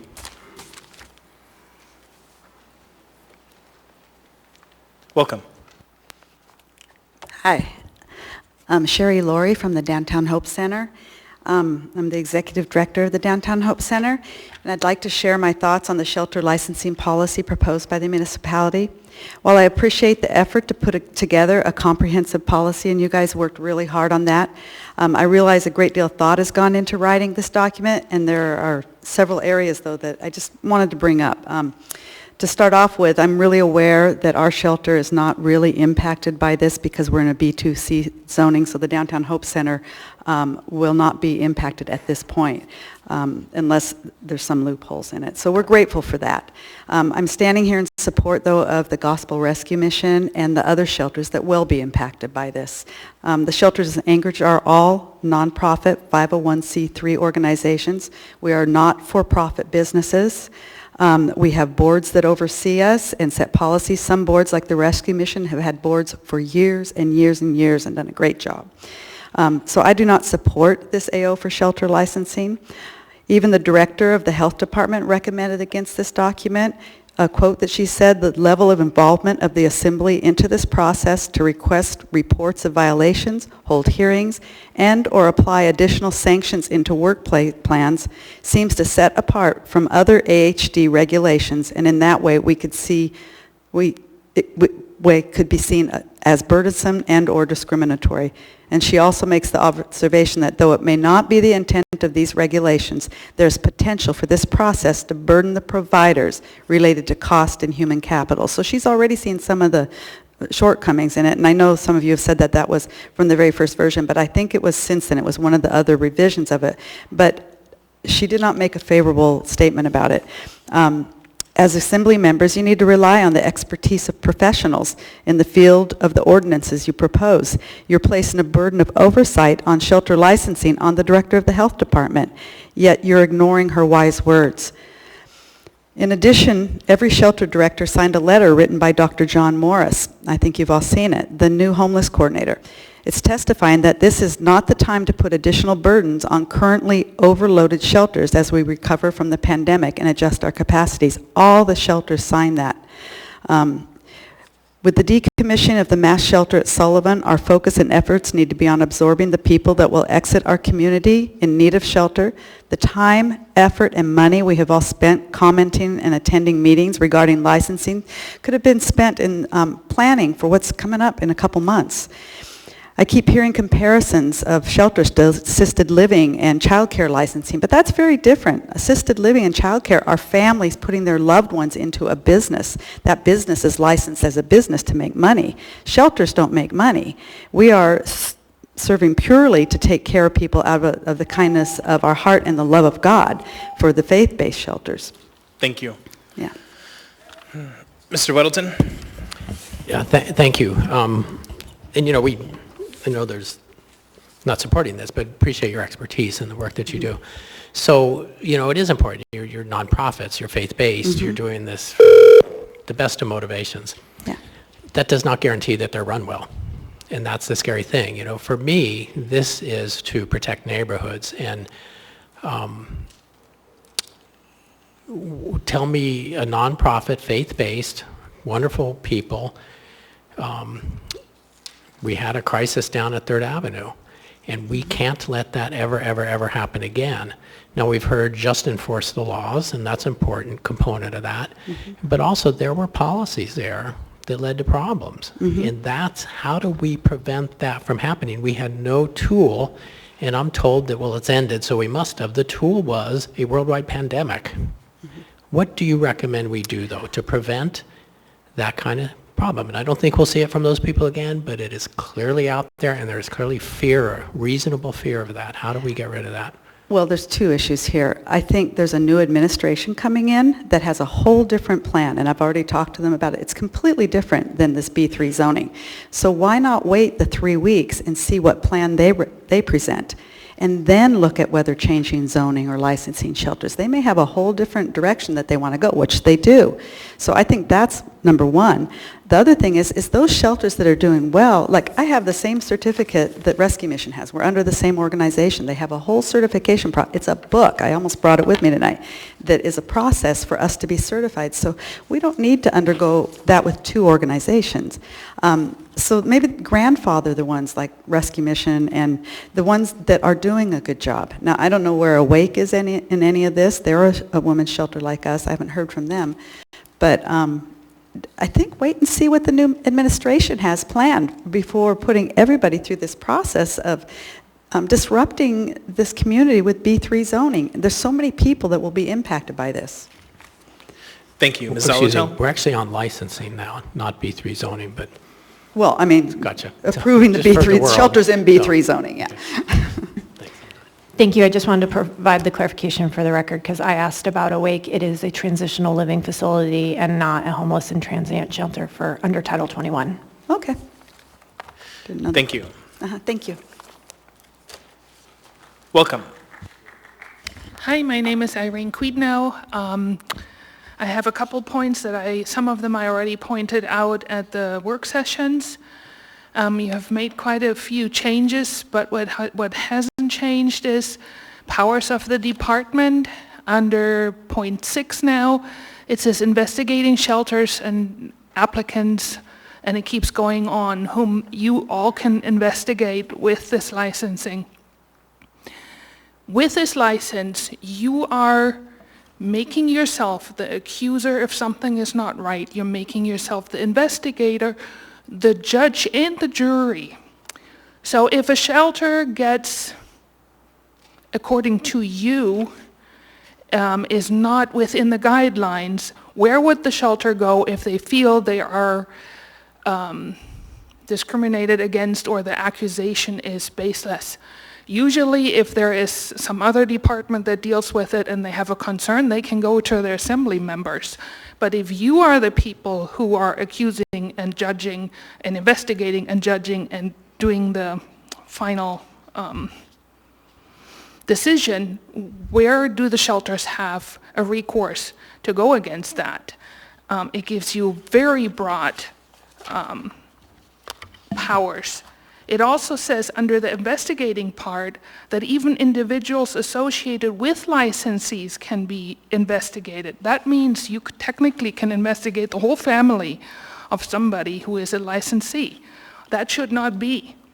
The other thing, minimizing neighborhood impacts. People have already spoken to it. You have a shelter commitment, and the shelter will be held responsible to that. But when it comes to Municipality of Anchorage commitment, it says, like it has been pointed out, and code enforcement shall support this commitment as resources allow. What does that mean? So if you don't have the resources, you don't enforce it? So you have a commitment that the shelter has to provide, but basically the municipality still has an out to not provide the commitment that they are going into. And then the last question I have, or point I want to make is, you know, Mr. Weddleton, you just spoke about that you had the bad situation at 3rd Avenue, and that you want to make sure that doesn't happen again. Well, I look at the Sullivan Arena, which is under your guys' jurisdiction right now. And like I said before, there has been flashing, there's been loitering. The Sullivan Arena, they now have to do repairs because of what has been going on inside. There's drug paraphernalia. You couldn't contain that, and that's a bad situation too, just like 3rd Avenue. What makes you think that if we go to a different building that now all of a sudden you can enforce that? Thank you. Thank you. Welcome.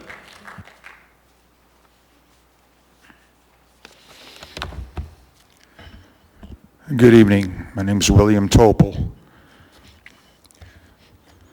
I urge a no vote on your proposed AO number 2021-55 that establishes a municipal license requirement for homeless and transient shelters.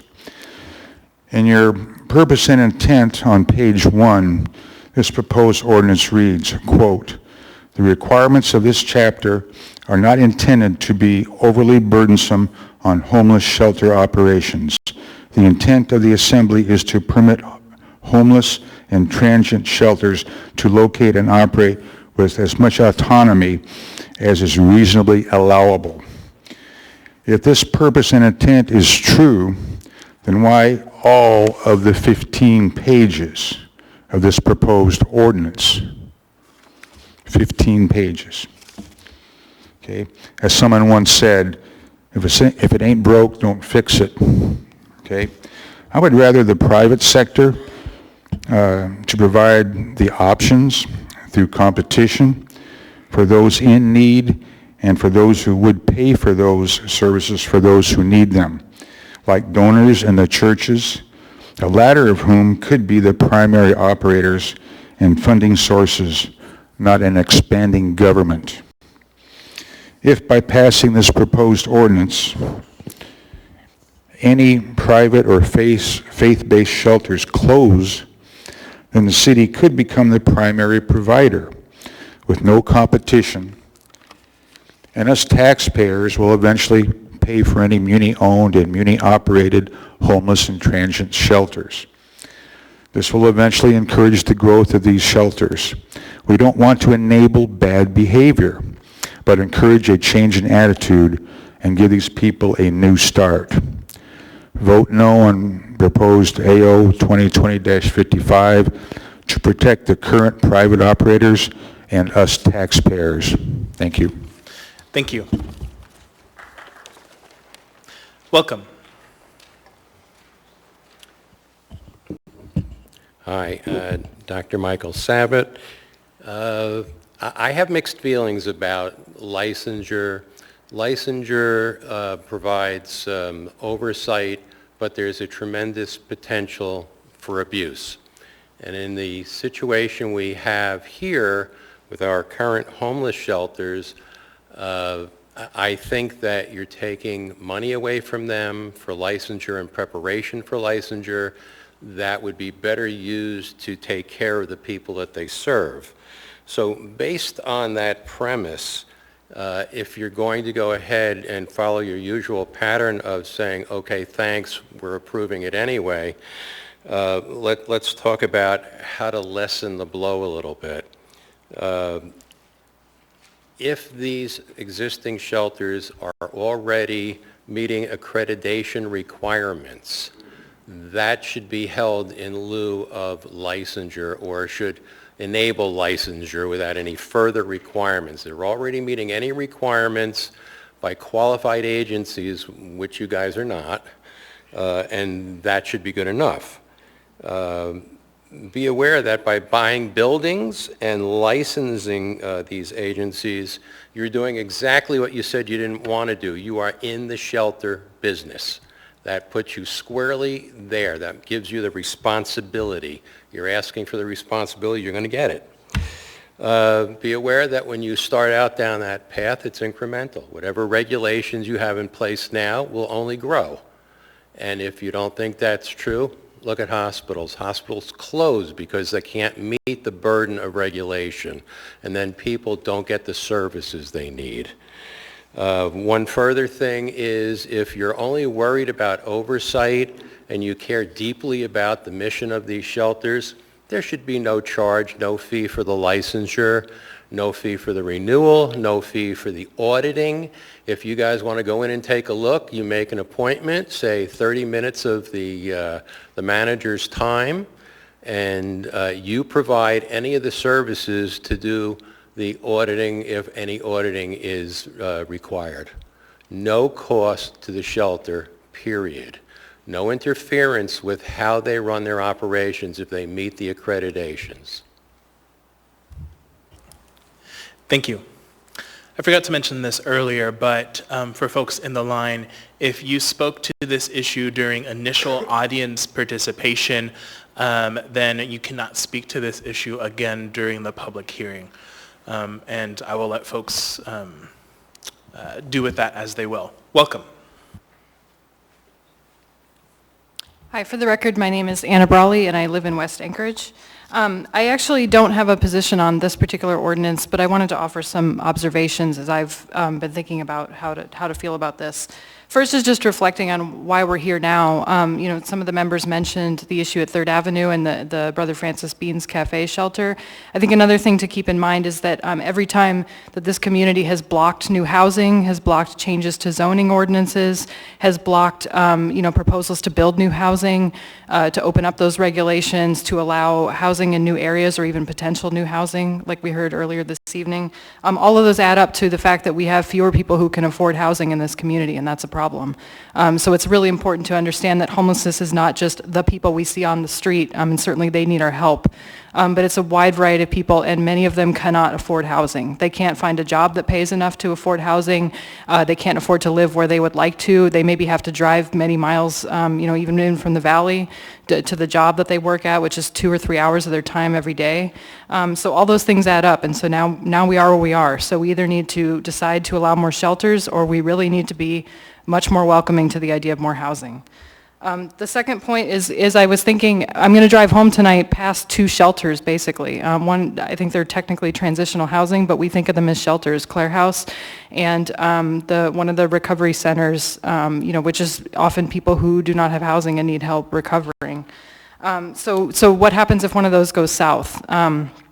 Maybe we don't need licensing. Maybe both of those, they're operating fine. I've never seen an issue there. So maybe it really is just a one-off, deal with a bad operator. But at the same time, what if it does go south? Do I go to my community council? Do I attempt to protest outside? Who has jurisdiction to step in if they need to? And so it seems like a smart idea actually to bring it to the assembly, because you guys are the elected officials who hear directly from the public.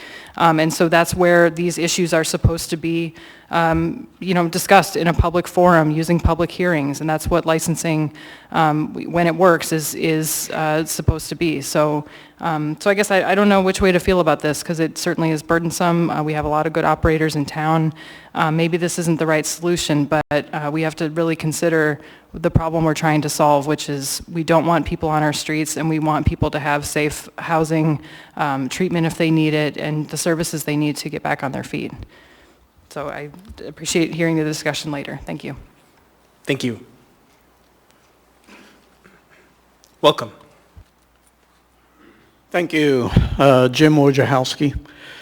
First off, I'd like to thank this body for having the 2 town halls that you had. I thought that was just excellent exchange of information. It was refreshing to be able to ask questions and get answers. I am not standing up here as any type of expert on this topic, other than the fact that I was at one time in my life homeless.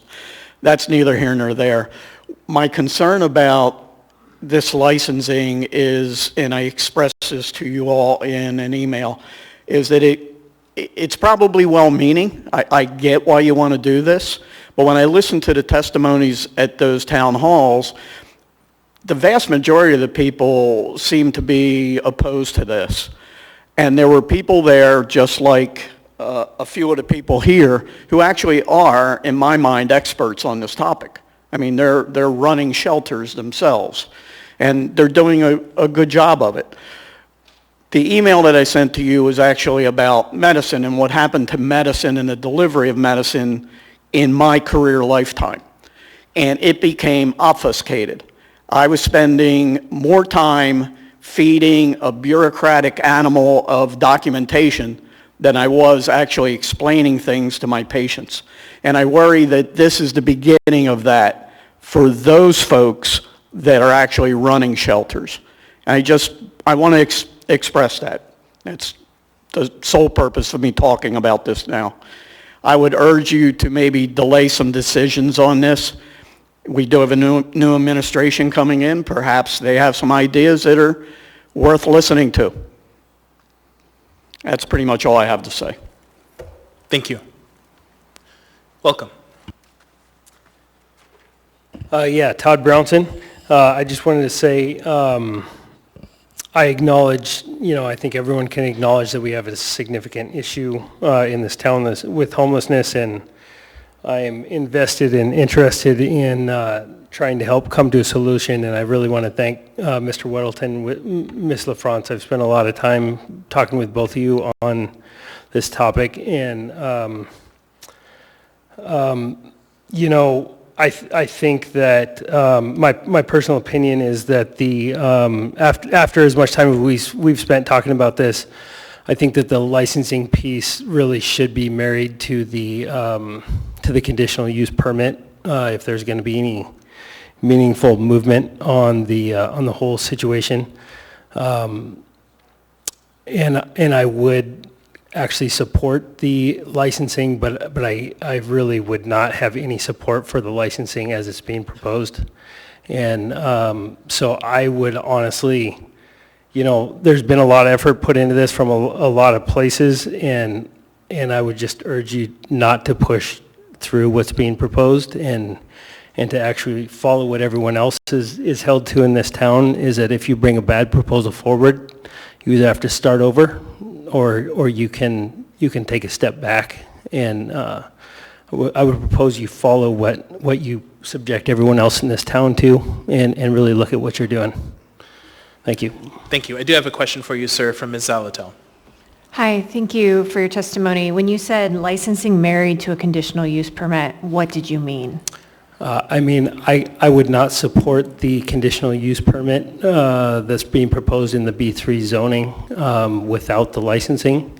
I have a pretty good understanding of the conditional use permit and the process, and I came to it, as Mr. Weddleton would attest, pretty adamantly opposed to the idea, and feel that zoning would follow what everyone else who wants to rezone a piece of property in this town needs to follow, which is an extremely arduous process.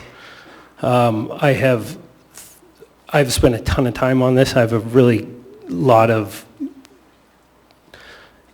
you know, unwanted knowledge I've been forced to gain on the topic. And, you know, I mean, I actually, I support the idea. I came around full circle, but I would not support it in any way personally without the licensing. But I can't support this licensing proposal in any way. Not that, I'm speaking on on behalf of myself here. Thanks. Yeah. Thank you. Mr. Constant?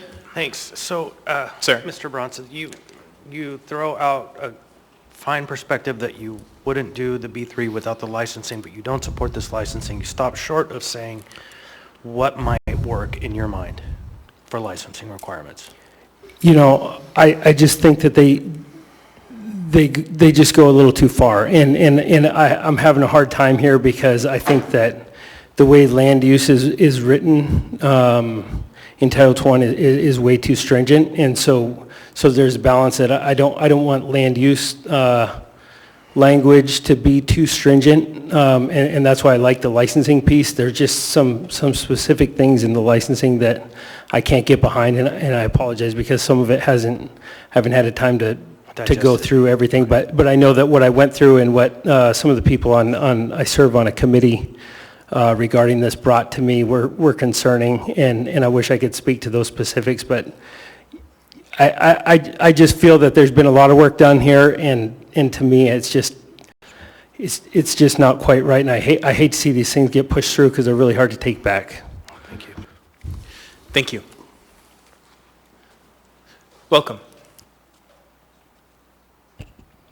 Frank Pugh, I live in South Anchorage, and my comments are rather brief, but I think, there could be unintended consequences of the licenses, so I don't see the point of rushing in at this moment, just a few weeks ahead of a new administration who's been elected, that may bring in new people, fresh ideas to work into the mix, and maybe have a better result, because as some people said, once these ordinances are in place, they can be long-lasting. So I think it's better to take a little bit of extra time and get it right.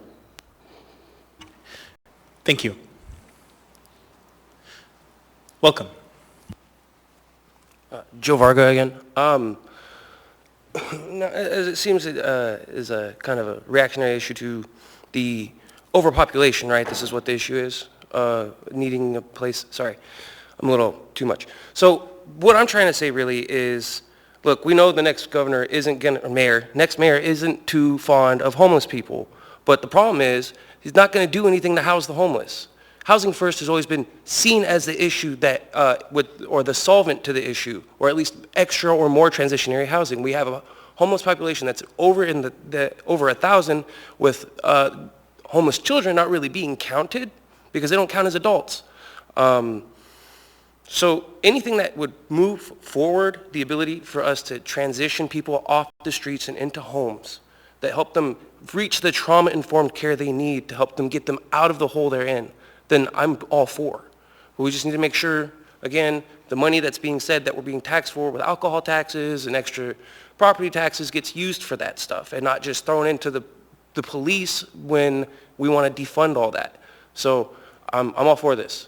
Just please make sure it just leads to more transitional housing and trauma-informed care and drug addiction treatment, because we can't just let our people die on the streets and wish they would, because that's not how we're supposed to look at them. They're people too. They're somebody's kid. Some of them are my friends. Maybe some of them are your kids that you've decided don't need to exist anymore because they fell out of your favor. But that's not right either, because we're supposed to be there for them. And they're our neighbors too. And if you sit there and squander the potential that they have to share with us because you think they're less than you, then that is a type of, actually I wrote it down.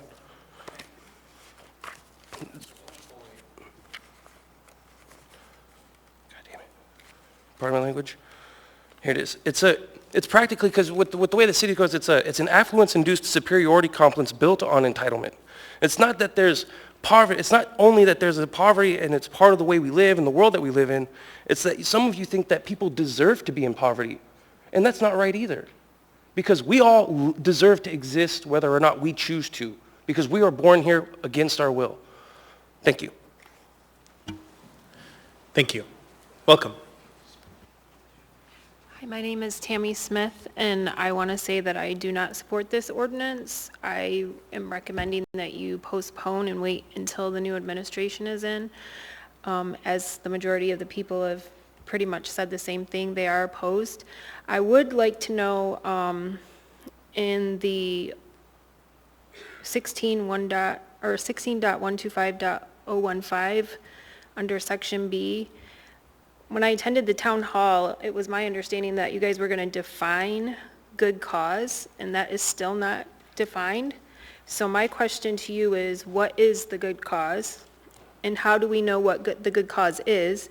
And what are the boundaries for the good cause? I think you need to define that before you pass this. And again, I'm highly recommending that you postpone and let the new administration weigh in. Thank you. Welcome.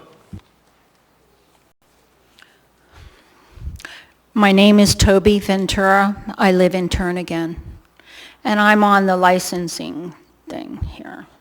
So I want to know, have you polled any of the homeless people and asked them what kind of shelters they would like to be in? Have you done any of that? Has any of that happened? You're not going to answer? So, like I stated earlier, we don't answer questions during public testimony, but we take those up as we would like during deliberation. Thank you. Okay. So if a client, and that's what a person in a homeless shelter is called, they're called a client. So they're given a level of respect. If they choose to be in a faith-based service for homeless, that should be available without the restrictions that you seem to want to put on with this licensing requirement. So right now, there's 5 homeless shelters in the city that are faith-based, if I'm correct. I'm not exactly sure. But they would be full to capacity if it wasn't for the COVID restrictions. So I'd have to say that a lot of people choose the faith-based services because there's a chance that they can better their lives in more than just mental health. So that's one of the things I want you to consider when you're making your decision. I think the licensing is an unfair burden on faith-based services because they're 100% funded by donations. I don't think very many of them are receiving state and federal funds. So that's another thing. And the third thing is, before you decide to put the pressure on these faith-based services, you have a plan of opening 4 or 5 new facilities with mental health and different transient housing and that kind of thing. I would think you'd want to have all that in place, be able to service as many homeless people in every different capacity in the city before any kind of restriction is being made on the faith-based services. So that's what I have to say. Thank you. Thank you. Welcome. Good evening, Mr. Chair, members of the Assembly. My name is Tom McGrath. I read the document, read the S version. The document is just so full of holes that I don't know how anybody could respond to it. Like on page 1, it says included but not limited to. Oh, what does not limited to mean? You know, what is the limit of that? Page 4C, the director or the assembly may impose conditions. The assembly is a legislative body. It's not an administrative body. And so what are the limits? And then the director in page 8E, the director shall initiate renewals But if they don't, then they're forgiven, but the licensee has to respond within a certain amount of time. Page 11, what are the limits for background checks? I'm on an endowment board for one of the nonprofits. Do I have to be investigated? Page 12, the good neighbor policy. Well, damn it, if these nonprofits have to comply, the city should too. How many thousand times have I called Mr. Constant about the stairs at 15th and A? And how many thousand hours have I put in cleaning up those stairs? You know, so is the city going to comply with this? Can be inspected at any time. What does that mean? I can walk in at any time, 24 hours a day. Then there's talking about the fine. Somebody else already addressed that. There should never be a fine for a nonprofit that's doing God's work. They need every cent they can get from any place.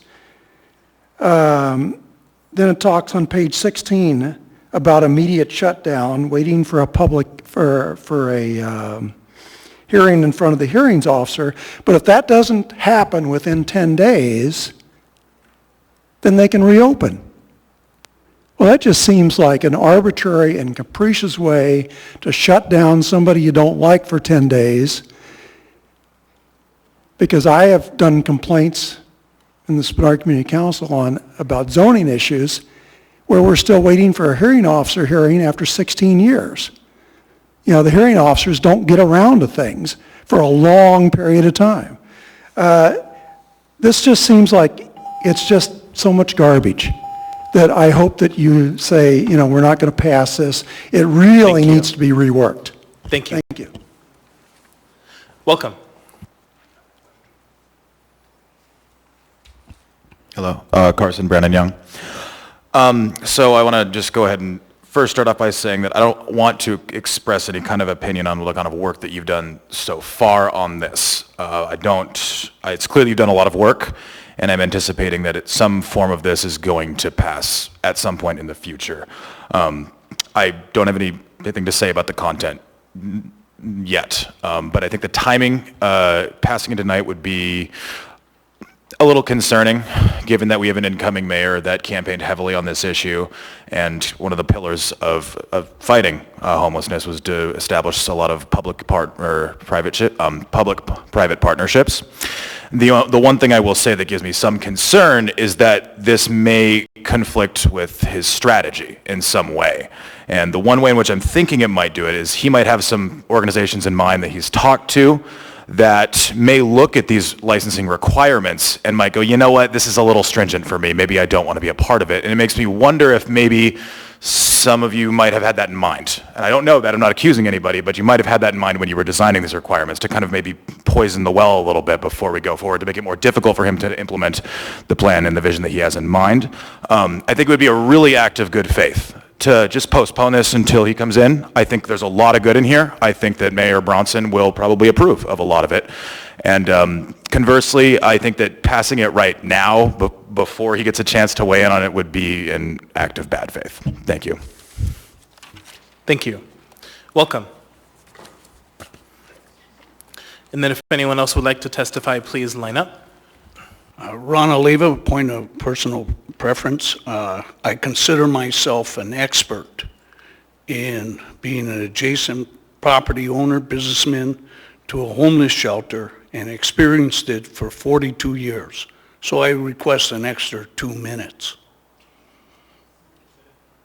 What'd you say, Felix? Mr. Oliva, you will have your 3 minutes. Thank you. Can you reset it? I suppose I will do you that courtesy. Licensing. They have a license to steal and kill now. It's implied. The economic interference that shelter has caused my business, the spiritual interference, the safety, and right now, if they're so good, why don't you come down and take a look at what I'd estimate at a ton of garbage still there. These are not communicatable partners. They're not partners at all. And they never will be because you give them carte blanche. Now, my background in this is I helped the mission get started. I helped the shelter get started. They went down the wrong road of an industry, and they exploited and made money on the poor and the destitute and the homeless, and it was shameful. And it continues to be shameful. Now, my background is I have a degree from the University of Wisconsin, same college as the incoming mayor. I'm a real estate broker. I have nearly a master's degree in planning. This here is wrong, the entire ordinance. I don't want to bring in my humor, but I have to do it that you're creating toilet paper donations for Beans Cafe with this type of ordinance, because it's not going to work. You have nothing in the record that says it works. And if one more person says the Third Avenue crisis, which I experienced for 42 years as a living hell, I might have to scream just to vent. This is wrong. This is wrong, and you are skirting the rules.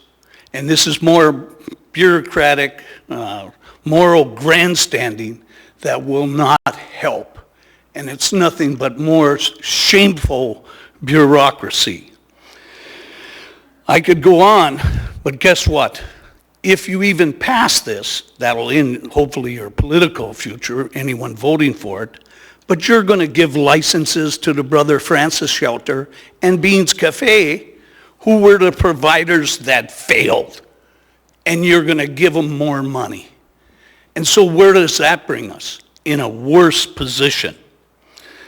This is sad, but hey, I turned over the earnest money today on the purchase of my property because you will never make me whole from what you've taken. And the Catholics are the biggest violator of that. Shameful that their Christ-like behavior of dignity, care, and compassion, you put them in a heavy industrial area on a truck route. Thank you, Mr. without Leva. any I have crosswalks. a question for you from Mr. Weddleton. Thank you. Alfalfa. Mr. Leva, in not more than the 2 minutes that you requested, what would work? What would work? What would work to have helped out in that situation on 3rd Avenue? Well, you know what would work is really taking to heart what these people say to you. You don't. You say you listen, but you don't. Meg's already made up her mind. Felix has already made up his mind. Mr. Dunbar has made up his mind. So why would you listen to the facts from someone who experienced it for 42 years? And you say, what are the solutions? Well, don't create a subculture, and hey, nip it in the bud right away. The mission was here. Hey, he had a solution. It worked without a license. You gave them 2 extra conditional uses, though. That's the history. But there are solutions, but you don't communicate. You just fail every time because you think you're right.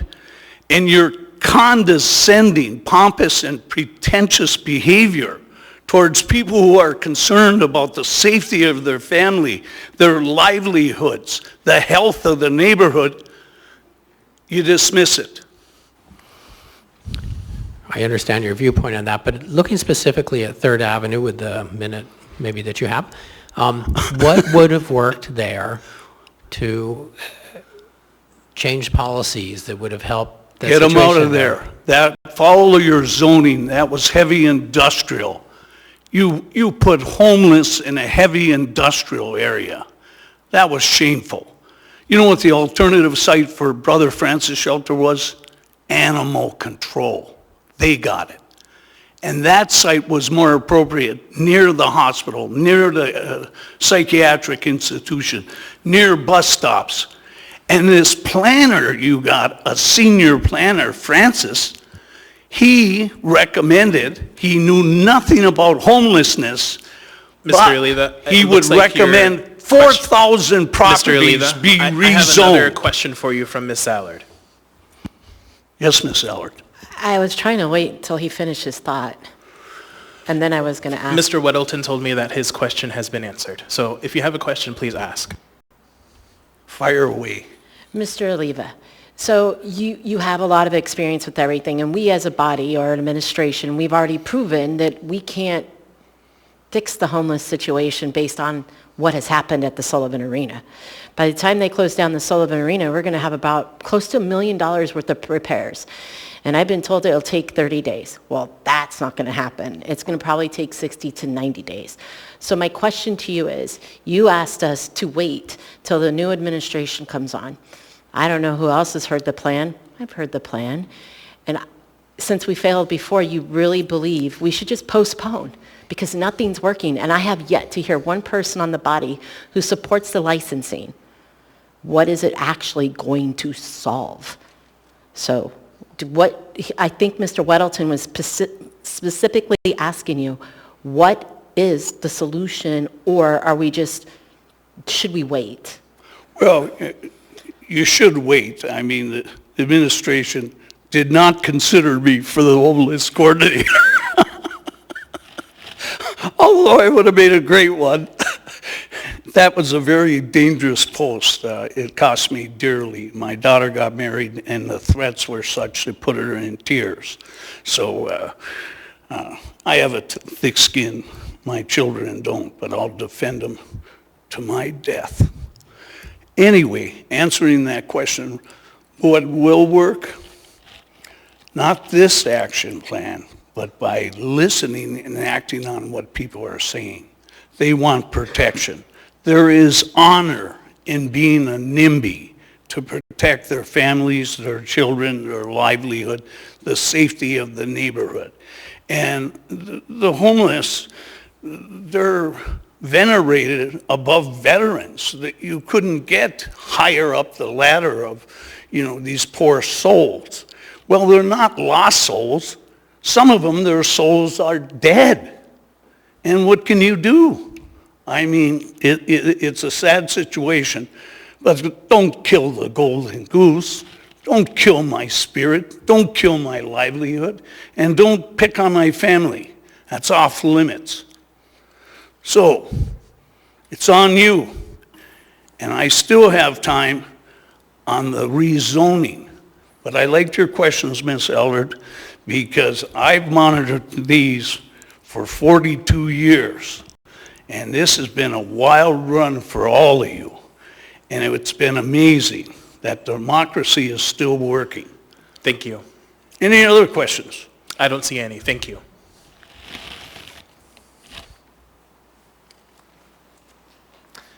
Welcome.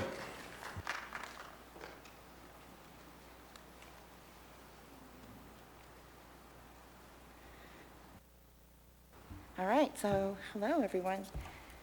Would you pull the mic real close to your mouth? Sorry. For the record, my name is Shelley Sarah Gooden, and I am up here tonight to kind of do an Ollie Ollie Oxenfried, and that is what you do when you're playing hide and seek. And as a professional who has also dealt with the trifecta of homelessness, I'm here to be that coming out of hiding. So in that trifecta, I have a father who we lost. He froze to death on the street in Denver 3 days before Christmas when this little girl was being born. For myself, my husband and I are both fully degreed. My husband was in Iraq when he came back from his deployment because he was a reserve. He had lost his position and had been put over to a contract employee rather than someone on his base. We weren't able to recover from that, and we lost our home. A few years later, you might notice my tremor. I also came down with a severe form of MS, and again, we found ourselves homeless. So these are kids who have been in homeless shelters. The trifecta comes in, and not only, of course, being worried about my children, their safety, but also worrying about where they're going to sleep, what they're going to eat, and how in the world they're going to get their clothing clean. And also make it to work so that I don't lose my job and that no one in my job finds out that we're homeless. Because there's a huge stigma and a huge blame set that comes with homelessness. Some of the comments that I heard were things like homeless people can shop and go to a shelter that's cleaner or safer or police is better, and that is patently false. When you are homeless, you are desperate. You will go where you can get a bed, and thank God that you have that bed. And I have lived with bed bugs. My children have had meals from cabinets and plates that we knew had roaches crawling all over them. We have had laundry services where there were mites and lice, body lice, that did not ever get cleaned because the linens were not washed in warm water because the shelter couldn't afford those things. These are protections that are necessary. They're not pleasant. I worked for a year in a low-threshold homeless shelter as a manager. My children and I lived there, and I slept on the floor with the entire women's side of that shelter, a 105-bed shelter for a year. So I can tell you firsthand how difficult these things are and what this is like. What you're working on is critical, and it's not going away. To tell shelters they're not doing their job because there are more people coming, or that we should close shelters because it brings more homeless people here, is inaccurate. It is said that a homeless person would need to work 95 hours in a week to pay for a home or a shelter in Anchorage or in Alaska at this date and time. Thank you. I have a couple questions for you. Start with Mr. Presverdia. I just wanted to give you a moment. Sounds like you were near wrapping up what you wanted to say. Do you want to just finish what you want to say, please? Right, so I would direct people to the Poor People's Campaign. They have a slip on their website that is strictly based on facts from Alaska. And it talks about how in order to afford a two-bedroom home, a two-bedroom apartment, someone would have to work at our minimum wage, as it stands now, 95 hours a week. So that old adage that if you're homeless and you're out on the street, it's only because you're lazy or you choose not to work, that's false. The idea that if you're degreed and you work, you will never be homeless, I'm here to tell you that's false, okay?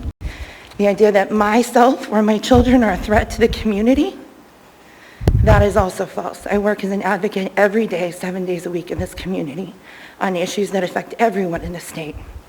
So, like as I said, it's not pleasant to be the one that comes up and says this has happened to me because there's a stigma that I failed, that I was lazy, that I drank, that I used drugs, that I had mental health problems. I have none of those things. And so that's the first place we need to be. So thank you for listening. Mr. Chair, I just want to share, thank you for sharing your story. Thank you for your bravery coming out tonight and to share your story. And I did have one question for you. Yes. The item that's in front of you, the shelter licensing, do you have a position on that? I think that the community is in a difficult place that's not going to get better anytime soon. And I think we're all going to have to learn to play nicely if we're going to see this problem heal, because it's about healing lives. It's not about where is this shelter going to be, and it's not about maybe that person didn't work as hard as me. It's about keeping people safe. And I think your heart is in the right place. I think it's important.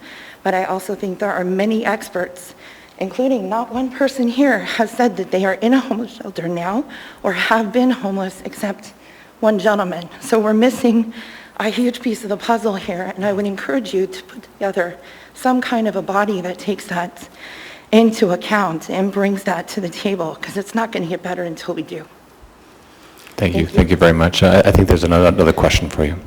Thank you. Mr. Constant? So, Mr. Presverdia asked my question, I think, and that was your position on the ordinance, which is about licensing, in my opinion, to improve the quality of care that goes on in all of our shelters. There are other opinions about what it does. So my question was really answered, but there is a group that's formed out of all of this trouble that we've had, and it's called the Houseless Resource Advisory Council. And I would suggest it might be a great opportunity for you, if you had the time, to meet up with them. I think they're meeting in the library this month for the first time. And it's a group of people who we do send these questions to for input and thought about, like a community council, but for people without a community. I think that's great. Thank you. And again, burdening the licensing on shelters that are still trying to feed people, clothe people, bring disinfectants and paper products in, It's something that really needs to be a roundtable, because as the provider trying to work and keep those things on the floor for the women in my shelter, it's really a daily battle, and you're doing a lot of praying. So please understand that these folks are trying to do that as well. Thank you. I have one more for you, Mr. Peterson. Thank you, Mr. Chairman, and thank you for telling us your story.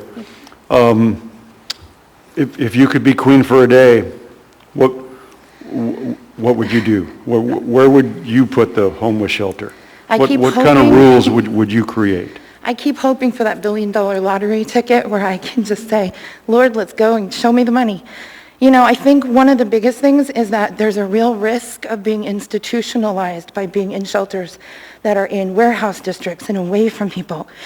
When I finally was able to move and had the money to go and rent a home, even though I had been a homeowner, I had purchased real estate, I had bought homes, I felt like I was in someone else's skin. And it had only been a year where I had chosen to work in shelter before I went to go look for a new property. I had become institutionalized to that way of life. And I think when we segregate people in that way, we're making it triple down hard for them to come back and function as our neighbors and see themselves as part of the community they're in. And when you start to marginalize people in that way, all kinds of bad things start to happen, and I think we're aware of that. But just that placement of, as a single mom who might be pregnant, how is she going to get to that building if the bus line is a mile away or 3/4 of a mile away?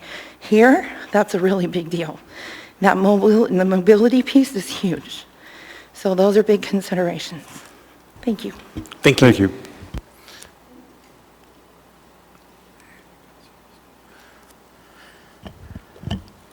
Welcome.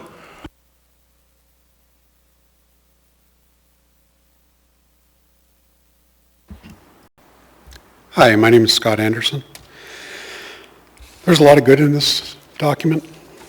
There are some problems probably for a lot of people. But I think that what the previous speaker said is something that we should all think about right now, and that is that we all have to work together to heal.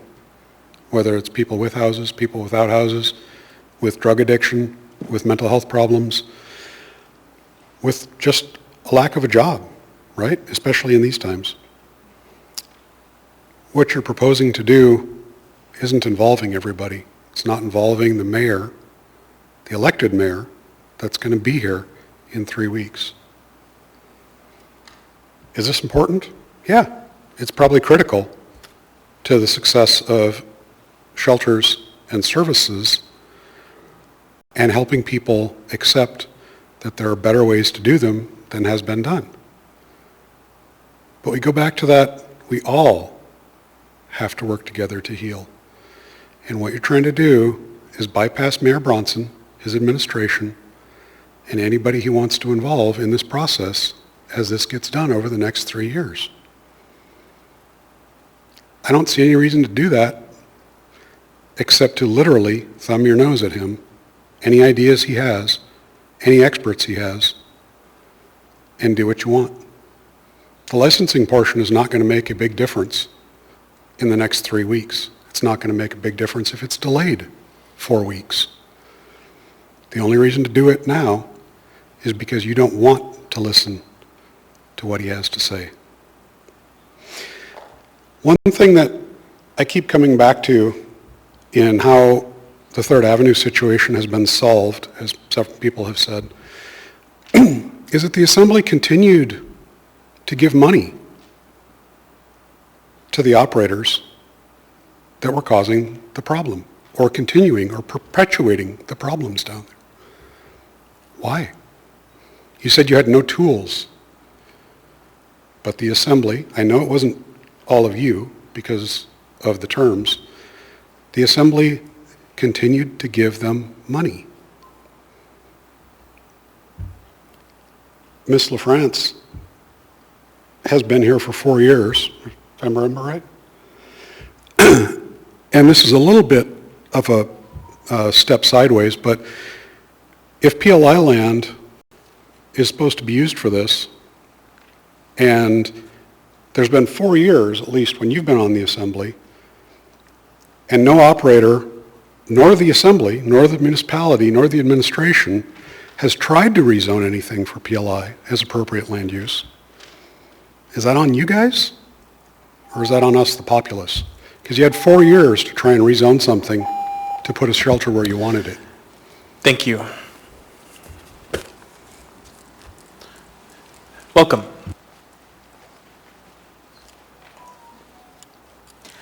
My name is Beth Abisrar, and I am a resident of District 4. I attended the town hall meetings last week. On Tuesday, I attended in person. On Thursday, I watched on the YouTube live stream. And I listened to the public comments regarding people's concerns, observations, lived experience, and expert knowledge throughout the meetings. From those meetings, I was able to learn that the licensing requirements put forth in this ordinance would be detrimental to the communities that are the focus to help, and by the organizations that serve these populations. I understand the intent of licensing and its intended purpose to protect the vulnerable communities. I'm a licensed speech-language pathologist, so I have to also apply for licensing. I have a national certification to prove that I continue to have clinical competence in my field. I have to hold a state professional license for the state of Alaska. I have to hold a business license with the state of Alaska, and now I have to hold a telemedicine registration license for the state of Alaska for the past year with COVID. All of those have costs. If I wanted to see anyone outside the state of Alaska, I have to hold a license where I am, and I have to hold a license where the patient is. So if I have a patient that's going to be away for a couple months, maybe shared custody with parents living in different states, I would, in order to continue seeing them, and I am not allowed to abandon my clients, I would have to have a license in Alaska. I would have to have a license where they are. If I had an emergency where I had to leave the state, I could not abandon my clients. I would have to get a license in a different state wherever I had to go, and then, which has different requirements for maintaining licensure in that state in order to continue to serve my clients here. And I'm worried with this ordinance about the burdens of licensure. It's important to protect everyone involved, but there are costs, there's time, there's paperwork. I definitely work with less patients and have a long wait list because of the requirements of time and paperwork. When I first started working here in 2009, the state license for a speech-language pathologist was $25. It is now $250. There's also a $225, or there's a it's $225 and a $250 non-refundable application fee. So there is cost to getting a license, especially if you're starting up a business. You don't have that money to start with. So I just hope that you listen to the experts in the field and don't make this an additional burden. Thank you. Thank you.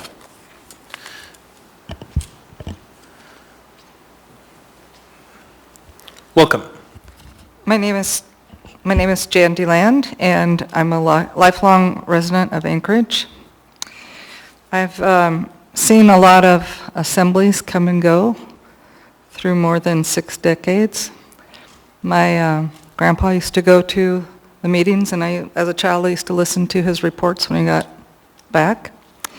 And I've been to quite a few assembly meetings and paid attention, online and so forth. This really has me alarmed that a large portion of this body thinks that maybe they could provide oversight for the gospel rescue mission. It's very alarming to me. I've watched many people get rehabilitated there. I've been in to donate. I've seen nothing but order and respect in there. They have very good oversight. There are not serious problems. They have a good board. To me, this is like the most egregious thing that I have ever seen an assembly come up with. Someone who is providing numerous services for people in need and meeting the needs of people where they're at, not making up their minds ahead of time what this person's life should be like, but listening to them and helping to provide their needs. And I just find this extremely egregious, and it's being blamed on the failures at the 3rd Avenue, and yet you guys, I mean, some of you funded it, kept funding it, even though it was providing trauma to Mr. Oliva and his family and others. I just don't find this body that wants this proposal this way to be very, I'm sorry, the right wording escapes me. I'm trying to be polite. My time's running out, so I will try to hurry along here.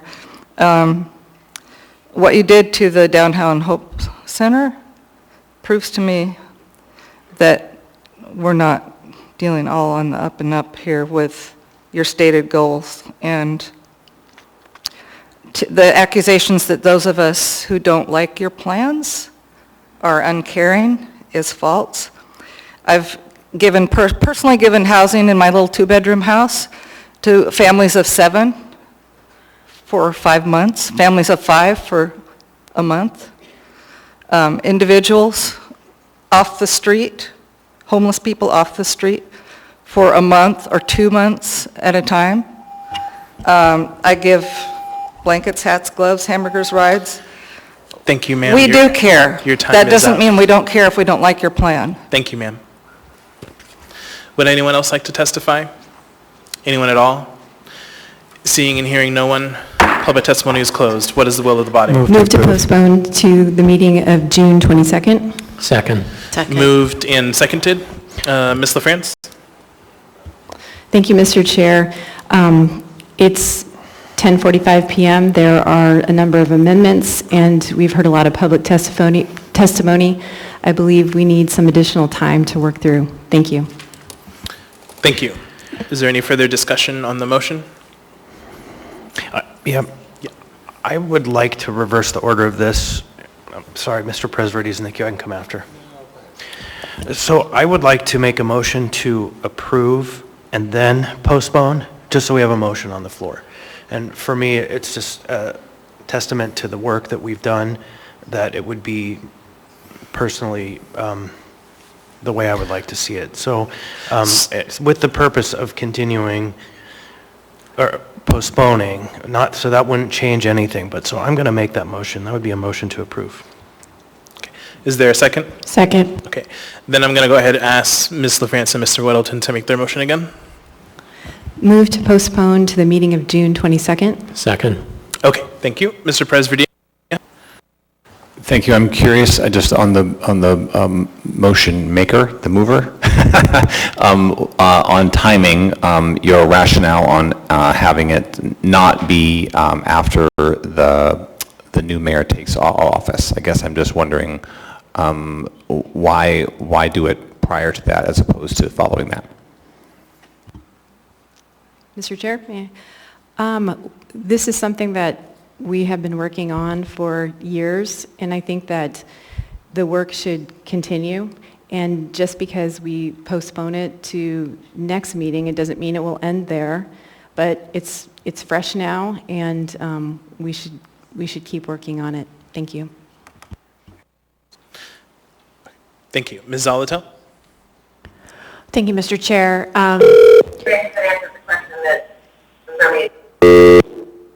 To also address the issue of why postpone it until the 22nd, I'm not opposed to that. There are a number of amendments, but we also have been in communication with the incoming team and the transition coordinator, so it's not that there hasn't been that conversation occurring, and we will have heard on the 15th from the transition coordinator with regards to the plan at the special committee meeting.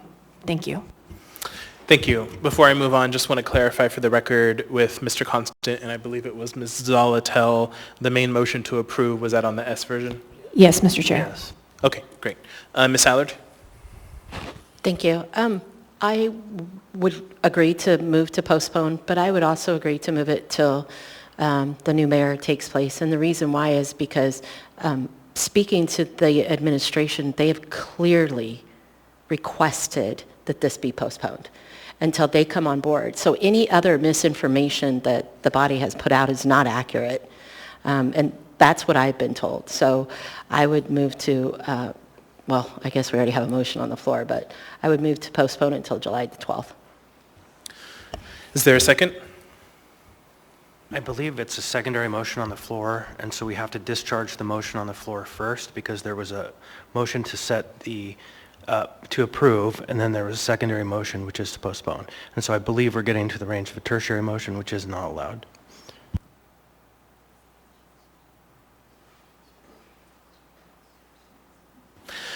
So the clerk advises me that it is my call, and I don't believe that is accurate, Mr. Constant. I believe we can entertain this motion, although I would suggest and request that we entertain this motion very quickly. Okay, so was there a second on the motion? I'll second it, thank you. Point of order, the next meeting for July is the 13th, not the 12th, if that was the intent of the mover. Thank you. Yes, the 13th July. Okay, thank you. Ms. Allard, did you want to speak to that more? Well, I mean, we're trying to come together as a body, working with the new administration, and the truth of the matter is we obviously have the votes to make this pass. I don't think it's going to do any harm waiting because there's nothing that's going to happen within the next 3.5 weeks. So I think out of respect, I would do that, and I will be candid that if there was a different administration coming on board, I would do the same thing, just clearly out of respect. So if we want to work together as a team and we want to work for our community, then I don't see the problem in just postponing until the new administration has the ability to tell everybody what the homeless plan is. Maybe everybody will work around it. Maybe they'll wrap their heads around it. I just think it's a good idea. Thank you, Chair. Thank you. Before we move on, and just as a reminder, I would like us to dispense of these motions fairly quickly. I would like a motion to extend to midnight. So moved. Second. Okay, moved and seconded. Is there any opposition to the motion to extend to midnight? Okay, then we're extended till midnight. Ms. Kennedy? Thank you, Mr. Chair. I was very tempted to object. I would have had company. Thank you, Mr. Chair. I will support the motion to postpone until the July date. And I will say that I was very encouraged by the fact that the Housing and Homelessness Committee has agreed to have a presentation by the incoming administration next week. So that was a real positive motion, I think, toward, or a move toward trying to really wrestle as with the new administration with this idea of homelessness. And so I think we do need the opportunity to talk about some of these different things that might be coming forward. So we can see. But anyway, we needed to postpone to at least the 22nd.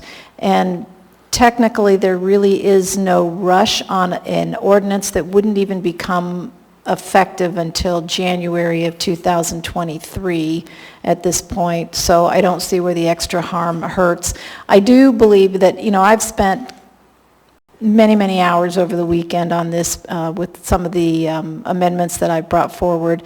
And listening to the testimony tonight tells me that there are some things that can still be done to probably make this a better document. And I would appreciate the time to be able to do that as well. So this definitely gives us the time for the rest of us that haven't been so intimately involved with drafting this policy to begin with, it gives more of us more time to really vet it and maybe flesh out a few more details that might be more useful. So I think postponing is a good idea, and if we go till July, that works just as well. So thank you, Mr. Chair. Thank you. Mr. Constant? Yeah, I would note for the record, and I don't support the extension to this date, but I would note for the record that I have also met with the incoming administration, both the leadership team and their homeless team, and there was no objection to the licensing ordinance. Conversation about the zoning is a different question. And so I just would state for the record a different opinion of reality than was previously stated. Thank you. Mr. Weddleton? You know, I'm actually compelled to go ahead and postpone it to July 13. I don't see a huge difference with this if it's July or June 22 or the 13th.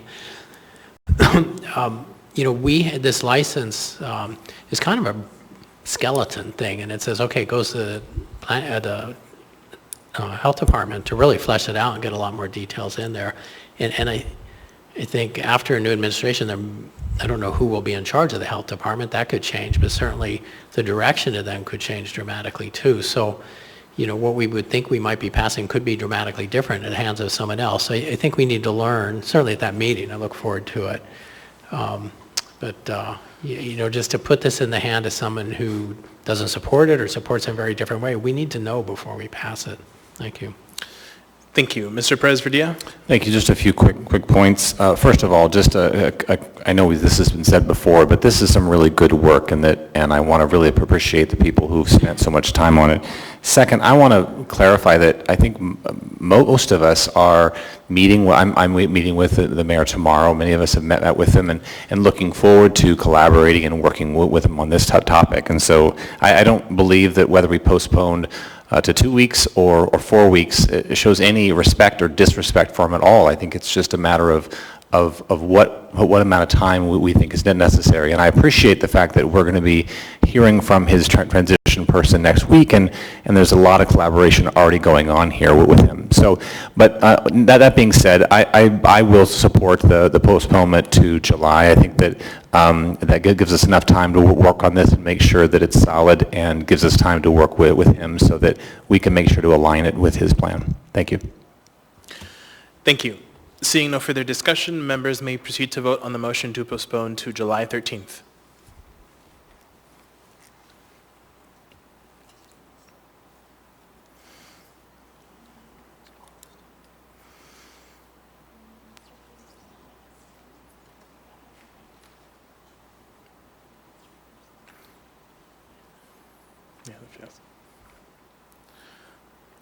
That motion fails 5-5. So now the motion on the floor is to postpone to June 22nd. Is there any further discussion?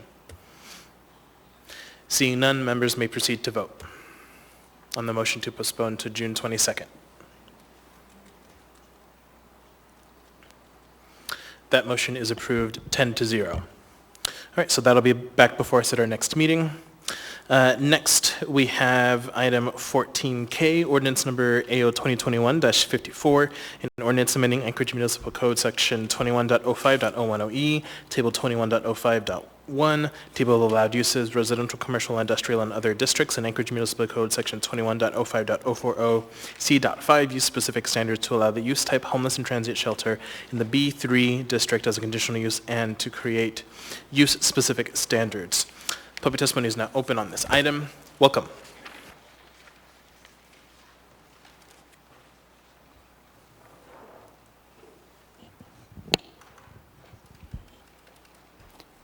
Jennifer Anderson.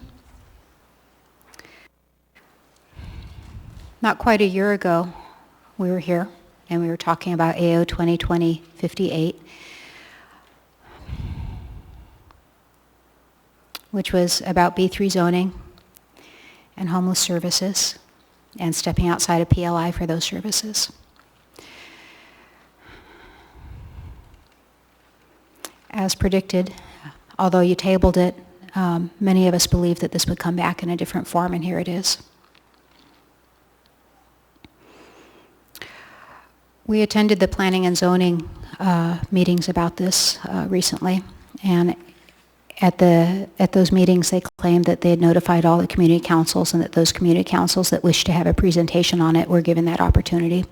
That was rather disingenuous, and frankly, it was false. It was during a season when some of those community councils weren't meeting. I'm in Midtown Community Council, which meets at the rather inconvenient time of noon, which is great if you're a business person, not so great if you're an employee. And that community council was not doing any Zoom or any other meetings. If it was not in person, they didn't meet. Therefore, Midtown, which arguably is the most affected by this, did not have an opportunity to discuss it or present their opinion on it, thus disenfranchising a huge swath of Anchorage that was directly affected by this. We have a way to put homeless shelters where we will. And as it's been said, it's hard. It's an arduous process. It's an expensive process. I don't think that's necessarily a bad thing. I've read through this document a number of times. This hurts us. This hurts the citizens. I understand, and I've heard the arguments for why B3 is desirable for this. I've heard the arguments that other places do it, so we should also. I think that's a bad argument. I don't jump off bridges just because my friends do.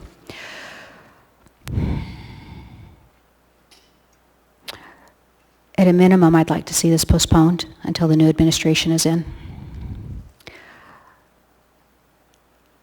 My preference would be that this is voted down, that we don't do this, and that we stick with rezoning to accomplish the goals of placing. We're told there's not enough PLI land. That doesn't seem to be true. It depends on your perspective, I guess. This hurts us. Please don't do this. Thank you. Thank you. Welcome. Ron Oliva, 48-year resident, 42 next to the Brother Francis Shelter, Beans Cafe. I think this is what's, if you rezone this, this is inverse condemnation. You'll be subject to major lawsuits. And the senior planner, Francis McLaughlin, stated at the Planning and Zoning Committee, he knew nothing about homeless issues, but he was going to tell you and recommend you rezone 4,000 parcels. That's the senior planner in our planning department. I think he has a job there, and I think it should be janitor and not senior planner, because of the ramifications of that change should have been brought forward. And Mr. Constant, through the chair. Mr. Oliva, hold on. So I'm going to pause you and just ask that your testimony be directed towards us and not be directed towards any staff or make any type of demeaning comments about staff. I'll go ahead and continue your time. I don't think that was a demeaning comment, Felix. I wish you'd stop the clock, because he said it. It's on record. It's as simple as that. And that's where you poke Dustin. You poke people, Felix. You are not a good chairman. Let's get back to the rezoning. He said that, and that was wrong. And the background changes that you're trying to do with this rezoning is you're throwing our pearls unto swine. The reason we had zoning is so we could have good planning. You're not going to take the last stop on Carlick Street. Chris Constant was the star of that documentary.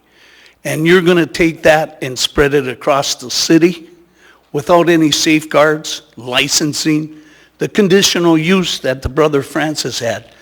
Nothing touched that. In code enforcement, not one thing was ever brought forward that they had to change their ways. Once you give them that conditional use, you've given them carte blanche. You're not going to take it away. The chairman of Planning and Zoning said, what the commission giveth, the commission can taketh away. No, you can't. You give it, you can't take it back.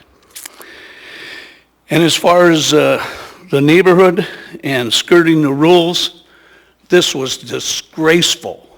What you did at the CARES money, and then without public input, and now you're circling through an appointed planning and zoning commission that recommends it, is outright corrupt and shameful.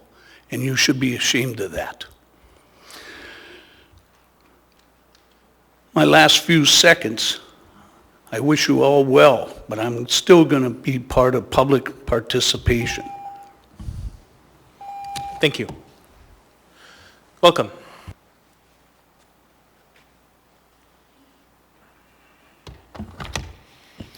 Good evening again, William Topol. I urge a no vote on the proposed AO 2021-54 that changes the B3 zoning designation. The B3 zoning changes will allow more homeless and transient shelters all over Anchorage. B3 zones are already near residential neighborhoods. Having these shelters near neighborhoods, these kind of neighborhoods will spread out these shelters and change the original intended use of businesses or sites to a completely different use that probably will not be the use that a neighborhood will like. As in the Golden Lion model, for example, and its surrounding residents. Tonight you've heard that the Midtown Community Council is against this B3 zoning. Okay? Now, why not just postpone this for 3 more weeks until the new Bronson administration comes on board? So you can work with them on this matter, at the least. Okay? Or do you want to jam him up politically? Come on, what's your real motivation here? Okay, please vote no on this proposed ordinance to avoid more conflict in the city. Thank you. Thank you. Welcome.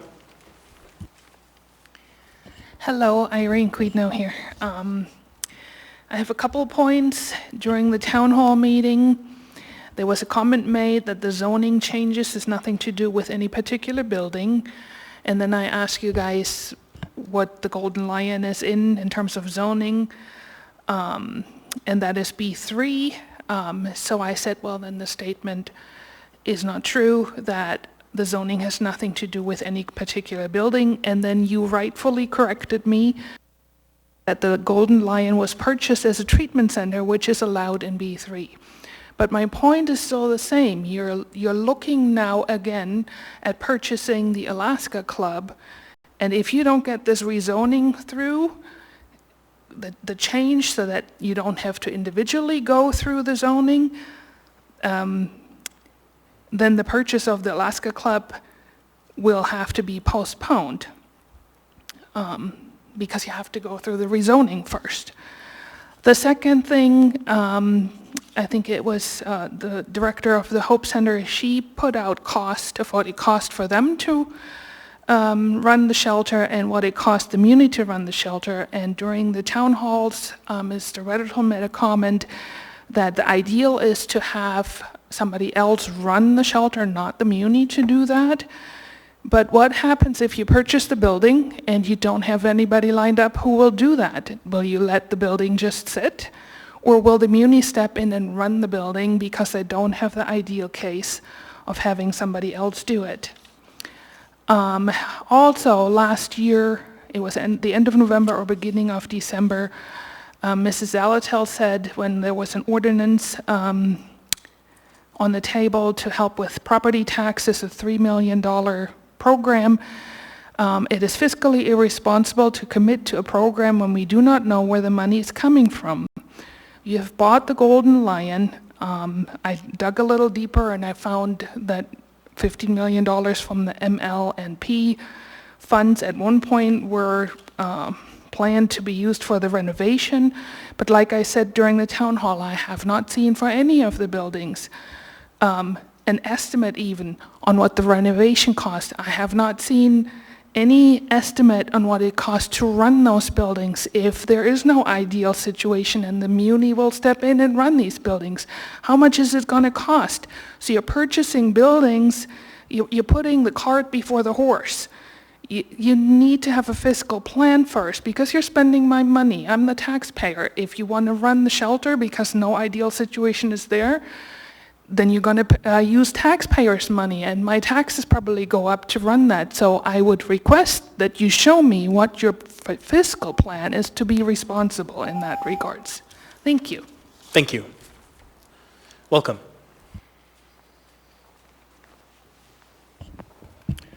Dr. Michael Savitt. I'm going to have to repeat some of what was said because it's just so important.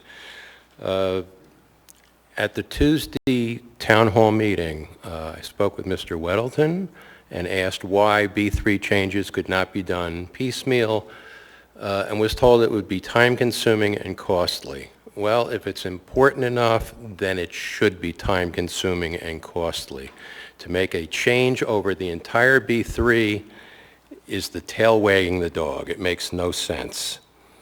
The Golden Lion, I know this is a sore point for most of you. It's in a B3 zone, but the change is the sticking point here. We were assured, we were promised that the Golden Lion would be a drug and alcohol treatment center and would never be used as a shelter. This change would allow you or a future assembly to change it into a shelter. And there's nobody up here who can tell me with absolute certainty that that can't happen. As Jennifer mentioned, this is a do-over on 2020-58. You had 5 nights of testimony, 20-plus hours.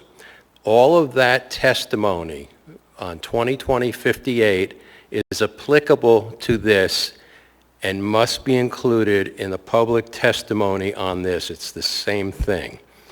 B3 zoning change and licensing shelters are 2 sides of the same coin. This is smoke and mirrors. And I'm going to quickly address your senior planner through the chair. I'm not insulting him unless you take it that way.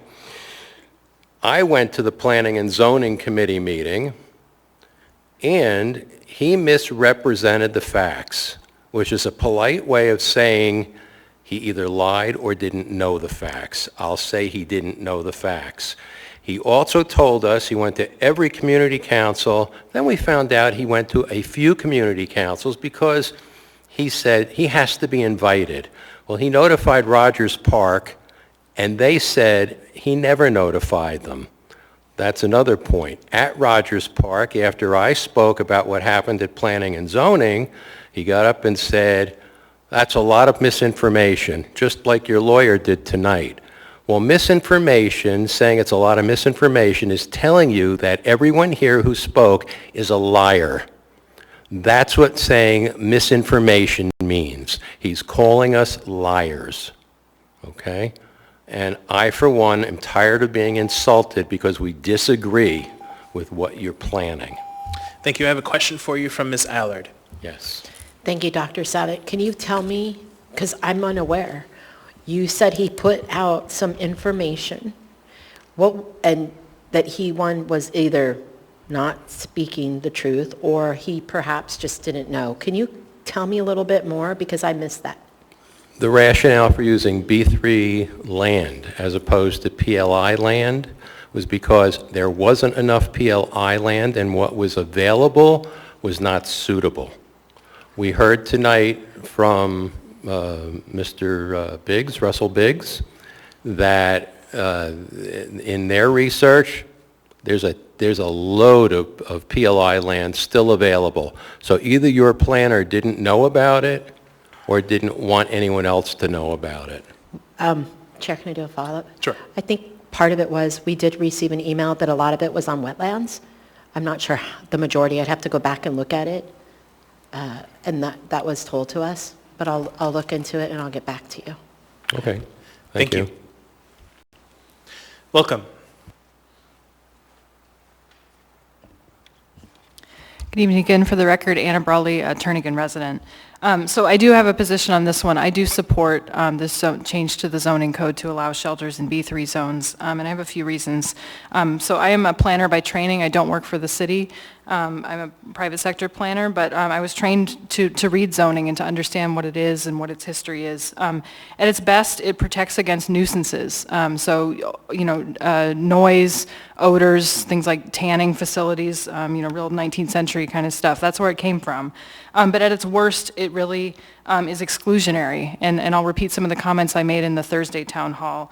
The problem is when we treat people like nuisances. People are not noise spillovers, they're not trash, they're not pollution, they're people. And so a lot of the problems with zoning is when we exclude people or certain types of people from our communities. So some of the examples of those historically are renters, renters in large buildings, people with disabilities, unrelated women who lived in the same home, unrelated people who weren't in the same family living in the same house, people with substance use disorders. The list is pretty long, and there's a lot of case law about what happens when communities try to zone people out or places where people live out. So I just want to point out that is something on our profession, that we have perpetuated this idea that we can just keep some people or some uses out of our communities, and that's wrong. The next point I want to point out is a couple ironies about zoning in Alaska.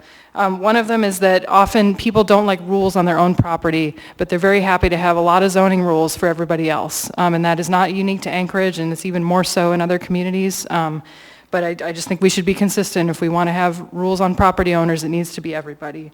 And the other point is that often those rules are when we're serving vulnerable people. That's the stuff that we want to have rules about. Not so much the coffee shop, not so much the fancy new business, but really the uses that are hard to locate.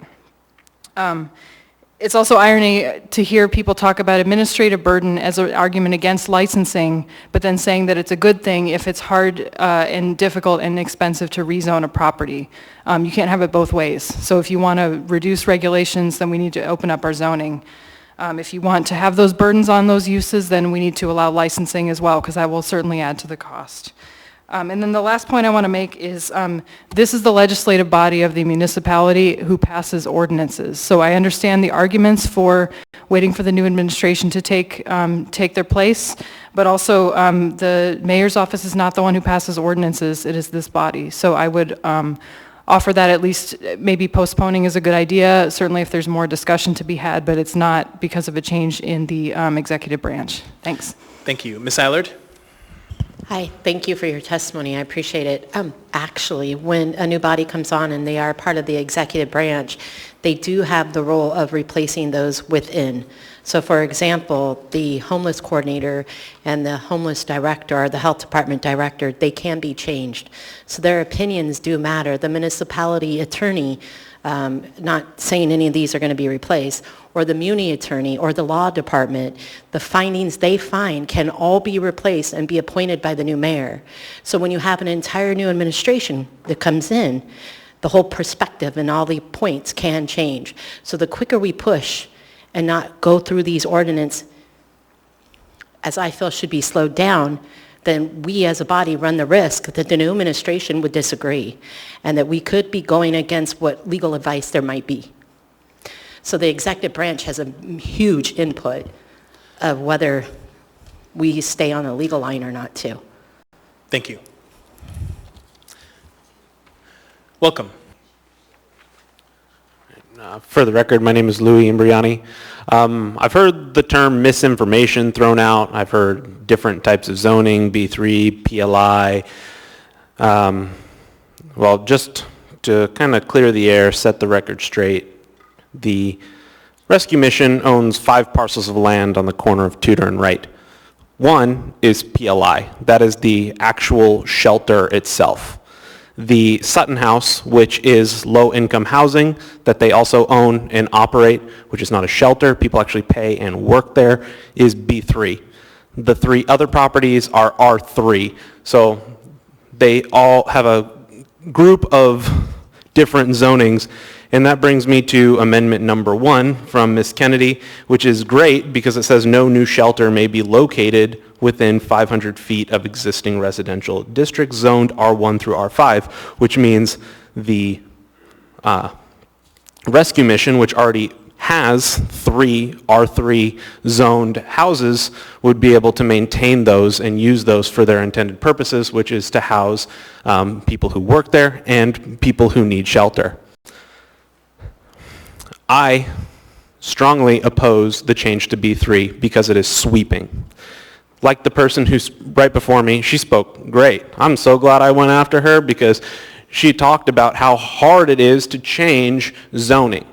So why are we making a sweeping change that helps individual pockets, which is actually helping this municipality spend more of our tax dollars on shelters? I mean, we already blew a bond, or the state already backed out of a bond for schools. What's going to happen when we can't pay to fix these buildings that we're purchasing that are zoned in B3 for shelters? It falls back on the taxpayers, and that's going to cause our taxes to go up. While I'm strongly in support of helping people who need help and providing help to those who are less fortunate, vulnerable, or in need of service, we need to take each action as it comes up. While we do need to be proactive and look for a solution, a sweeping declaration and change to the zoning is not it. If we change certain things where it makes it easier for a B3 to change into a PLI, I get that.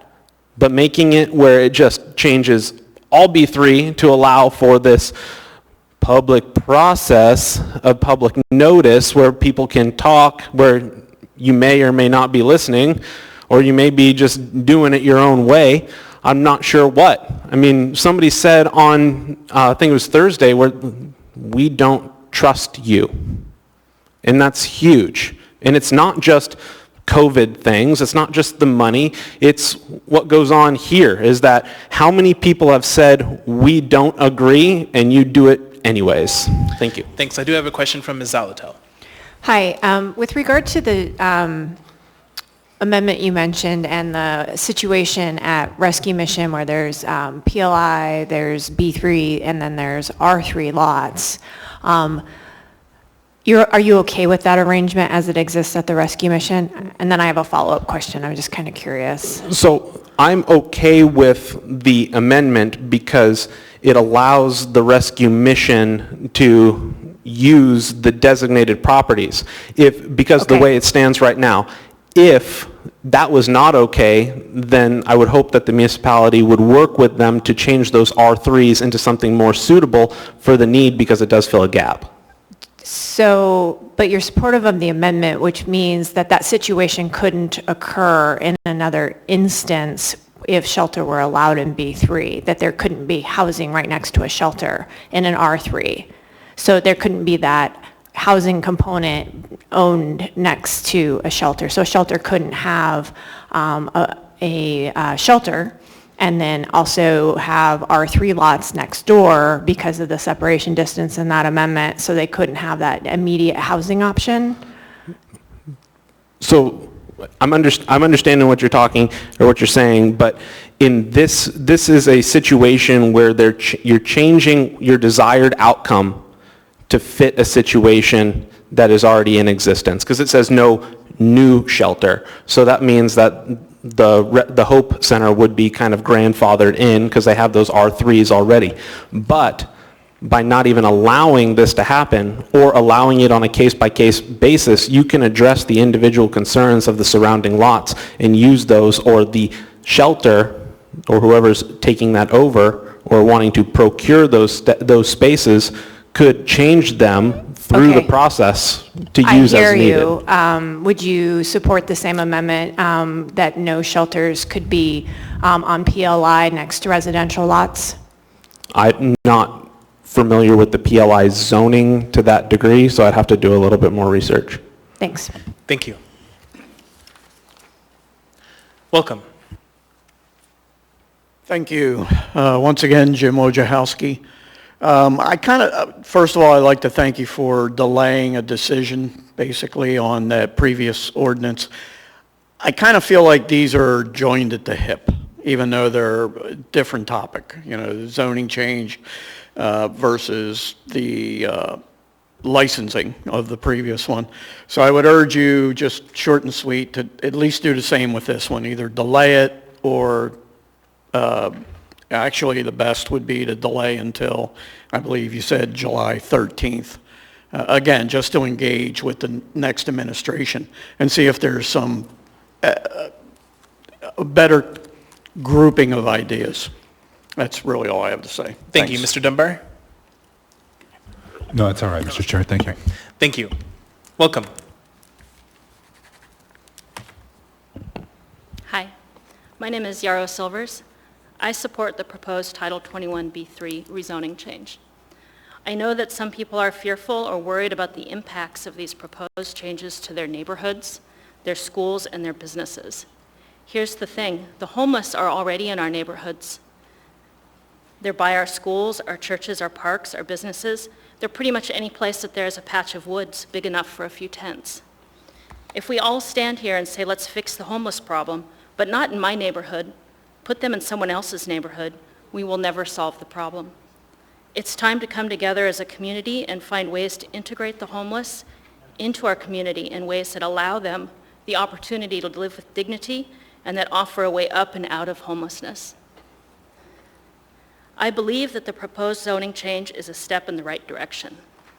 I hope that with this rezoning change comes a commitment to move away from the large congregate shelters to smaller, more targeted facilities, emergency shelters, treatment centers, and transitional housing that are more integrated within their communities and where individualized treatment and assistance can be given to lift people out of homelessness. We cannot continue to move our homeless population from mass shelter to mass shelter, from 3rd Avenue to Sullivan, and then maybe to Northway Mall, as I have heard suggested. Mass shelters that consolidate much of our city's homeless population in one location are simply too much for one neighborhood to absorb, as evidenced by the negative impacts to the surrounding neighborhoods of these types of facilities in the past. It is time to move to smaller, more thoughtful, and more easily managed facilities that are geared towards breaking the cycles of homelessness, addiction, and mental illness.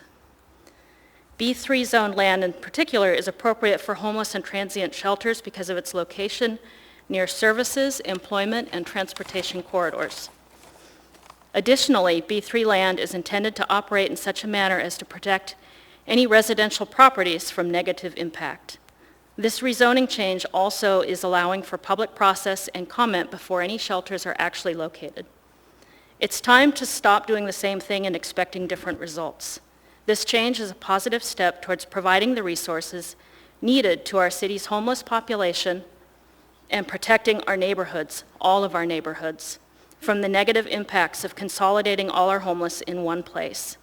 Please pass Ordinance AO 2021-54. Thank you. Thank you. I have a couple folks in the queue for you. Mr. Perez-Verdia.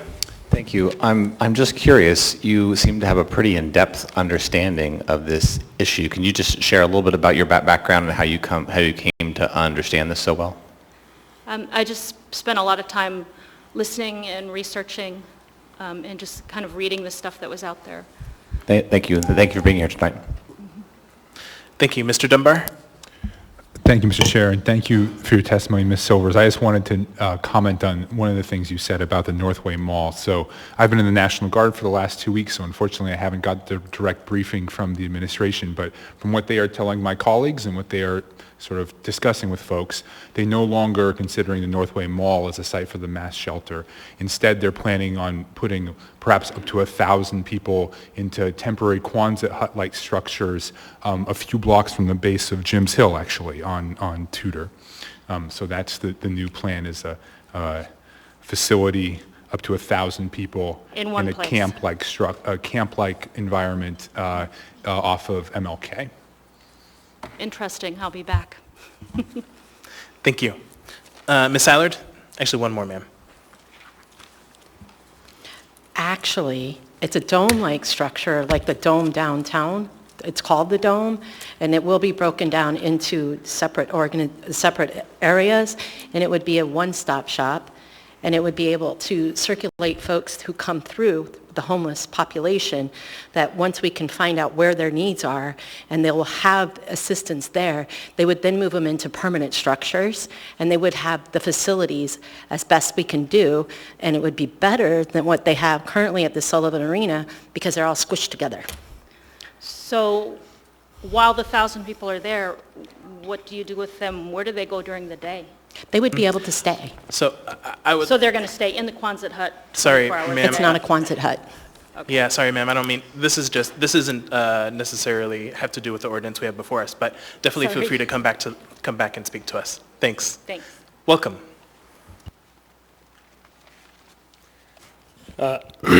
evening, Todd Brownson. I'm representing the Hillside Community Council.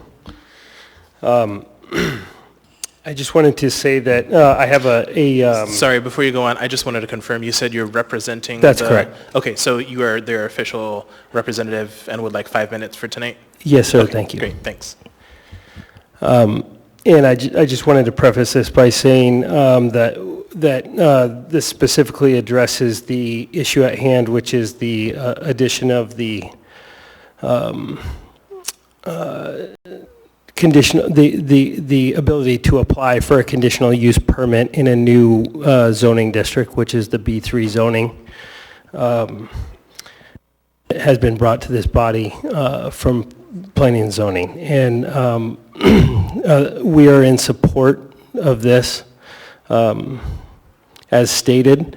And this resolution was while we were in discussions with Mr. Worthington and Ms. LaFrance about a licensing piece. We didn't know what that looked like, and a lot of this was drafted before we had a chance to look at that. And so I just asked that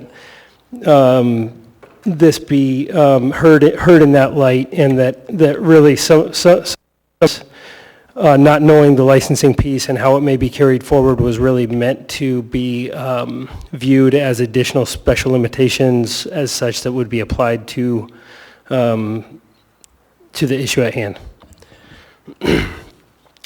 The Hillside Community Council Zoning Committee respectfully submits the following recommendations to be included in all applicable municipal governing documents to establish protocols and safeguards for facilities within close proximity to residential neighborhoods, preschools, public schools, religious institutions, businesses, and other community centers. Number 1, community council relationship.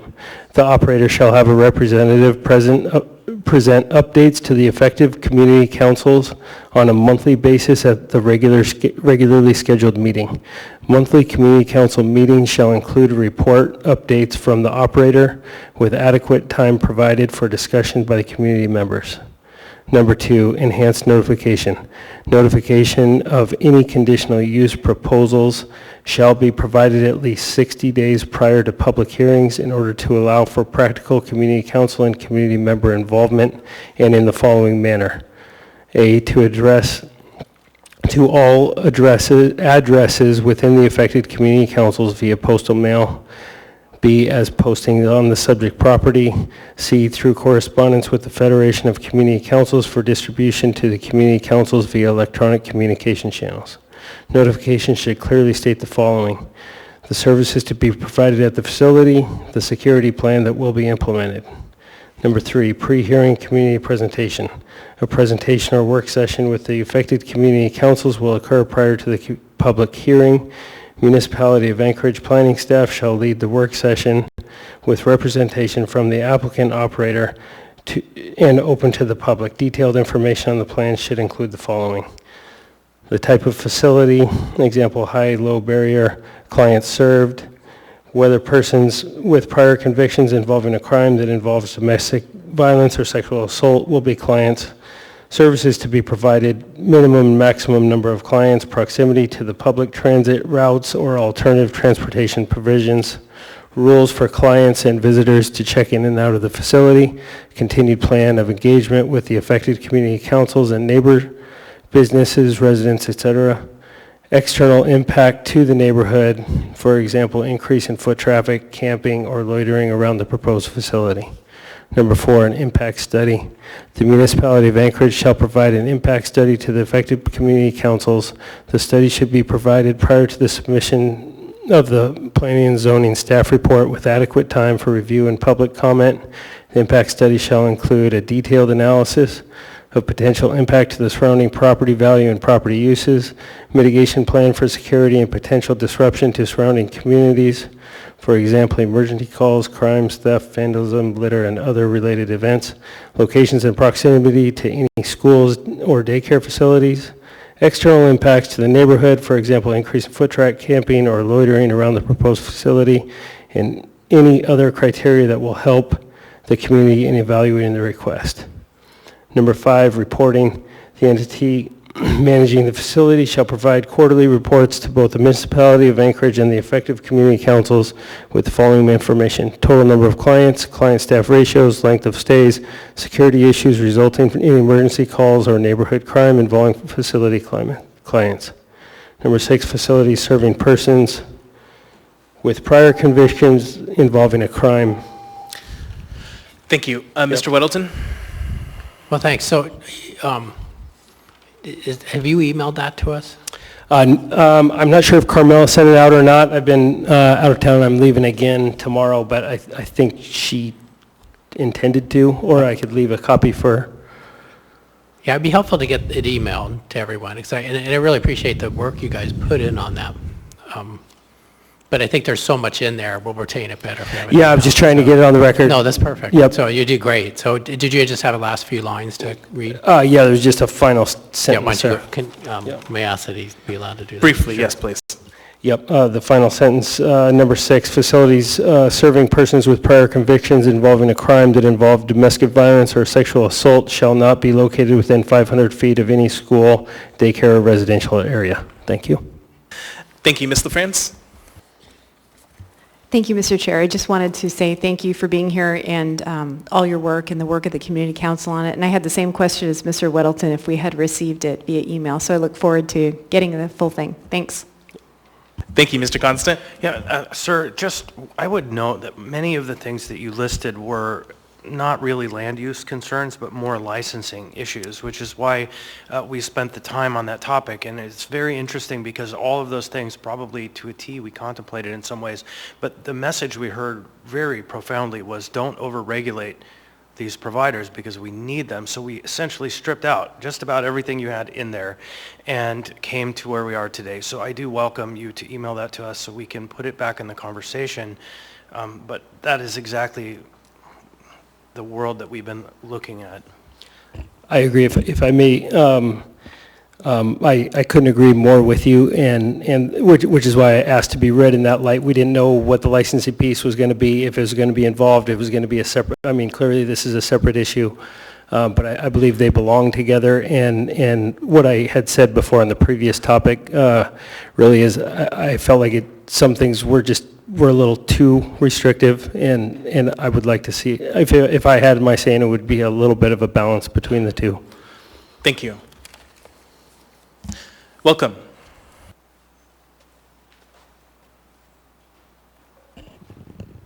Frank Pugh from South Anchorage. I just want to say I'm very happy to hear that Assembly members have been engaging with the new administration. That's a good positive thing, and I think work on this should continue. But I would caution, rushing a vote before the new administration is in place, because what that'll do is it will create distrust of what the Assembly is trying to accomplish just ahead of the new administration coming in. Whereas if you actually postpone the vote till after the new administration is in, you will get more people's buy-in and that supported the new administration and the public in general, because I think the proper engagement between the Assembly and the administration shows that we're trying to come together as a community, which I think is very important. Thank you. Thank you. Welcome. And then if anyone else would like to speak, please line up. Mr. Chairman, members of the Assembly, my name is Tom McGrath. I believe there should be shelters in various parts of Anchorage, but I don't agree with you going forward with this ordinance tonight. The reason is in the last 40 years, we've been trying to solve this problem. I was here 40 years ago when Ruth Moulton told the Anchorage Assembly that they were making a mistake in putting everything at the Brother Francis shelter. One of the people on the Assembly at that time was Heather Flynn, who ran probably one of the best facilities in Anchorage, and that's Awake. Now, it's a transitional living facility, but it's also homeless. But 70% of the people that go through there never come back. They solve the problems. Myself, Rick Meistrom, and Robert Godstein were also headed up the Anchorage Healthy Future project in the 90s and morphed into the Project 2020 plan. Spent a lot of time on homelessness, but we never solved the problems. We weren't smart enough, I guess. You're not going to solve this problem tonight. You're not going to solve it probably in the next couple of weeks. So there's no reason why you should rush into this without waiting for the next administration, because they have to be part of whatever you decide. If they don't like what you decide, they're not going to make it happen. So talk to them. But I would also go back and talk to Heather Flynn. I would talk to Susie Pearson. Me and my wife support two charities heavily in Anchorage, the Wake and the Downtown Soup Kitchen, because they're successful. They're really good at what they do. They make changes in people's lives. Downtown Soup Kitchen has a school, or actually I think they got 2 schools now. They turn out people that come from the street, teach them jobs, and those people are now working in various restaurants throughout Anchorage. These people know what they're doing. You know, none of you have those kind of backgrounds. So go talk to people that know what they're doing. These are the experts. You know, I don't give my money to you. I give my money to people that are going to make a difference in this world. And that's the Downtown Soup Kitchen. That's Awake. They know how to solve these problems. And yeah, I don't, you know, maybe a great big facility is the answer, but I think it's probably a bunch of small facilities, like the Gospel Rescue Mission on Tudor. They've been successful for many years. The biggest problem is the city's been trying to solve this, where in fact there's small organizations that actually are. Thank you. Thank you.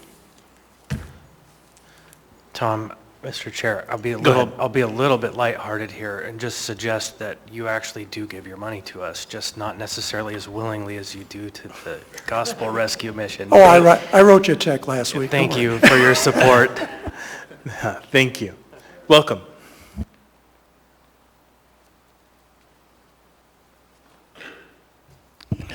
Hello, my name is Bill Borchard, and I've been in Anchorage for about 60 years. I have some property in Midtown, and I'm here to request that you vote no on the rezoning of the B3 properties. Couple reasons. Number one, I'm also on the board of the Midtown Community Council. We voted, the board and the officers voted 100% against this proposal. Obviously, the main reason is because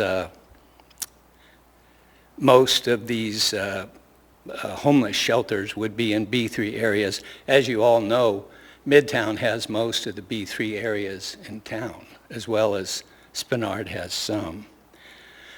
So, you know, very disappointing to us that this is coming up again. The Planning and Zoning Commission never notified us at all that this might be coming up. We had no notification whatsoever through any means whatsoever. We found out about it after the fact. So, not that we're against homelessness, homeless people, of course, but there are really 2 types of homeless people. There are the homeless people who want to be helped and who really need to be helped, and they should be helped. But there are also a portion of the homeless people who are just almost impossible to help. I see them every day because I work in Midtown. They seem to live to drink, to do drugs. They have no desire to get a job, and I feel sorry for them, but I really don't know that we should put them in the middle of business areas or even residential areas. The poor people over in Heather Meadows, if, for instance, if you activate the Alaska Club thing, well, that's high on the list of monumental bad ideas. Number one, It's a assessed building about $2.6 million that the city is paying, what, $5.6 million for. You've put an earnest money down on it, but that's kind of a mystery. No one, you up there probably know what the earnest money is, but no one else does. And it's located on a 4-lane, heavily trafficked highway, Tudor Road.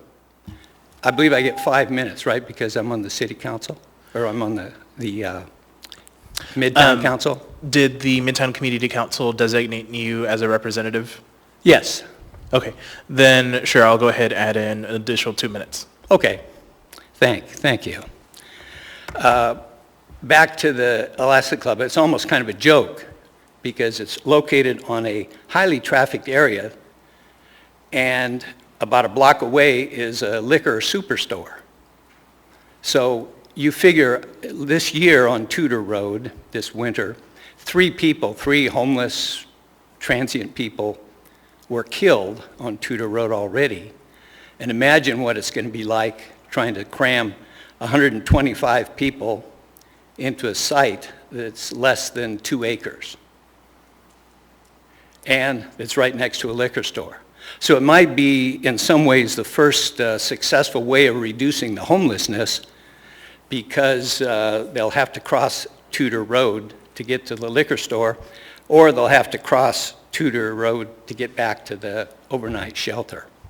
So anyway, I've contributed over $200,000 in my lifetime to Salvation Army, to United Way, and most people really aren't against homelessness. They're just against the ones that are a nuisance, and they steal, and they're just hard to help.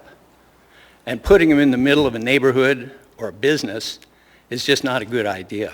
So I know there'll probably be some real animosity between the Assembly, certain members of the Assembly, and the new mayor. But I would suggest you give him a chance to see if he can't come up with something that would work for everybody. What the city has been doing for the last 6 years has not worked. I think everybody, even most of you, would probably agree to that. So why don't you postpone this, find out what the new mayor is going to have to say, and then decide. Thank you. Mr. Weddleton, briefly. Thanks. I think it should be a yes/no question. So we're talking about allowing shelters in B3. Would you be okay with a shelter in Midtown if they rezoned a piece of property to PLI? That's hard to say in a yes or no question. I suppose I'd have to be, but at least we'd have some notice. People in Midtown kind of feel, first of all, our 2 representatives who are very smart and everything, they're really not on our side. They're on the homeless side. They're both active homeless supporters. So there's, what, 150 acres of PLI land? And I think they probably should go places where they're not going to cause disruption, except for the good homeless. I mean, the homeless people who really want to be helped need to be helped, like the Veterans Administration on C Street and Northern Lights. I got the answer, so thank you. I appreciate it. Okay. Thank you. Thanks. Welcome.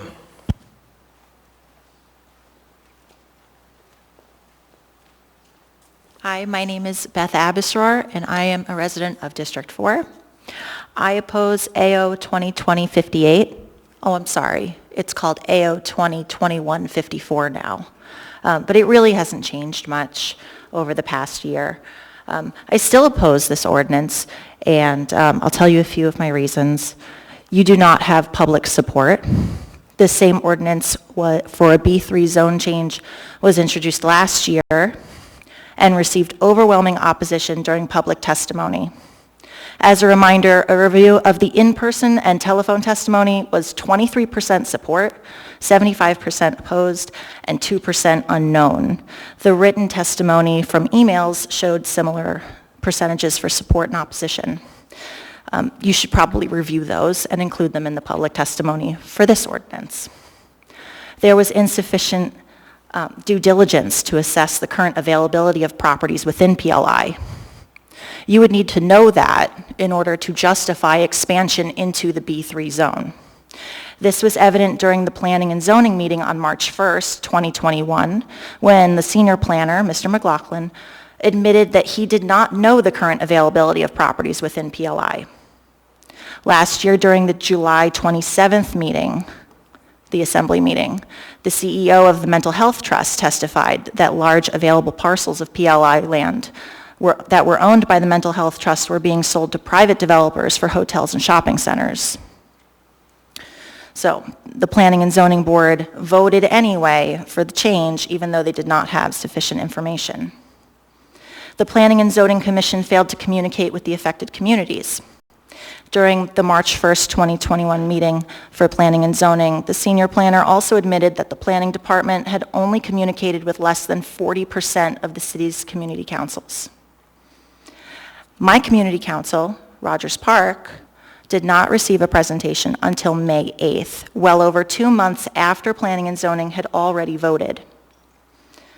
Mr. McLaughlin did note that the community councils, our community council and Midtown's, were opposed to the rezoning, that he didn't know until he gave the presentations.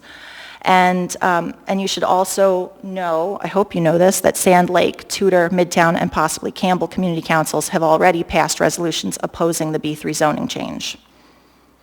The included good neighbor policy is a step in the right direction, but only if it's strictly enforced. Anchorage's experience with 3rd Avenue and recently with the emergency shelter at the Sullivan Arena tells us that the good neighbor policy will not be enforced. You may not think this is a fair judgment moving forward for a variety of reasons, but unfortunately you have to acknowledge that perception is reality. Thank you. Thank you. Welcome.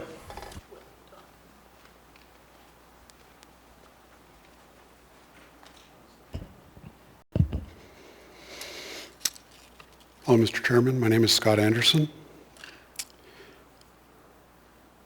As everybody has said, well, almost everybody, we did this last summer. Nobody wanted this change then. None of the testimony, or the majority of testimony, vast majority tonight, has been against it.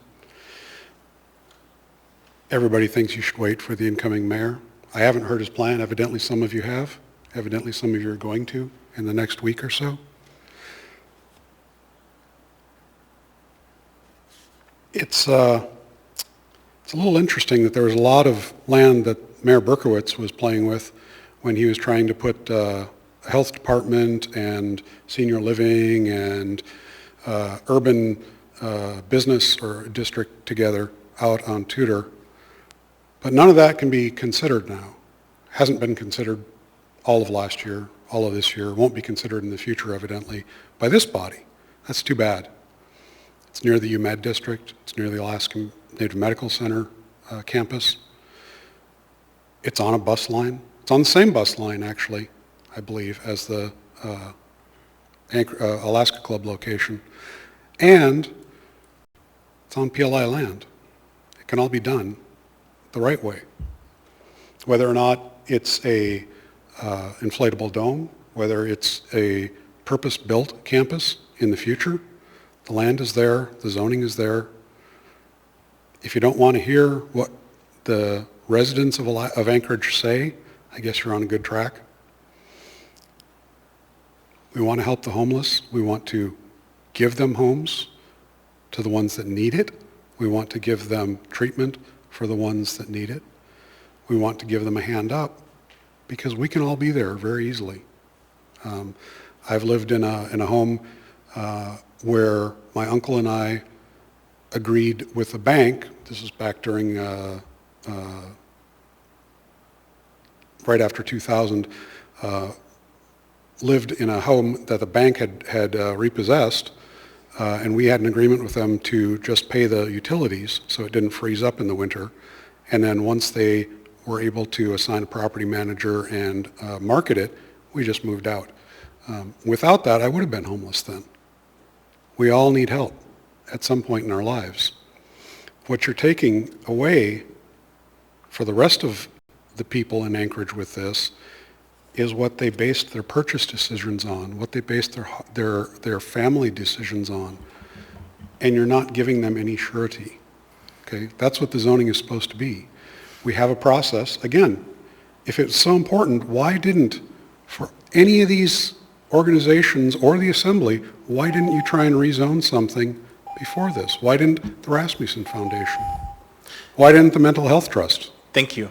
And the Midtown Community Council? Thank you. Your time is up. Was never presented the planning information. Thank you. Welcome. My name is Jan DeLand. I'm a lifetime Anchorage resident. I'm urging you to defeat this ordinance. I think it's irresponsible, and it's not fair to the, as Mr. Anderson said, it's not fair to the property owners who have already invested in their properties, and then you come along and make sweeping changes to the zoning. It's not according to the regular zoning that we've been accustomed to for decades. It's not, in my mind, it's not responsible at all. And my experience, just from observation, has been that the longer the Berkowitz administration worked on homelessness, the worse the situation got. And I can't believe that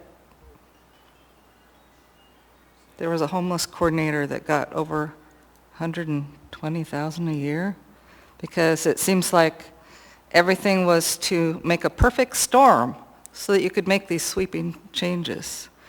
I mean, even providing single-use bike paths through the woods for the homeless, which they used to amass trash and stolen goods, and didn't make the woods any safer, didn't make anything really more functional, except for the people who have decided to live a dysfunctional life. And I do agree that they need help, and there are a lot of people that are willing to help them and would like to help them, but this is not the proper process to use. It hasn't gotten any better under the Quinn-Davidson administration, and I think that it's only fair to wait for the Bronson administration, an elected mayor, to work with him to make decisions and not make sweeping decisions like this just before a new administration comes in. And for certain people that like to say the public's giving misinformation, to say that the new mayor wants to do a Quonset hut-like structure could kind of induce post-traumatic stress again in people who've already had problems. Have you ever been in a Quonset hut? That's not what's planned. And I think that the majority of this body has not dealt right with the public. You had an opportunity to help Salvation Army out, to improve their building. They're good at what they do, and you passed that up. There's a lot of other options besides this, and this is wrong. Thank you. Would anyone else like to testify on this item? Anyone at all? Seeing and hearing no one, public testimony is closed. Ms. LaFrance? Move to postpone to the meeting of June 22nd. I do. Okay. If I might, I would ask Sure. that we make a motion to approve first. Okay. So I move to approve. Is there a second? Second. Okay. Ms. LaFrance? Thank you. Move to postpone to the meeting of June 22nd. Second. Is there any discussion? Okay. Seeing none, members may proceed to vote.